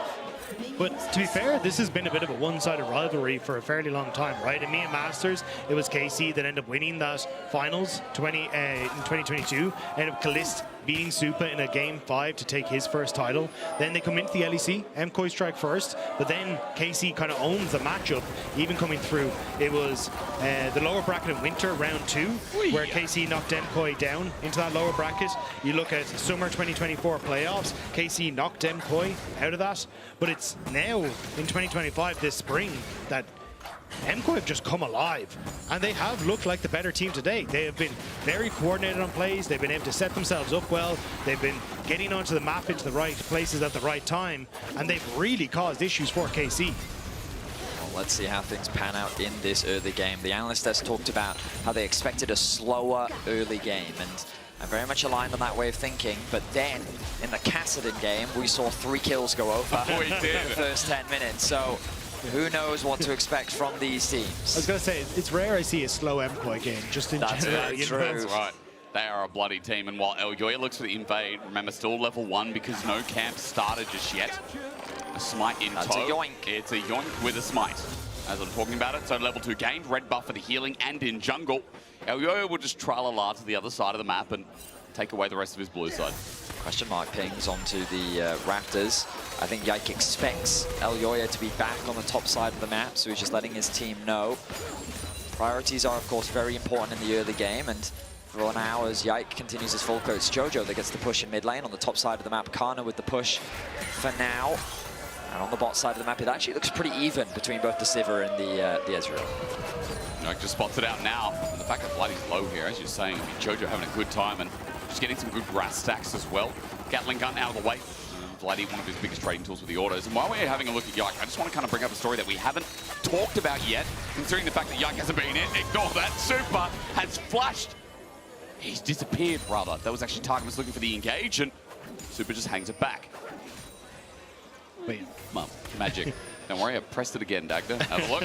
Oh, and I broke the screen. Yeah, I do think, though, like, it has been interesting for Yike because he's only missed 1 final since he entered into the LEC. And then also the current record holder for longest streak in title wins in the LEC, sitting at 7. But it hasn't been the best of times in this series. It definitely feels like Elyoya has been able to keep him in check. And now going to make things a little bit sad if Yike isn't able to defend his time in, defend his title against the G2. But for MKOI, I think they're going to be more than happy to send him packing. Disengage. Now I'm going to tell you manually because I wish I could talk a little bit more about Yike. I wish you could all see what I'm seeing. But again, it's these finishes in winter, in summer, in season finals. When he gets into those finals, he completes the road. He takes it all the way through. And Yike has been this prodigy that we've obviously talked about on G2. But KC from closer to now have just got the extra experience that comes with being in a top team. Yike has to carry them through. And on Lilia, one of his best champions, this is how you get them to game 5. We'll see if he's capable of doing it. Both compositions, very front to back. I will say I think the engage is a little bit easier to pull off on the side of KC compared to KOI, who, well, largely I would say because of the Poppy, they have great disengage tools, and maybe that could be used in an engage in and of itself. But double AD carry comps, I mean, we talked about it. It's just a lot of scaling, a lot of farming, basically them waiting to get those crucial AD carry item breakpoints. Yeah, and I 100% agree with you, Eddie. One of the things that you can see oftentimes with a Smolder is that if you're able to, get to your stacks, use the range of just being able to poke with the sneeze or the chew, whatever it's called, the W, and make sure that it's all fine. The phlegm. Yeah. But, oh, hang on. Darkness, flash. Oh! Sidestep unreal and slowed down by Alvaro. Jojo just styled on him. Really well played by Jojo to try and step away from that and just nullify everything that KC wanted to do. It feels like the new plan here for KC is try to shut down Jojo so we can't get that scaling going, but they can't make the play happen. Phosphorus Bomb kited back as well. That's 3 skill shots, make it 4 with the ulti from Vladdy that's now dodge. Alvaro helps with the push, resets, and Jojo now level 6 as well. Yeah, Yike trying to get in and see if he can go for an invade of some description, but the camp is already marked by Yoya, and Yike doesn't feel comfortable enough to try and take it, so looks like KC going to back away. And this whole time, Super's just fine. He's been farming up relatively easy on that bottom side. He's looking to pinch. Kalis will just cut it back as well. Targus moves with him. It's because Dragon now sits there wondering, and Kalis also doing some fancy maneuvers as well. Yeah, I just want to go back to the engage from KC is just super nice because it denies Jojo the opportunity to try and look for that poke or try and play at range when he gets to that super late portion of the game. Because it's not only the fact you've got Sion and Targamas engage, it's also just a speed up for Kalis to try and help close that gap. So I think you got a nice setup here as you continue on in this game to try to just close that gap onto MKOI. I will say, seeing Kana on the tank, we'll see how well he can pilot the champion.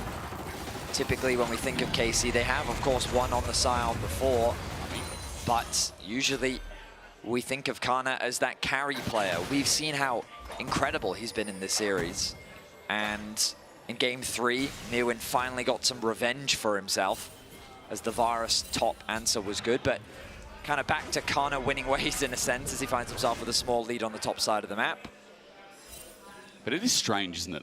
When you see Kana on a tank, you're like, he's so lane dominant, and we've seen this before. We saw this recently in the last series they faced off as well. As Jojo falls on that. Trigger seed just out of range. Root call was what I'm talking about. That trigger seed now can be shielding to Jojo as he gets the push. But yeah, Kana on tank's not what I think. Well, yeah, he actually did a little nice move there. So he hid in the river, waited for Mirwin to reset, and then stepped back out to clear that wave in topside. And basically, MKOI thought they were going for the Sion swap that we've seen a bunch of other teams do.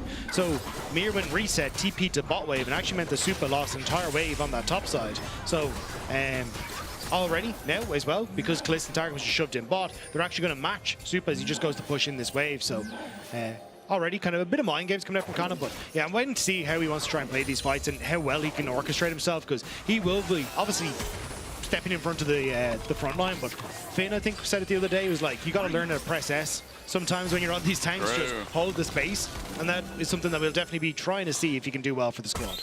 Ro's definitely holding space now. It's because Grubs are spawned, and Poppy's zone control is unreal. Daisy also presents herself in the rift, and Grub started off, but Elyoya trying to play it really slow here, looking for a potential turn. Use the first stack of his smites. Jojo waiting around the corner, but Yike gets a 2-man. That's Drowsy into a sleep, lilting lullaby, and it's going to find Alvaro as he flashes away. Already damage has been done, and Vladdy with the follow, but Kalis gets first blood. Jojo now has to flap away, but Vladdy will be unrelenting with his follow-up as well. Over the wall, he'll match it, but against Red Buff, he might have gone too far. Ivan helps make it a trade, but in the meantime. And even though kills are traded, those grubs are gone mainly to Koi or KC. It's KC that get the initial kills in this skirmish. The way they respond to the grubs being started was very well done. They target out Alvaro, and you mentioned it in the play-by-play. Look at this two-person sleep coming out from Yike. It makes it really easy for Targamas to then set up the chain CC onto Alvaro. He flashes away, but then Kalist with the ultimate. I mean, he's the one in control of the bush this time round, and then the chase comes through from KC. And it's that chase down that is just so good with the Sivir. Being able to get that move speed means you're able to carry forward. Bloody little too far, as Red Buff kind of helping out Jojo there a little bit, but still, this is kind of what you need to do as KC, is find those early engages, get the pick, and just run down MKOI when you get the chance, and they're already off to a decent start. Good thing about having Sivir with an early lead is Kalista's now picked up 2 kills. This early Essence Reaver means early wave clear, means mid push is always there, right? When you saw Sivir in the old days, everyone talked about the 500, 600 CS win condition. Remember when it was Reckless, when it was on Fnatic? When it was Jin Air. When it was Jin Air. It was definitely, I think we're at 900 CS by that point, but the Sivir win condition is still real. It's still about those 6 items, and it's still about how much pressure you can add in this Kalist. Already showing how quickly he clears the wave versus an Ezreal that has single target damage. Well, it's important to remember a lot of Sivir's value comes from the bouncing blades, her W. That's right. And so if the enemy team isn't stacking up a lot, she obviously doesn't get as much value. And the trade-off of her being able to potentially hit the whole enemy team is that she does have quite short range herself, which is where the things like Ivern, I think, become monstrous in the late game. The protection that this champion provides for AD carries, with a Smolder as well, is one of the big late game avenues that Koi will always have as a potential win condition. Yeah, I do like that Kalist has the spell shield for Mirwin though, because I feel like that's kind of one of the engage tools that MKOI will be trying to utilize. And if you ever end up with that public execution going towards Sivir, you can spell shield it be perfectly fine. So I think that's where you'd be looking more towards people like Vladdy to try and make sure that he's going to stay safe. But at least he has Valkyrie and Flash in a lot of these occasions, so could keep him safe too. But yeah, both teams scale so well. Yeah. It really does feel like it's just going to be a case of who gets control in the early stages and hits those 2.5 to 3 items fastest. It really is just a race for the atomization, and that's why getting these early kills on the Sivir is so valuable. And they've naturally moved Kalist here just because her wave clear is so good, so Super's likely going to be forced to play defensively, as the same can be said for Kana. Now starting to lose out on these early trades, given that Mirwin has a few more points in those skills, means that the cooldowns are a lot more manageable, and Mirwin is a lot scarier to skirmish against now. Mirwin's, I mean, you could say warmed up in the series. Obviously, the matchup in Game 2 as Nico was a little bit rough.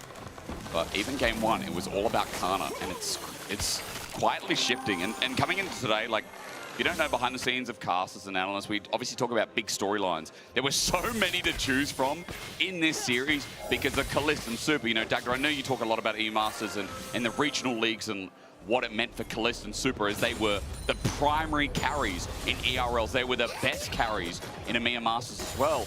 You look at Vladdy and Jojo's road to get here too. But I always looked at top and how important it was to see this matchup with Kana, who came from T1, who was a middling LCK top laner, who is now leading the league. Now, what can be done up here? Let's look at the play. Targamas has set this up, and Alvaro's caught out. Ulti gets only one, but not yet. He stands, he delivers, and he gets KC an early gold lead. Nice pick from KC. This jungle support starting to work together to find these little moments to pick off Alvaro. This is exactly what KC need. We talk about the value in kills and gold, but that's a great start right there. It might be a slow early game, but that doesn't mean that action doesn't happen. Players still have to respect the possibility of these picks coming through, and Targamas just roaming with Yike, allowing the Sivir to free farm in the mid lane is very easy when it comes to setting up these picks. He connected the Q, followed up with the ulti, and Alvaro, I mean, the chain CC, he had nowhere to go. On this Poppy, it's not the same, right? I mean, Poppy, we talk about a lot of disengage, we talk about a lot of setup needed. Not the same as those engage tools we've seen. Alvaro in this series for Koi has been, I'm sure, a lot of people's MVP watching the Nautilus game, watching even the Rel in their loss. What's the other champion I'm missing, Dagda? What did we see before the Rakan? Alistar, excuse me. And it has been incredible to watch, but here in this Poppy, not having the same early game effect that he's had in previous games.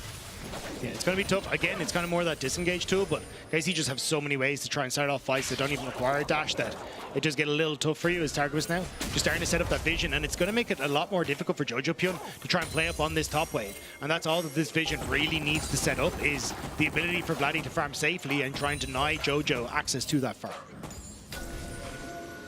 1.1k gold lead is the advantage KC has been able to build so far. 14 minutes in, the plates have fallen off. The next objective is spawning soon. Herald in about 50 seconds time. It's a tense affair. Both teams know what's on the line. MKOI with their sights set on returning to a finals. KC do not want their spring to end just yet. The winner of this series will be Europe's representative at MSI alongside G2. So much here for both these teams. Also, just in their next series against G2, when you look towards KC, hey, look, they beat them in winter to actually take the title. But when you look across at MKOI, the organization has made it to 4 finals ever. Twice they won when it wasn't against G2. Twice they lost against G2, and now a potential to go forward and try and play against G2 once more, to have that revenge what was for winter last year, will be absolutely incredible for so many of the players here, because it was G2 that denied people like Alvaro, Supa, Mirwin, that golden road, the golden road, what's the word I'm looking for? Not golden road, it's I like the Royal Roaders is the word I was looking for winning your first split as you enter into a region. Which is rarity, right? And again, both teams have been underestimated. In 2024, bad year for KC, let's be real. 2025 has been brilliant. In winter, as we said, they smashed G2 in the final and went to the first ever first stand. Obviously, KOI, as we're looking at Herald being done here and Yike actually pulling away because KOI are looking to contest.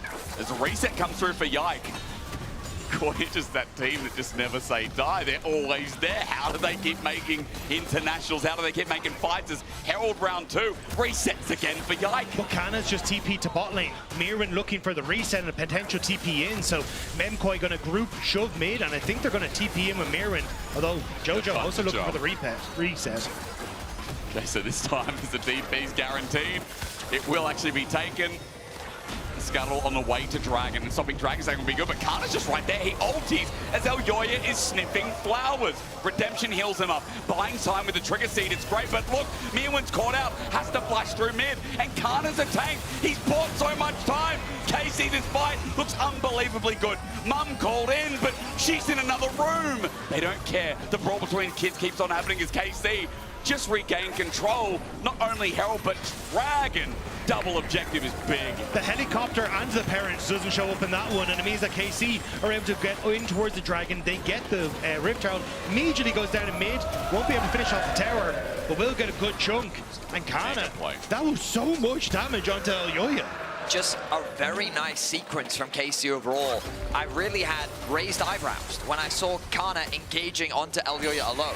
Because I was like, there is no support. Kana is engaging by himself against 3 members, but as you guys identified, he's a tanky man, and he knows what he's doing. He does great damage onto Elyoya, and he buys time for his team to not only secure the Herald, but rotate down as well. KC with a clean sequence will likely now set their sights on one of these outer towers. The mid lane suffering significant damage means the KC may set their sights on that one first. I think it's just a good call from Kana. At this stage, it's all AD across the board, but he has no ulti though. Kana, oh, he's 5 seconds off. Look, count it down. 3, 2, 1. Ulti's in, and Mirwin, he's going to be put to sleep. Bedtime coming a little bit early here, and Mirwin already knows he's going to stand in place, and Decimating Smash makes it easy. Great timer from Yike, and this is why his Lillia is so feared. Getting the kill is huge, but you look at that top side, still the counter punch from MKOI, trying to push in. I think they were just looking for Jojo to see if he can get the tower, but it's very low, but not quite low enough to finish that one off. KC securing themselves another pick. No cross map available for MKOI, just as Dagda was highlighting. And this mid tower, I don't think it's long for this world. No, it's just constant clear. Easy secure. And KC just taking firm grasp of this game. We're 18 minutes in. It's a nearly 3k gold lead. It's likely going to be that once Kana secures this objective, and they didn't have to do anything complicated. That last outer tower in the top lane will be the next point of focus for KC. And they are very much looking to bring us to game 5. Feel like, again, it might not be punchy, might not be as explosive but KC, it is clinical. With a 3.5k gold lead, with a Scion who is in a great position. And once again, by the way, Kana, 1,300 gold lead individually versus this Ambessa. He's back in charge, and not only that, every lane right now is green. Super's early, or rather Kalist's early kills, excuse me, is being met with constant pressure through mid, as we talked about. Mid turret open, second item or almost there. This is as clean as you want. If you're a KC fan, you're looking at this being like, this is them restocking and getting ready for a final game so that they can crush and return to an international back-to-back. And a lot of it is coming off of, as you say, Yike moving around, but also Targamas working with them. There's so much vision control that KC have been able to settle in this top side. This is just them refreshing those wards, but this has been a constant movement from KC to allow Vladdy to play up and aggressive, to keep Jojo in check in the 1v1. And a lot of this is just coming off the fact Kalist so easily wave clears with those 2 early kills and the Essence Reaver to keep them topped up on the mana. So for KC now, push mid, rotate top, see if you can deny Jojo more farm, but maybe just the buffs instead.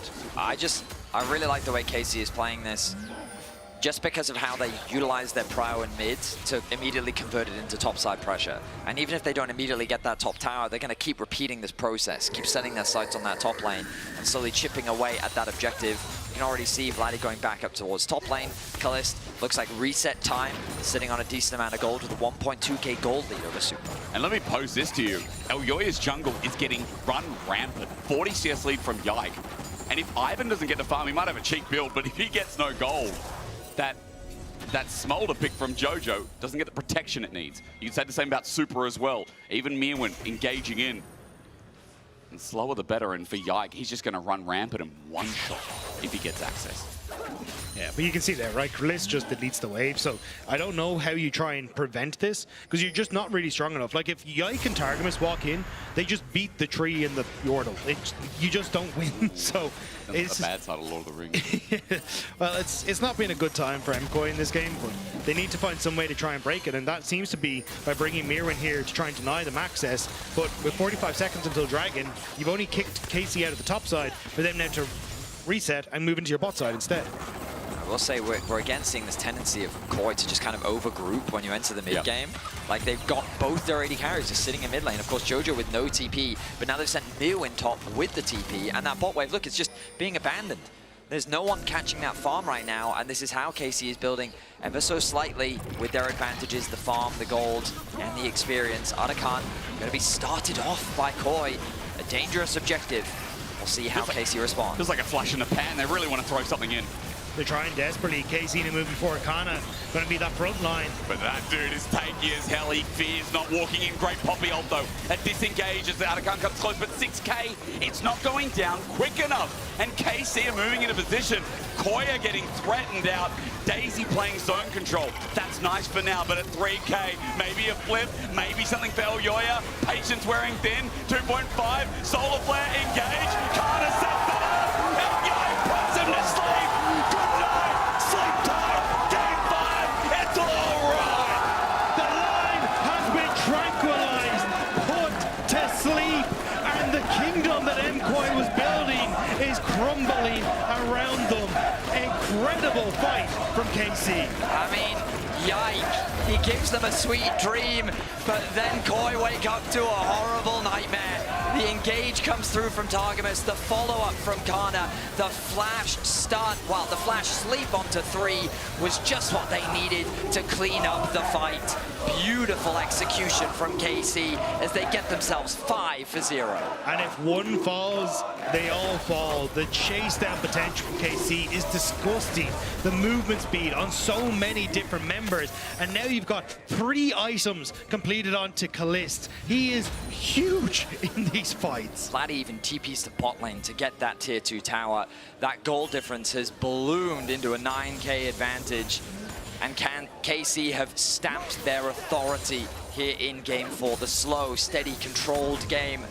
I mean, this is KC's game to lose. And what, now MKOI have to fight for 3rd Dragon? Like, you don't want to go near these guys right now, but it's not exactly like it gets better, right? We said whoever kind of gets off to this lead, whoever can lock the artillery in place faster is going to be in the best spot, and KC have done just that. 3 Dragons now to their name, pressure on the map, and MKOI again kind of moving as this unit, trying to find some way to keep KC at the base. Incredible, we load into a new game. No idea what to expect. KC have refined themselves in this game. It was death's door. It's the Grim Reaper meme and Koi are knocking, but you open it, there's another Grim Reaper. I don't know how that works.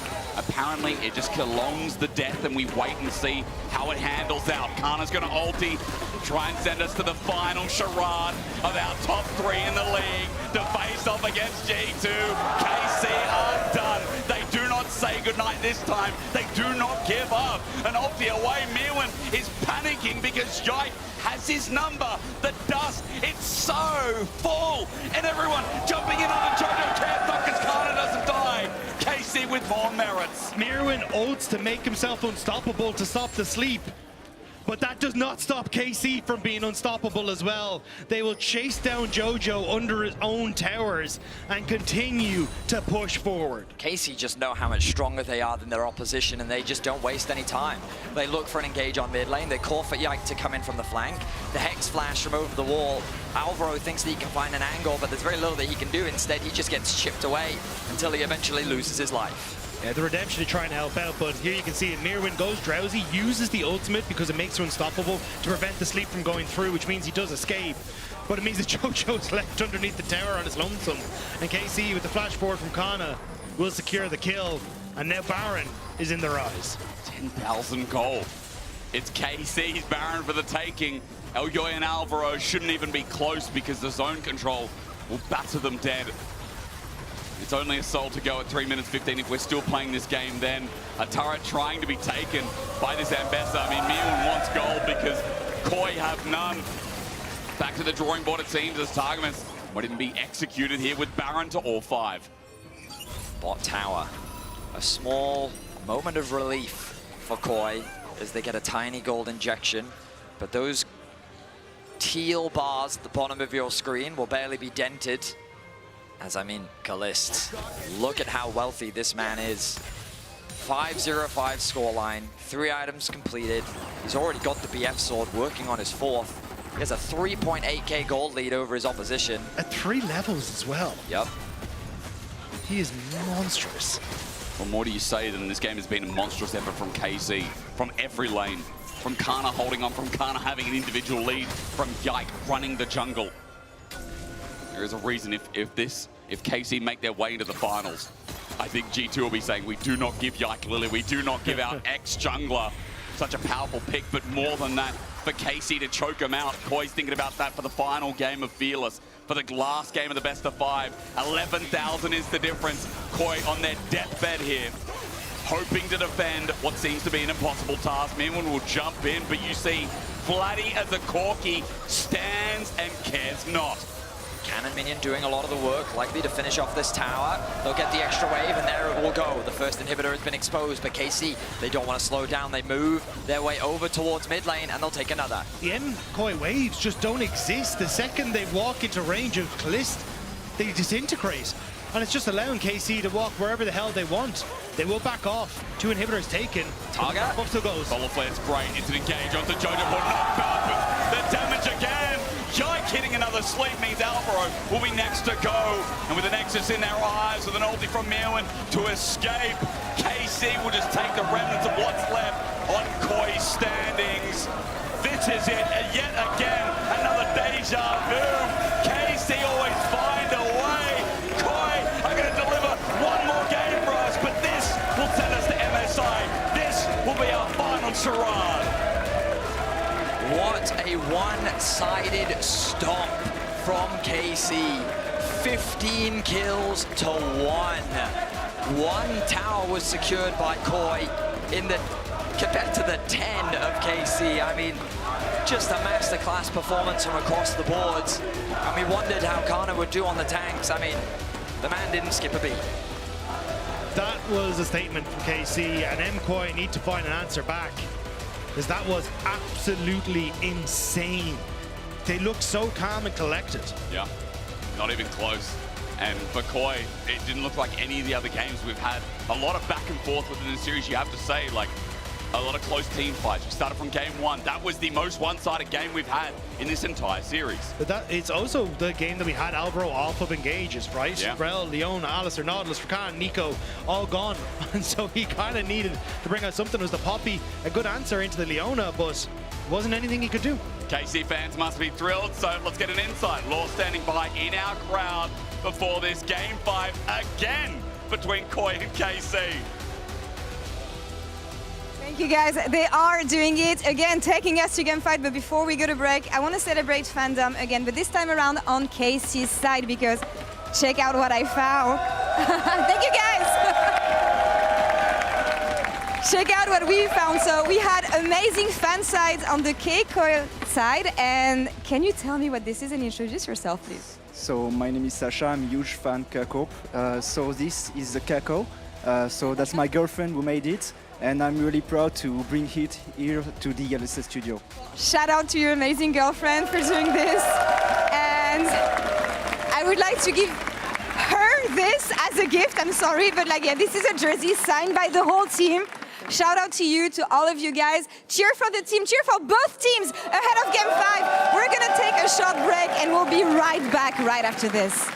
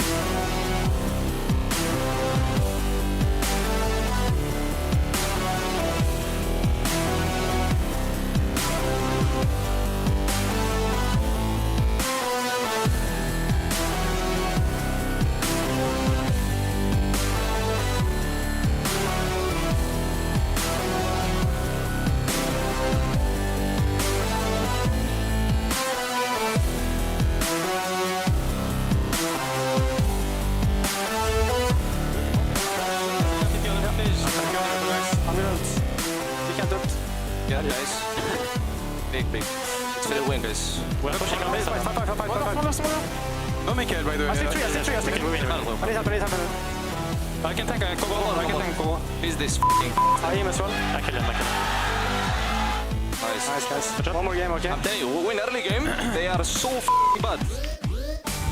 Welcome back, everybody. We are going to a Game 5 once again between Movistar KOI and KC. So we thought we'd move the analyst desk to the crowd. You might be wondering, where is the rest? Well, of course they're getting a snack. They'll be right back because it's Game 5, Finn. Let's go. It is, and it's just such a privilege to be able to watch this game. It is such a banger between these two games, and back-to-back best-of-5 series that goes to 5 games. I'm just so excited. I'm really, really happy. Also, Jack Spector's prediction was horribly wrong, dude. Well, I mean, it will not. Hey. If KC wins, I'm still the most right out of all of you guys. Okay, So. good point, but Well, how GB was wrong. Yeah, GB was Okay, wrong. I was GB wrong for now, but if MKOI wins, then I'm not going to say that I'm at the wrong stand Anyway, right now. so Jack, I'll give you a chance to talk first then, Yeah. right? According to the things that you thought that KC would get a 3-0 here today, Yeah.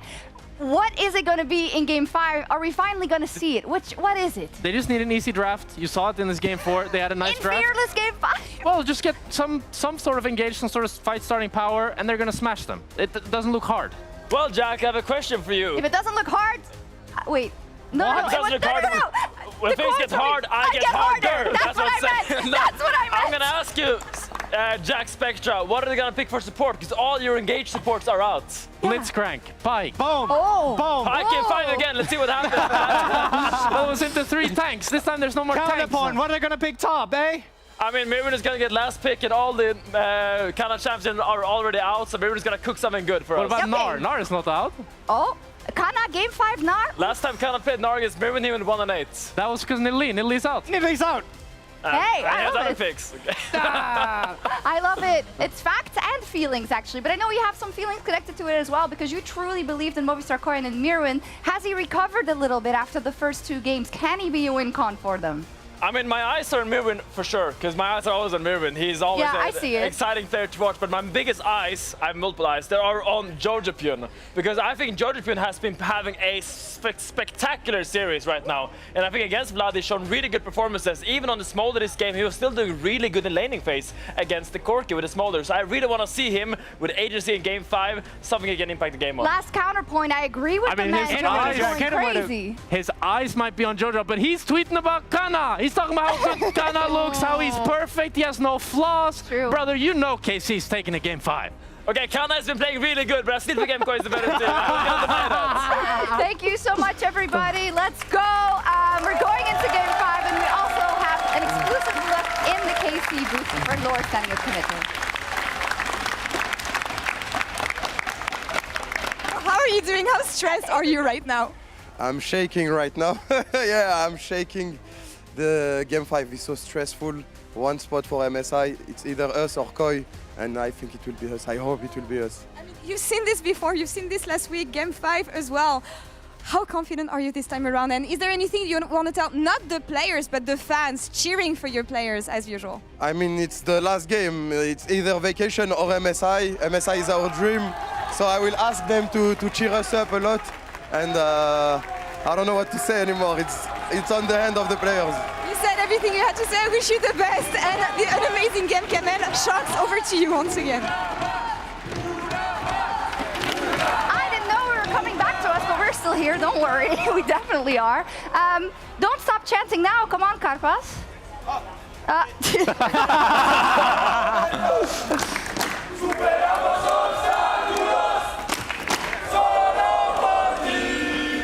I mean, KC. Do you have any KC fans? Kamiko! Come on, man. Come on. Carpos! It's El Reverse Sweep, eh? We called it last time and we have it again. I don't actually know. I think we ended on such a bang. I didn't know it was coming back to us. So I'm going to need at least one more point from each of you that can make us super excited about Game 5. Game 5, last time these two teams met, KC choked it completely in the draft. They did. But this time they right learned there. from it. They've learned from their mistakes.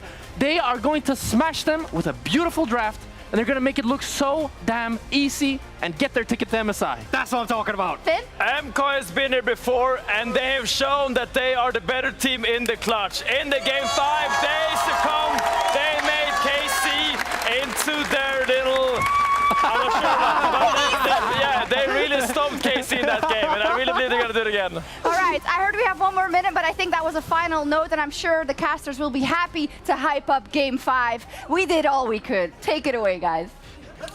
You did good, especially to save Finn from saying what he was going to say next.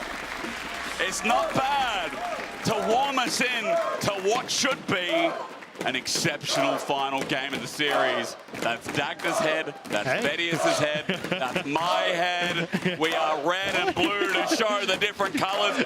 You guys supporting KC.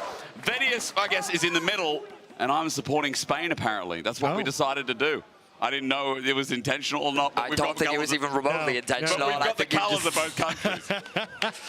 I think we're lining ourselves up for another beautiful Game 5. The last time that these two teams faced off against each other, it was MKOI that got the better of them in that clutch Game 5. And what the analyst says are true. When you get to these sort of situations, sometimes it is the...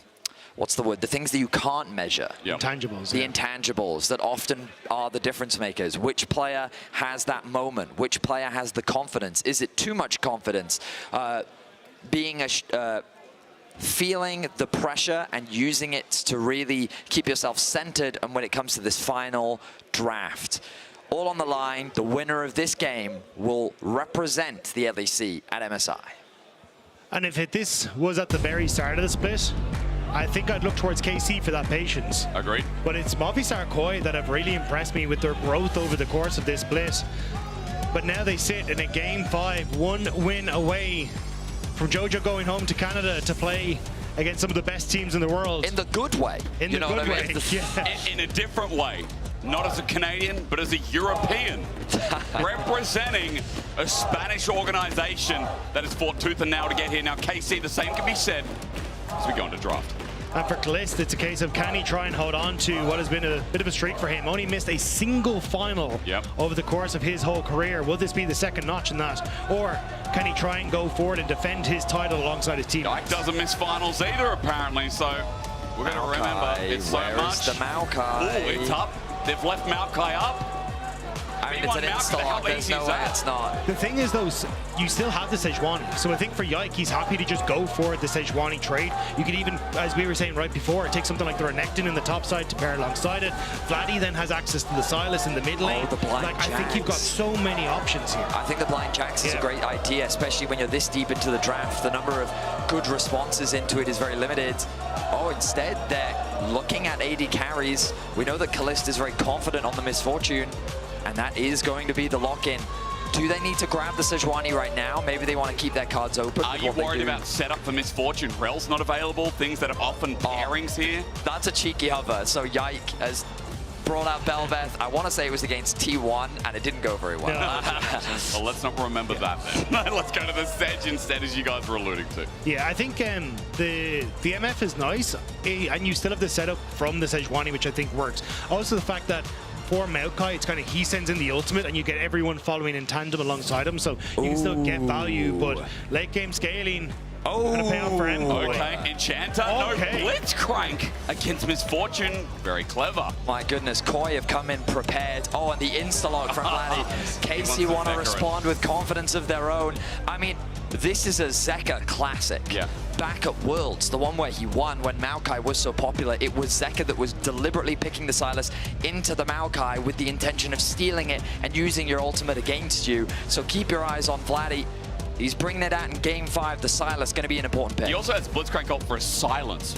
And with that gap close, it makes it so much more efficient. So already, you're looking at the barrel of ults can steal as Aurora's the first ban moving into the second phase. Maybe some top laners to give Kana a bit more pressure as he's got counter pick for red side here. And you all know Kana. Counter pick for this top laner is where they could seal the deal. I'm just trying to run through in my head, what do you try and respond to the Sylas with? Because there's picks like the Annie that are still available in my head, but I don't think it's exactly the best because you can... although to be fair, actually, Sylas doesn't get the stun, and I think you can use Tibbers to block the Sylas engage as well, so maybe there's a couple things, but Mel by the way. But what, is it the possibility of the Sylas top? Is that what they're considering? Oh. I mean, Mel support also.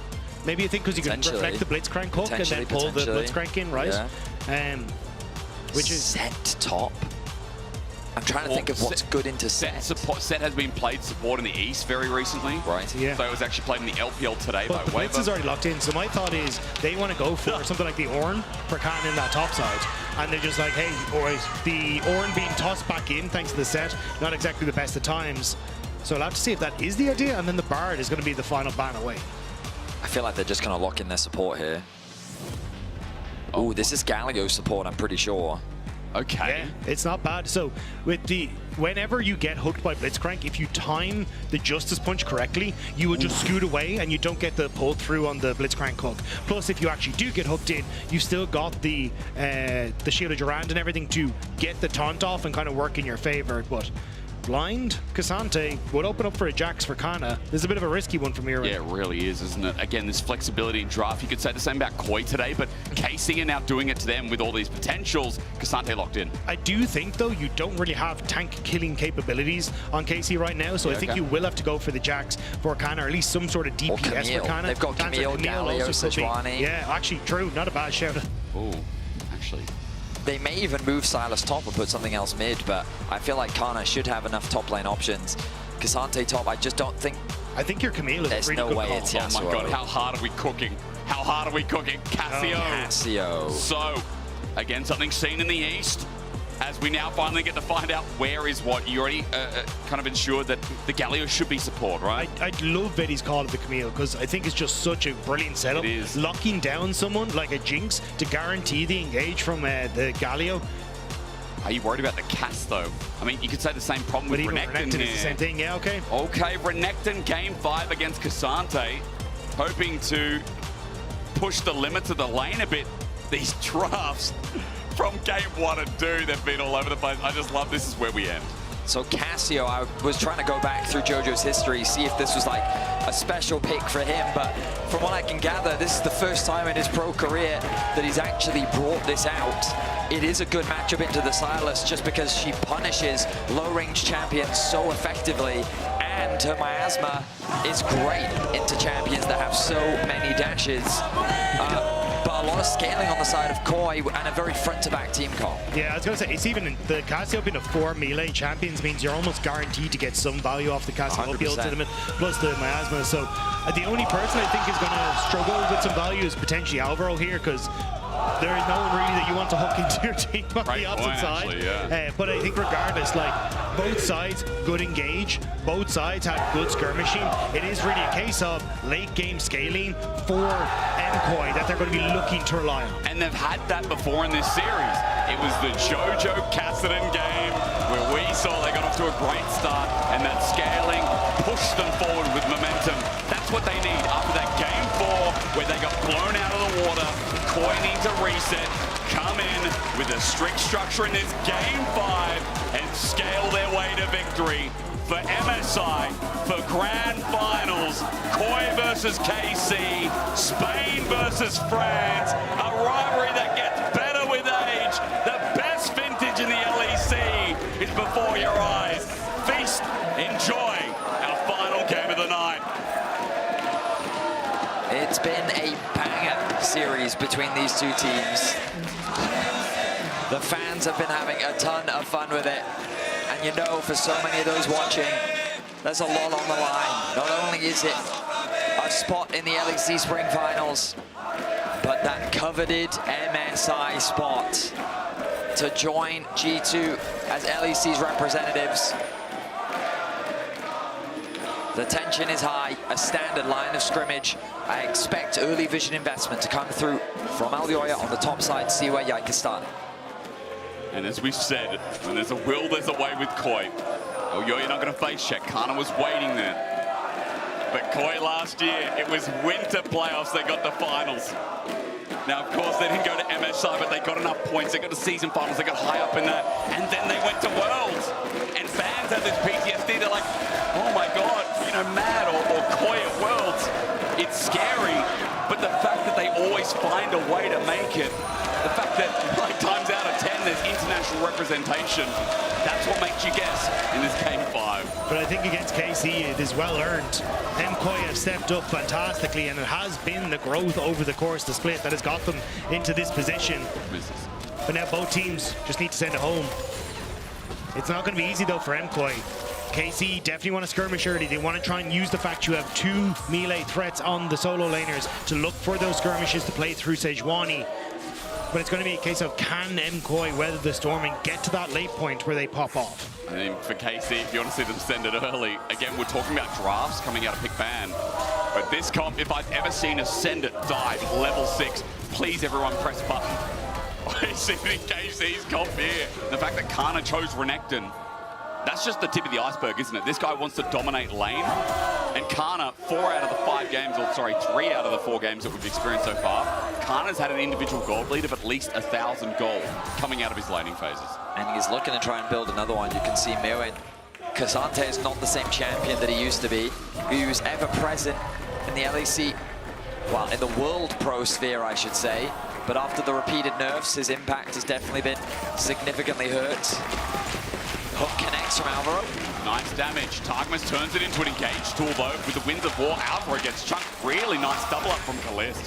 And this is the downside of pairing a Blitzcrank with the Jinx.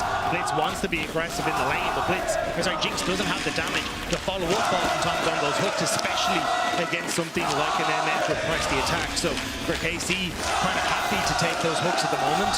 And it'll be MKOI have to play a little bit more defensive, but Yike making his way down here.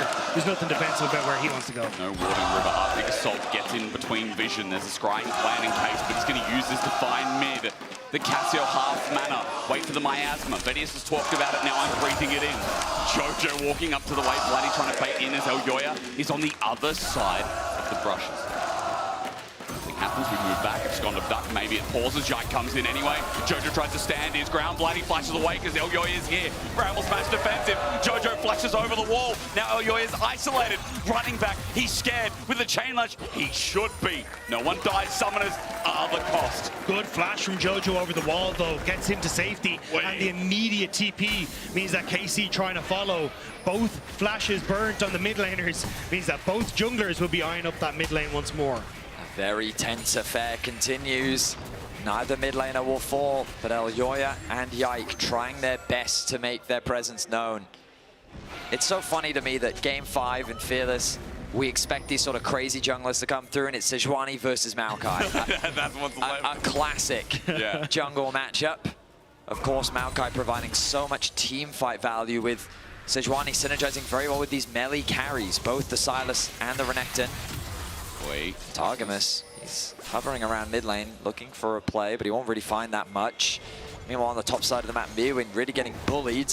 The good news for Kana is whenever jungle information is given, that gives him the authority to be as aggressive as he wants, and he's making full use of that. Meanwhile, Alvaro starting his roams around the map and looking for what he can find in the mid lane.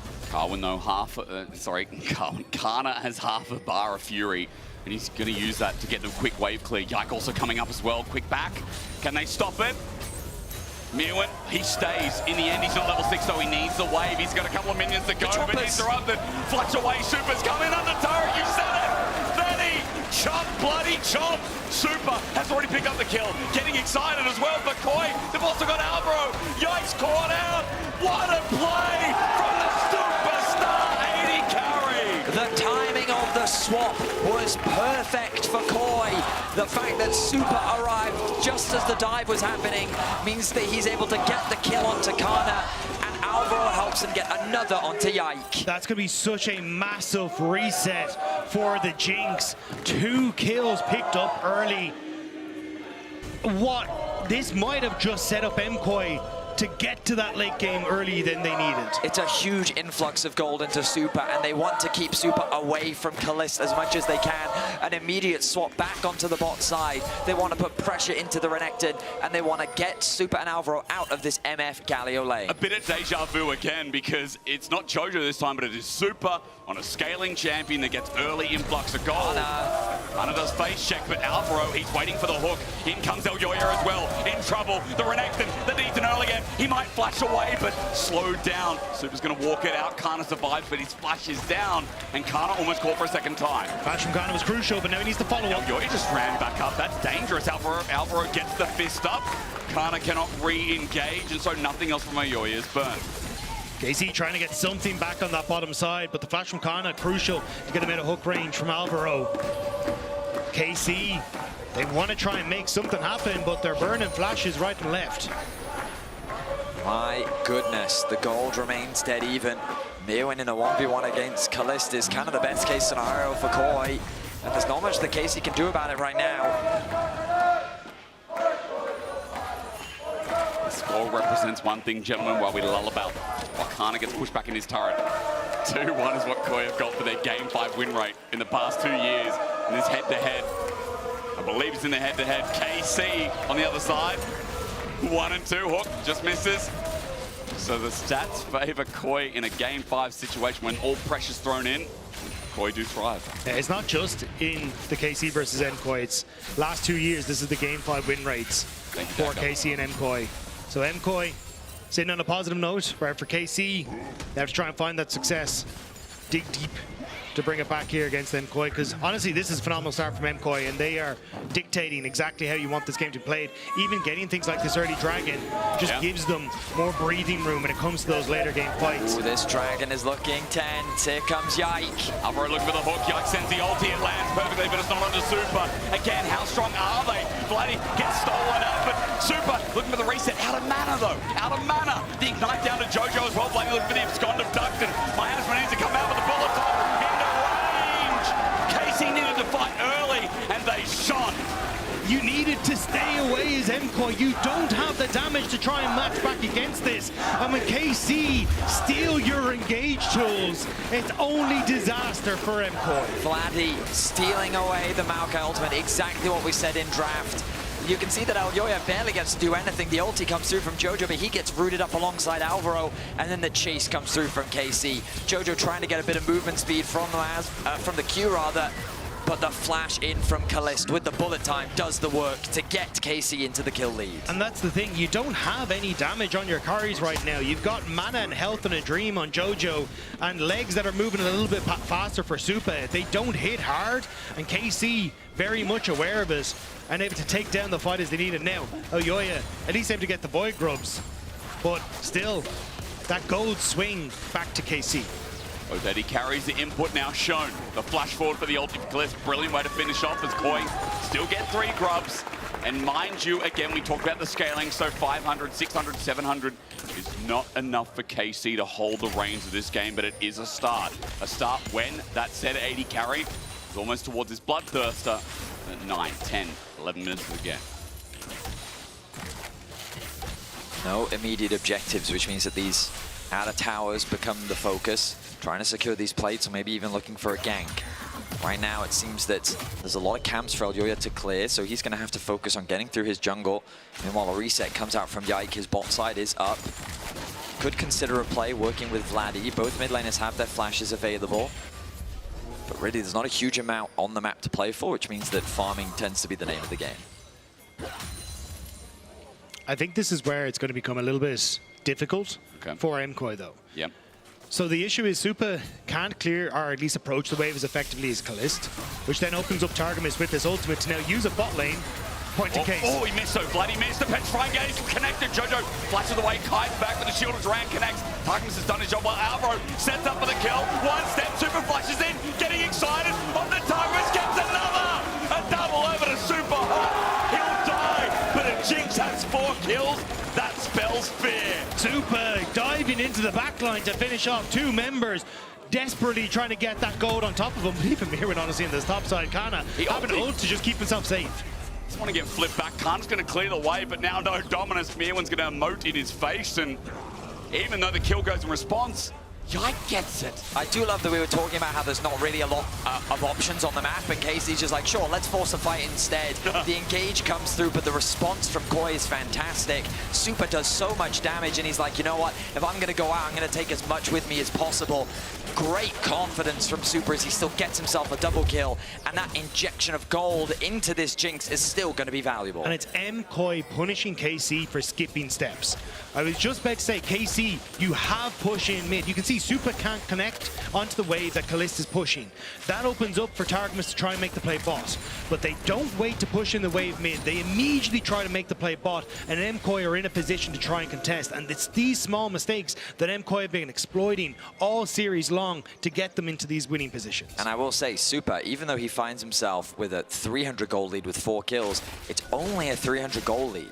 He's also a level down. Why? Well, because all of the action that Supa's been a part of, Kalista's basically been solo farming. Yeah. Non-stop roaming. Ooh, Targamas. Yeah, he's caught out. Petrifying Gaze keeps him in Daniel rather than Miasma. The bullet time zones out to save the support, but with a zap, with a rocket, kill number 5, Super Trooper again. Guys, even though the CS lead, the XP is there, Supa keeps getting donations. I mean, that's a bit of a mistake from Targamas. He thinks that he's safe because of the amount of vision control that they have from the bot side river. But KOI, they just walk in as 3 into that bot side river. Supa clears out the mid wave and is there to respond as well. This is exactly the kind of game 5 that we wanted. 5 to 5 in kills, but 5 of those kills are sitting on Supa. We heard that comment from Kalist saying that there isn't really a rivalry between these two AD carries. While Supa's making it a damn rivalry, you got to look at him here in game 5. Even Mirwin with top, Kana lucky not to get flung back to the turret, trying to get that shot in. Kana not slowed down. Mirwin looks for the chase, and even though Casante's been nerfed multiple times, this 1v1 is still showing how he can withstand. The Icon Award, though, Alvaro and Elyoy are here. Sapling out, waiting for the hook. Yike will walk. No, he's back. Try brush. All it takes is a hook. A hook with Jojo nearby. Ward placed. Yike not going to be pulled in. Targamas in position, though, and that ultimate was just about to come off cooldown. So I think MKOI a little scared that that might be available for the KC support. And this is what I mean, is like, when you're in a position like this is where you have to be very careful as MKOI, because Kalist pushes wave, Targamas disappears into fog of war, and suddenly you can engage in a ton of different positions with Targamas very rapidly. But if you're not able to connect with that, as we saw on the bottom side of the map earlier, that can be where MKOI can turn that around. Dragon number 2, Vedius, are you ready? I'm ready. Okay, tell me why. Because it's my job. Okay. Tell me why. I just need to know more about your Ain't nothing but a heartbreak. Okay, all right, so they're definitely ready. Dragon number 2 is coming, whether they like it or not. That's how MKOI want it. They want it that way. But they're going to start it off, at least try and bring equilibrium in as Yike is walking in. But look at where Mirwin is, just kind of cutting off Renekton from getting in here. Nature's Grasp going to do exactly that. It might turn into a play. It captures again the hook. Lands with the bullet time. Does even better. The setup is great as Elyoy gets straight to Petrifying Gaze, though. The Canadian turns and burns. Super now with range. Casey playing scarce. Kalist may have pulled off the kill, but Dragon secured for a trade. Exactly that. It's a still favorable trade for MKOI overall. The question is, can KC get something on this tower? Alvaro's fishing for a hook. He's not going to be able to find it. He tried to predict the sidestep coming through from Kalist. He doesn't quite get it.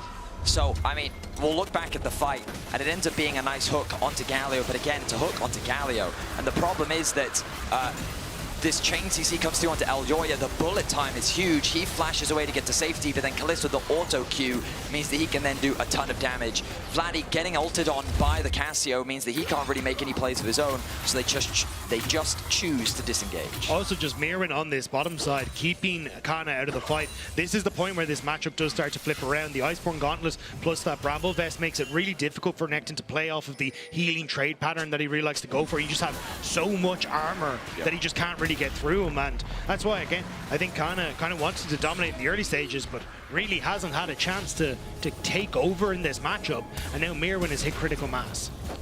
He's just teleported for that, by the way, and as you said, Mirwin's going to all out. Kana in trouble, Dominus in as well, but look at the damage, unbelievable. Kana started this series off. Mirwin will get his flash though. Matches almost both top laners went all out there. I love to see both top laners performing at their best here in game 5. A dead even matchup with a small lead for Kana. Arctic Salt baited in. Top laners disembarking. There's the ulti. Kana is going to get teleported on, but Kana doesn't have TP to match something in top side. But now Mirwin, he doesn't have it either. He's just used that to get to the bottom side of the map. Kana has to disappear. It's a trade of Rift Herald for that bottom turret, it looks like, as MKOI don't feel confident enough to try and step up to KC when they've got the control. That mid tower as well, it's completely exposed right now. KOI have the wave as well. Almost. Supa doing Decent damage to it. Eldoya has the ultimate. If they really want to get this tower, they can just throw that down, but no, they don't want to risk it. Chomper's trying to cut that gap. A noxious blast as well from Jojo. He's now level 11 with his petrifying gaze. Alvaro wants a hook. There's a ward here, but it's not deep enough to see what else is going on. So Herald and out, that's just going to be the play, as you said, for a turret exposed. I will say, I think MKOI played a little too scared there. I think they had so much control over the mid wave, and it would have been super easy for Super to finish off that turret, get excited, and then run away to safety. Now, though, Kana's isolated in the bot lane. He's slowed down. He has no way of getting out. His flash already burned. Mirwin tries to predict those. Slice and dice, gets him through anyway. Nature's Grasp as well. Wait for the flit. Mirwin finds him, and this Dominus won't be giving him enough health. Even under turret, Eldoya cares not. Bramble smash. 1 versus 3. Kana's not enough. Jojo joined in while Herald is going to be used top in this counter play. That's the thing, MKOI didn't end up pushing mid to get the mid tower. They didn't rotate bot to get the bot tower, which means KC get back onto the map and are able to now put pressure. Alvaro! He got a hook, he got a hook, it's in his pocket, he got the hook. Kalista half, zapped away, but Super's got a new target. His target will just run out. Alvaro's already used his hookers. Topside will not end up going down, but KOI can't get some kind of punish mid. The answer is there, though, with the Rift Herald. Jojo going to continue pushing on this bottom side of the map, but that was very close to being a disaster for Kalist. Targum's been able to get that CC onto Super, crucial to keeping his AD carry alive. This game, it feels like it's going to come down to a big team fight that'll determine the first major advantage. Super, very close to finally securing that tower, decides to play it safe, and wisely so. We've already said it, he plays with a lot of cojones, because he always walks up to this 2v1. He's done it all series, did it in the Tristana game, and relies on mechanics of like dodging a deadly flourish, not getting flashed on by Targmas, who of course doesn't have it for the time being, but it's plays like that. And you can say the same of Kalista as well, who flashed forward in the last fight with bullet time. Both these AD carries, it started with the rivalry at the start of today. It started with the EMEA Masters, it started with the regional leagues. But here for a spot at MSI, it's finishing with an international. It's finishing with a chance to take down G2. KC, better track record if you want to look at Winter, but KOI, you can never underestimate. That's been the potency of this series. It's been the power of this best of 5. You can obviously tell I like this rivalry, and you can tell I'm going to France and Spain later in the year. It's just about which one first, isn't it? Who do we go first? Where do we go? I think we go to Dragon first, because it's 15 seconds until that's up. MKOI have set themselves up on the mid wave, and that tower is very low.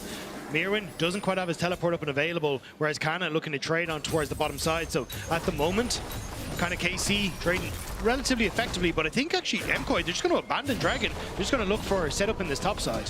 Looks like it. They want to get a bit of deep vision control around that side of the map. Kana finally going to get this bot tower. KC should be able to secure this. Oh, but it's an engage. It's an engage. You say that, but Kalist not caught out by the cats. Instead, they look for Alvaro. Chomper's out, bullet time, onto 2. Re-engage from Targamas. Eldoya in trouble. Chainlash out of range. And yikes, ulti misses. Just out of range as well. Super can't trade yet. He ain't a 3-item jinx. Eldoya actually knocked Targamas out of the Chompers, which means that he then had a window to escape. He will sidestep the rocket. Dragon going down quite slowly. This will give a lot of time for KOI to unlock this mid tower. And that's really what they wanted. The fact that MKOI kind of hid in the bush, they didn't fully commit to that tier 2 and top, which I think is what KC were expecting. It means that they're able to get that mid lane tower, still establish that vision that they need to. Dragon will eventually go to KC, but this is so much trading back and forth. But again, as long as it stays even, it is MKOI who are winning. Their comp will get really powerful in that next item. I was going to prompt you guys because, again, since it is even, I'm like, well, hang on a minute. You know, again, we talked about KC in this final game needing such a big gold lead. That's bounced back and forth, and the fact that Super got all the kills early is really mitigating any pressure. The thing is, though, this is where KC are at their strongest, especially as you finish this next item for Kalist. You are just going to absolutely destroy people in team fights. So for MKOI, that's why they're trying to trade on the map. They understand this is the moment where KC can just blow open the game, blow open that gold lead, and as long as MKOI don't give them that chance to fight for it, they can look to take those fights later on in the game. That makes a good point. He does a lot. But ultimately, one of the big things is how Vladdy uses his ult, because it's the factor that can really be a game changer. And, you know, we've been calling Vladdy the mini Zeka all split long. Oh, yeah. Let's see if he can make a Zeka play of his own. Oh, no, the hook misses, though. Jack sends out the ulti. It's into Mirwin, so they don't care too much, but they need a good engage. Vladdy will find it first. There's a flip back, though. Vladdy's in trouble. Mirwin dodging the bullet time. It only gets Alvaro as well. The pushback while he deals with two is the Super Mega Death Rocket, and the flip again. Galio ulti in. A one-man, a flash. Casey, though, disengaging. A twisted advance. Set up beautifully. This Cassandre team fighting will take it all out, and Yike will die. Mirwin's low. He's now got to go away. Nature's Grass as Vladdy wants to turn target, but MKOI trying to get into position as Mirwin runs for his dear life, dashes away, and the miasma stops Vladdy. The fact he got away with that is dumb. I cannot believe MKOI managed to escape away from that. I saw the TP from Kana in behind and thought he was about to dive onto Supa, but Elyoya lagging a little bit behind everyone meant that he was in a position to keep Supa safe. Kana couldn't engage, and MKOI could play forward into the four-man unit of KC. You're seeing how in the front to back, how difficult it can really be for KC. Kana, though, wants to contest this Arakan. Only 3 members. Here comes Jojo. Kana doesn't have ulti. He needs to flash in, find a core target, but Super spacing well. 4 members there. Kana walked in, but to his detriment, he'll stand and die. The Alvaro, that's not worse because Super got more gold. They got the Arakan, and Koi are starting to believe, just like they did in the first round. Koi are just getting advantage after advantage. The Arakan is a nice cherry on the cake. Dragon spawning in 2 minutes time, but as we look back at this fight, notice that while the hook doesn't quite connect onto Sejuani, it's Mirwin that's tanking up so much damage. Super is very safe on the backline, and then look at this miasma, really splitting apart the fight onto 2 fronts. Mirwin continues to tank up the front line, and then Renekton nowhere to be seen on the back. That's the thing, because Elyoya was coming down from the top side of the fight, they couldn't, or top side of the map, they couldn't do anything. So it's a 4 versus 5 this entire time, because KC think they have the support coming through, and Mirwin then dashing through everyone here, starts to run out. Okay, but this game is free. If we legit don't lose our minds now. Okay, he's not wrong. You guys have set us up to believe that. What was interesting about that fight as well is Kalist, the terrain didn't allow him to do more damage. He got his ultimate off, and then he really couldn't contribute. It was so difficult for Casey to fight in that pocket of the jungle that just made it even easier for Koi, and you heard it from Jojo. He's feeling confident. The game is going their way. Casio continues to scale up, about to tick over to level 15. The last finals for MKOI, Winter 2024. Now they have the chance to, if they can close this one out, to get revenge, but yeah. Kalist just cancelled his ult. He just cancelled it. He's struggling in a big moment. Okay, Drew. He's struggling in a very big moment. And Super is not. 6-1 and 2. And this is what the desk was talking about, right? But this is also very different from the first time we really saw Supa and Kalist face off against each other. That EMEA Masters final, it was Kalist that was able to step up in that game 5 and take that away from Supa. But now, sitting here, it is Supa and MKOI that are in control of this game. It is Supa that is looking to lead his team to the finals once more. It's crazy to think how much the momentum swung in MKOI's favor. Just off the back of a single swap.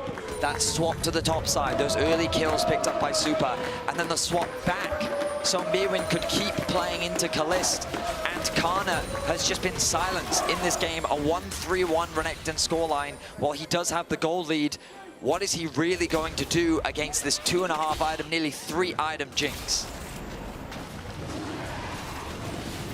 I can't answer that for you, Betty, because I'm scared. Because with Super, I'm very scared. KC trying to wrap this game up in a different part of the map for now. That means the push to get somewhere, because Ocean Dragon number 2 is going to go down. But KC need more gold. They need it now. And Top is at least going to inhibit that a bit. KC need to start looking at people for making these big plays. This is where you can make or break your entire playoffs. One massive ultimate steal from Vladdy could turn it. One massive ultimate from Targamas could be it. But it has to be into key members, and MKOI are not giving them that chance. They are constantly pushing, constantly prodding, constantly pushing KC to the edge. I can pick Alvaro flashes. That's something. Koi not going to stagnate here. As Jojo said, they have to make sure they don't end, to paraphrase him. And the game is free. A mistake like that, Alvaro can catch him, but KC Dagda, they do want this series so bad, because again, it would start up your legacy when you had such a bad 2024. We've talked about it all day. We've rinsed you all with narrative at home.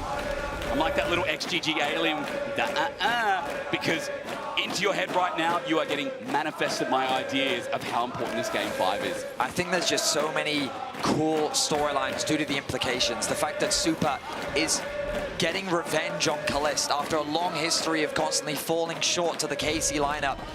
Super now stands at the precipice of really forcing Kalist to look at him and recognize him. Jojo, a North American representative, a player that was considered the best over in North America, but difficult to work with. An environment where he could not thrive. He gets brought over to Europe, and now he's one game away, and potentially a team fight away, from making it to his first LEC finals. That's, of course, unless KC find an insane fight to turn this game around. I mean, for Jojo, he won a title in his first year, 2022 spring, but has not made it back to a single final since then. For MKOI, losing to G2 last year, denying that opportunity for themselves. Now, both have a chance to make a name for themselves, taking down a long-standing rival. The KOI fans are ecstatic, and while the gold is even, that is not representative of the game state. This Jinx is absolutely terrifying. But of course, in the game of League of Legends, the beauty of it is, while scaling, while on paper, there are so many things that are going in KOI's favor. At the end of the day, it all comes down to execution. A single misstep, a single poor flash, a single ultimate could change the outcome of this game. MKOI are playing this well, though. Just have your members on the wave. Push in mid, establish vision around Baron. Deny any way for KC to surprise you in any place. Mirren on the wave in mid. He's the one contesting. It's melting. But Super's got 3 items. That's why Gents, Yike, the hero, the thief, needs a miracle. Yike on a vision, but Miasma not denied. It's taken by KOI. He can't get it done in the most crucial moment of his year so far. It's KOI who swims stronger. Shot down where he stood. Yike could not do it. When the smite was needed most, it's Oyoya who stands tall. It's MKOI who are pushing towards the base, and it's KC who need to defend. I'm going to need my asthma puffer because that miasma was perfect. I think Yike can breathe either in a turret, mid going down with it as well. The straw that breaks the camel's back for Spain. It's that Baron, it's the onslaught yet to come. KC turn their attention onto Mio, and that's 2 members in the mid lane. I don't know if they even have the damage to kill him. Abscond Duck, they've got a Maokai ult as well, but he's going to all out onto Kane. Oyoya is coming to the rescue. He's got an ulti as well, or in fact 20 seconds away. Flip back, bullet time, a shutdown. Mirwin's down. That's 1 Baron less to deal with. KOI looking for a hook, but Alvaro's on vision. Jojo hasn't swept that ward. Super's there as well. KC are trying to barrel down the mid lane, draw MKOI out of here. Hook goes wide. Bloody absconds away. But when there's a will, there's a way. The wave is still there. KC just want to run this the whole way down mid. As long as they can keep MKOI separated, they're okay. Targamas trying to play keep away. Grasp in through mid. KC have been rooted in. Jojo stands. He delivers yet again onto Targamas. It's 3 kills. Onto this statue is Yike running for his life. For the series to keep going. Petrifying gaze. Cleansed away. Great ulti from Targamas. Bloody jumps in as well. They were winning it until Super got his reset, got his kill, and the snake hissed through KC. Super will not go down. 9, 1, and 3 on the Jinx. He is firing away, and KC are falling. 15 seconds until the Ocean Dragon. They will put themselves on soul point, and you can see how difficult it is for KC to fight back. They turn their attention onto Mirwin in the mid lane. He tanks up so much damage. He trades ultis with Kana. The Maokai ultimate comes through, and then with Kalist ulti, you think this is a great team fight for them, but Super trades it back. And this is where KC basically say we need to run down here. We've got the wave. Try and draw MKOI out. But as they go towards Oyoya, he still has the ultimate up available. Vladdy doesn't have that option to steal any of these ults, so you've just got way more DPS on the MKOI side, and they know it as they go for the engage. And Yike's ult is 15 seconds from here as well. He has nothing to use. But here you can see Yike gets hooked, Targamas goes in, Kalist uses the cleanse on the ultimate from the Cassiopeia, but the damage just isn't there. Jojo is healing and has that shield from the Seraph Embrace so well, and the DPS from MKOI is absurd right now. MKOI back back out onto the map. Dragon secured with the Baron. The base is in their eyes. The finals is in their eyes. A spot at MSI in their eyes as Elyoya throws the ulti down. As Yike throws it as well, but here's less more impactful. A turret dead, another one soon. An inhibitor with an excited super. And how excited would you be right now watching these underdogs clean out our first seed? There is one last fight in KC. One more moment to bring it. But Key, MKOI to get it again. They find it. Jojo once again gets the GA, but he stands, he delivers. I've said it so many times because the redemption of this mid laner is insane. A bullet time on a tank means not. Super flashes forward and Dagda. I think that's it. Super with the triple kill. MKOI looking for the end. But can they? Triple kill already. Koya running away. They're not confident enough. They get the wave. They only need the wave. KC, they're staying. How do they find a way? How do Koi always find a way? It's so funny with the cats as well. The hook in. Jojo's booking a ticket home. Not as a Canadian, but as one of the European elite. You call them mad, but they're movie stars now. Heroes of the screen. They always win in the end. Whether the audience likes it or not, they will show up. Fear them, G2. Underestimate them at your peril, but you will fear the return of the Spanish upstarts. Not once, but twice, they will take down KC in the spring playoffs. They will go to MSI, and they will look for a rematch against G2 in the finals. This is a different level of MKOI. It has been a hard-fought journey for them over the course of the last year and a half. It has been learning how to be patient. It has been learning how to work as a unit. And they'll have to see if they've learned how to take down G2. How did Jojo go from what he was in winter to that? How did this team come together once again as you both be a key player of the series at LEC on X? That mid laner, I talked about that bot laner and that wicked support. Hot damn. That's one hell of a hero, or should I say underdog story in our LEC. The rivalry just became so much better. KC are nothing but frustrated, and it's been a fantastic split from them. It has. But of course, they're gonna feel frustrated, the disappointment. After winning in winter, they wanted to keep their winning ways. But it was MKOI that stopped them. We'll see them again for summer, but we will not see them at MSI. For MKOI, though, what a performance. Step-ups across the board. Jojo Pillman, a fantastic series, both here and against KC. Yeah. The first time they faced up against each other, and I feel like that has been the story of these two teams in playoffs. It has been MKOI. Everyone doubted them. When they faced off against KC, they said it was a flash in the pan, that it couldn't be done again. KC would come back better prepared, but MKOI surpassed them every step of the way here. Went to a game 5, but MKOI the better team on the day. Guys, Jojo's going to be representing LEC at MSI. That is crazy. Two Canadians going to represent Europe. Breaking history. Dylan, your comrade. I mean... Yeah, I mean, he will be the first ever North American player to represent LEC on the international stage, which is absolutely insane. Both Canadians are going to be going home. You highlighted Dylan, and they're going to be matching up again in the finals tomorrow. They've only got a day to turn things around. That's a big turnover. And the last time we saw them play, it was a 3-1 series in favor of G2. Yep. So we know that G2 is a bit of a cut above. But KOI, I mean, they've demonstrated that they have so many pocket picks. They're a team that is impossible to read. And, I mean, when things get crazy, they seem to be in their comfort zone. Well, with the most improved mid, with the mid laner who will be returning home, but representing us this time, we got Allure and Jojo to highlight that 5-game series. Thank you so much, guys. Jojo, congratulations! Thank you. Oh my God! 5-game series, just like last time. Please, well. Thank you. Gracias, las carpas.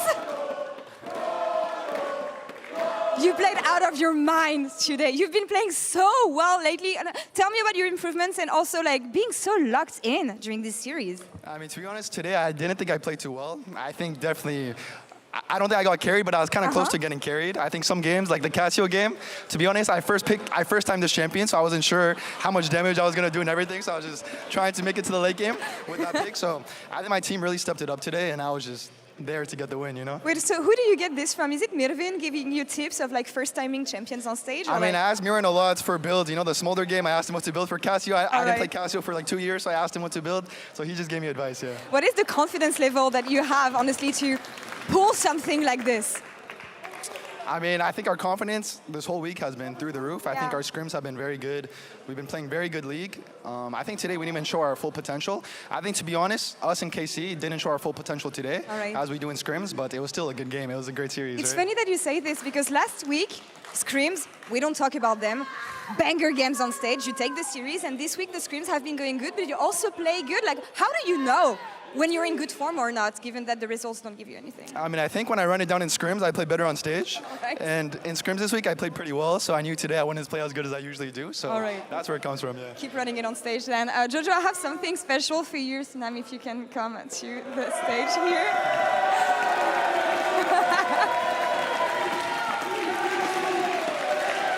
I mean, I'm going back to Canada. I know! Not for vacation, to play there, so it feels pretty amazing. You're going back home. It's not for holidays, as you said, but tell me how it's going to be for you playing this first international experience at home. Yeah, I mean, it's crazy. I haven't been to MSI in so long, and especially since it's in Canada.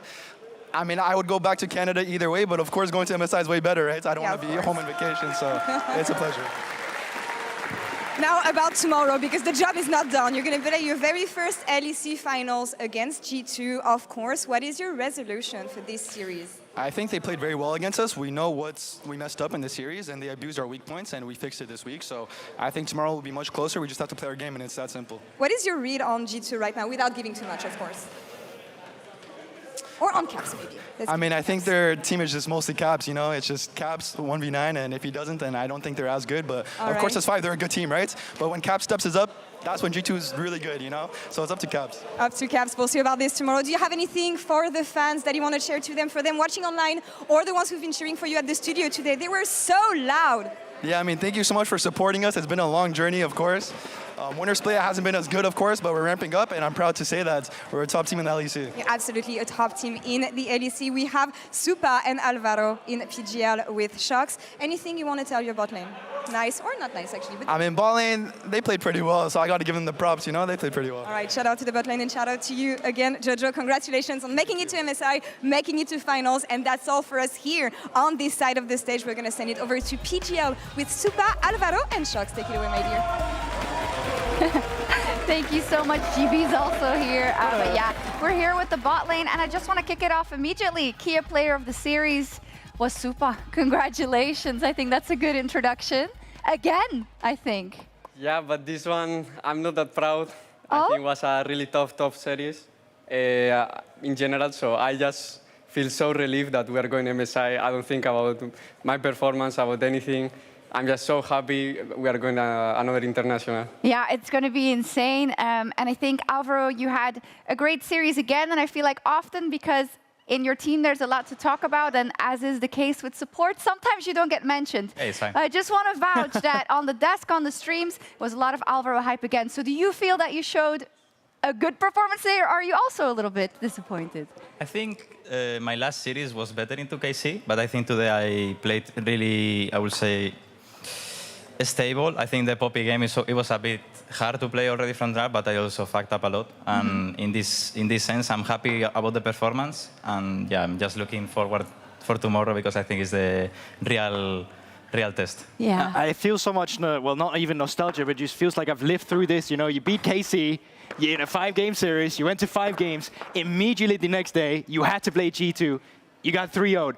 Jojo was saying in an interview that having that experience of going up against KC in a 5-game best of 5, then going immediately into preparation against G2 is very difficult. How are you finding the approach different this time around? Because you obviously want to have things end differently.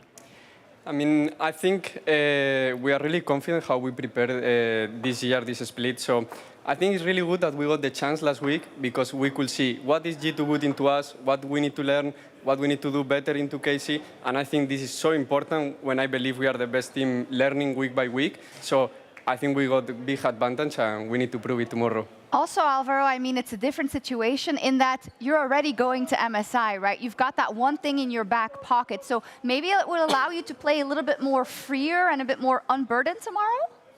I think still is going to be, like, both teams are not going to show without...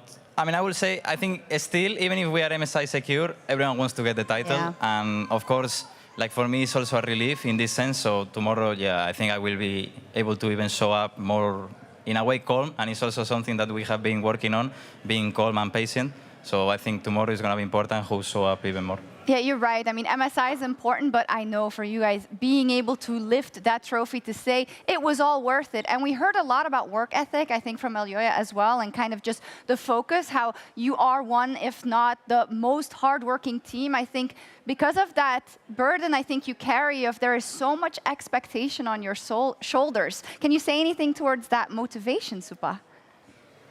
I think this team, everyone is built around wanting to be the best players in the world. So we put a lot of efforts. We don't give up. We don't fight into each other because at the end we just want to win. We got a lot through bad moments. We lose a lot. We are 1 year and a half almost, and we really want the title. We love it. We want to kiss it already, no?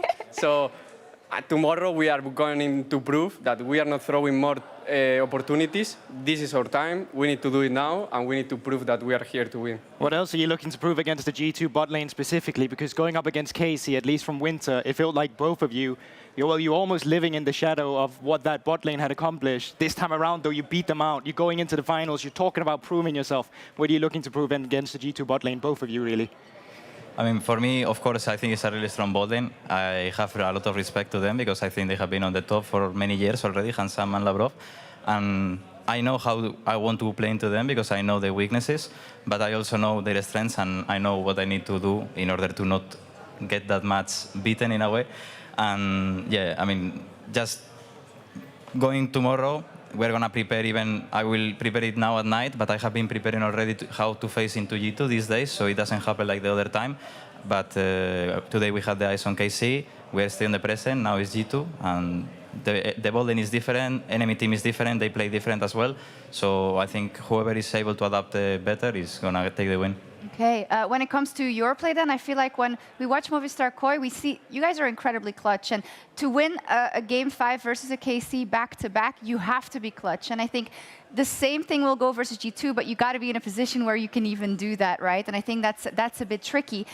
How much work do you think you've done specifically in terms of not being overzealous in those key moments? Because Jojo had a clip in the last game where he said, if we don't jump in now, if we don't mess it up, we win. And I feel like that's something you struggled with in the past, Supa. So do you feel like more confident that, okay, once you have an advantage, we're not going to throw a Baron, we're not going to throw a Dragon, we're just going to finish the game?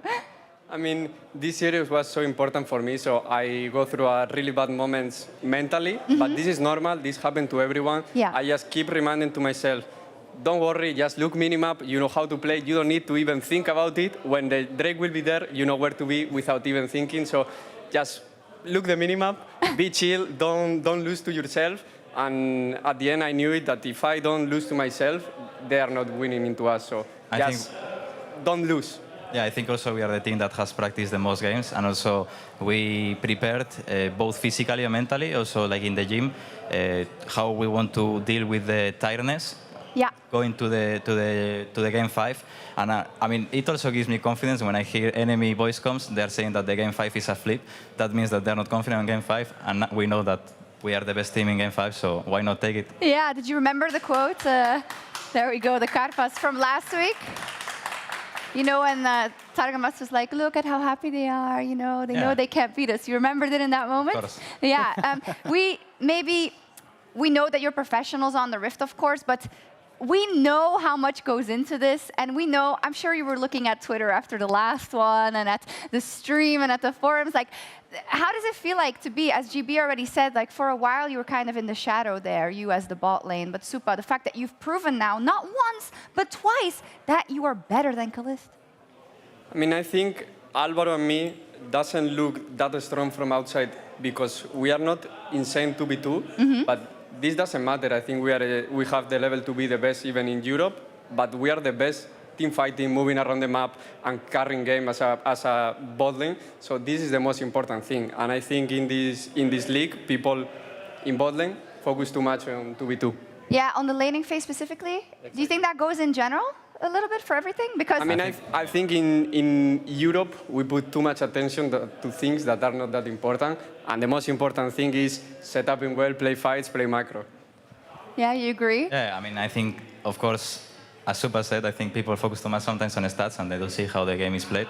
And there is sometimes that you are not able to see the consequence or how those stats or how can those stats impact. Yeah. Because there is some cases that you're going to have a bad matchup, and if you are not losing by a lot, like you're losing little, it makes a bigger difference on how good you are as a player than being behind on a strong matchup that you're supposed to win. So I think it's hard to measure. It's true. I mean, we saw it in some of the Mirin kind of games, right? Like, that was rough. How was he doing in comms, Mirin? Because he always looks happy, but he wasn't having a good time in those lanes. I wanted to play the Nico. Yeah? At the end, we said, okay, you go Nico, I take Nautilus.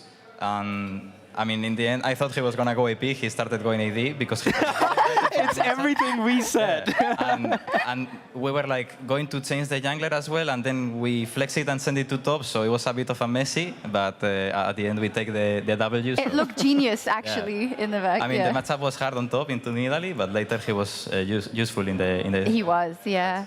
You say that you can't say everything from stats, and I agree with you. I think one of the things you can't read from stats is X factor, and I feel like, because you mentioned the Nico, you can vouch for me, but whenever I see an MKOI draft and the Nico gets locked in, I'm like, ooh, yeah, Alvaro's going to go in. He's going to go in. And do you feel like you're comfortable in this draft, right? In draftless, what am I saying? Fearless. How comfortable do you feel in terms of, oh, yes, that type of a champion is something I really like, but I can also play the Ali. How comfortable do you feel in terms of being flexible and always being able to deliver what your team needs, even in a game 5, maybe against G2 tomorrow? I mean, for me, I think because in ADC there is not that many champions played. In support, I'm the kind of person that likes to see what champions can be flexed, what champions I can add to my champion pool, and I think I have plenty of them. Today there was an angle that I could have picked something or flexed another thing, but we didn't have to show it. So yeah, Melce told me, you are down to play this, and I'm down. Like I say, I don't care, just give me whatever, I will carry. Yeah. So I think it's important adding these picks, and I think the Nico, for example, in our team fits perfect. Because how I play it as well, I think the champion is really strong with the vision. Yeah. And then you can also always look the crazy engage. And also Milwin is an inventor of the Nico top lane, so. Yeah, it's great. I like that. I think it's something going into tomorrow we'll be looking forward to, right? The flexes possibly, catching them off guard. Yeah. Wonderful. I'm curious as well, Super. Last time against Casey, you said visualize the game 1 million times in your head. Right, going into tomorrow's matchup, how many times have you visualized this in your head? I mean, today I visualized myself being chill, being calm. I already watched all the possible fights. I knew we were better, so it was visualizing that we are going to win the title. Got it. That's the most important. And be confident. It's not that hard. Yeah. Awesome. Here we have the bracket. Tomorrow we have the very last match of our spring playoffs, and we'll see who wins our spring finals. And yeah, we'll see. Is there anything final you want to say to the Karpas who are watching here going into tomorrow, one of you both? They'll be here again. Thank you so much for the support. We are waiting for you tomorrow as well. Let's see if we can lift the trophy all together. And for the people also at home, thank you so much for the support. It means a lot. Even when we go through bad moments, you are able to put a smile on my face. So thanks a lot, and tomorrow we will show up. Awesome. Thank you both so much. Super excited. And by the way, we're also super excited to see Movistar KOI and MSI as our representatives. I'm really excited to see what they can pull off there. But first, they got a little pickle. It's the final tomorrow. So it's a huge match, and hopefully for Movistar KOI, they can bring it home. We'll start at 4:30 CET. Is it CEST already? I don't know. 4:30 in Europe for Ready Check. And then the final at 5 p.m. And LTA North will also be live at 10 p.m. with Cloud9 versus FlyQuest. So that's awesome. And we'll see you all tomorrow for the spring final.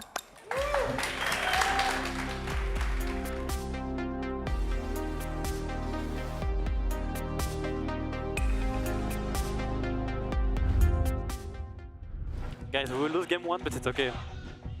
It just doubt gap. Happens. You know it already? Yeah. I've seen the future. Yike has no escape. Knows it. What a punish and what a charm again. This is what you don't give JoJo. This sexy little fox works. Kalista's down. He's caught out. This is giving me deja vu, but Tarkman recovers the fight, puts him up against the wall, and Carter slides us right through. Something to enable it, but here we go. Full dredge line with Ignite. Kalist, second skin to a kill. So once the range pop blossom flash and matched, Dagobah surely to follow Riders. Unleash, Carter has nowhere to go. I see it as well. No flash corner. No flash corner. No flash corner. I have ulti for the other two. Look super. By his teammate, Elyoya did a fantastic job as Tarkman's got involved. And he does it again! He's engages out of this world! Get his flash. I kill. I'm going. I can flash as well. Oops. Can we try end? No. I can flash. Yes. No flash, guys. I one-shot him if someone Okay. I can do it, guys. I'm gonna ult. We can do it. Yeah, guys. Big. It's for the win, guys. We're pushing on this. Don't make it, by the way. I see three. I can take a go. Is this f***ing I aim as well. I kill him. Nice. One more game, okay? I'm telling you, we win early game. They are so f***ing bad. No sigo. Oh, me. Look at me. No flash. I no flash. Okay, All the way. guys, we are going to f***ing MSI. We're going to my country. We're going to... Let's go! Let's go! The perfect teammate! They take it all! In knockback, instant combo punches! What? It's big pong! My God! Claps! Everybody! You know the story, you know the legend!